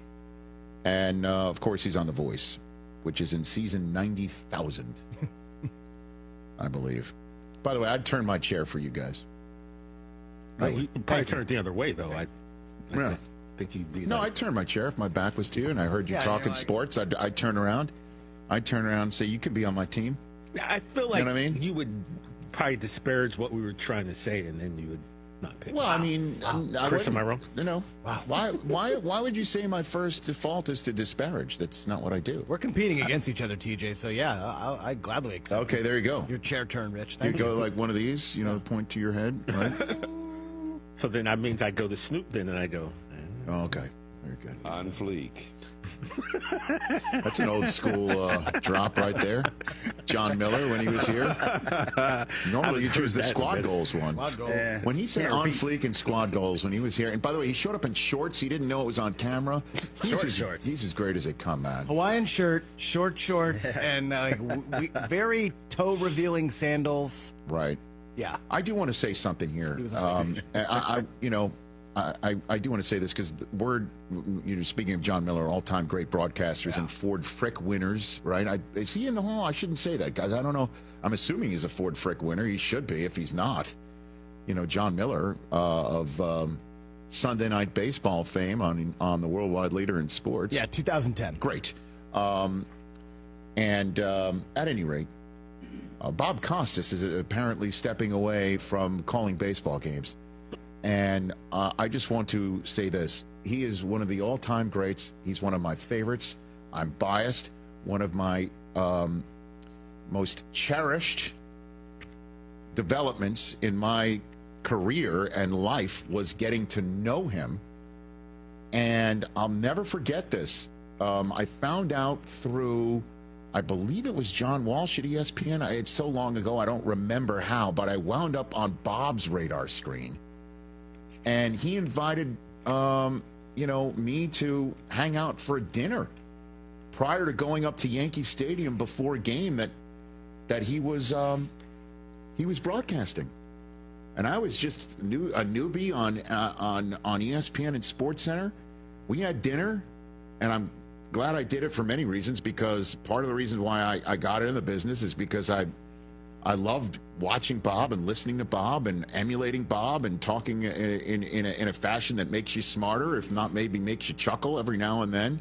I do remember David Letterman had him deployed in a hospital on New Year's Eve one night to interview the parents of the first baby born in that hospital of the new year. And I'll never forget him saying, as Letterman was talking to him, and he's like, can you speak to a doctor or whatever? And he spoke to a doctor, and he basically said, the doctor were just speaking to us over the plaintive wails of babies seeking medical help. And just the way he would just use his language and use his, intelligence and make you smarter.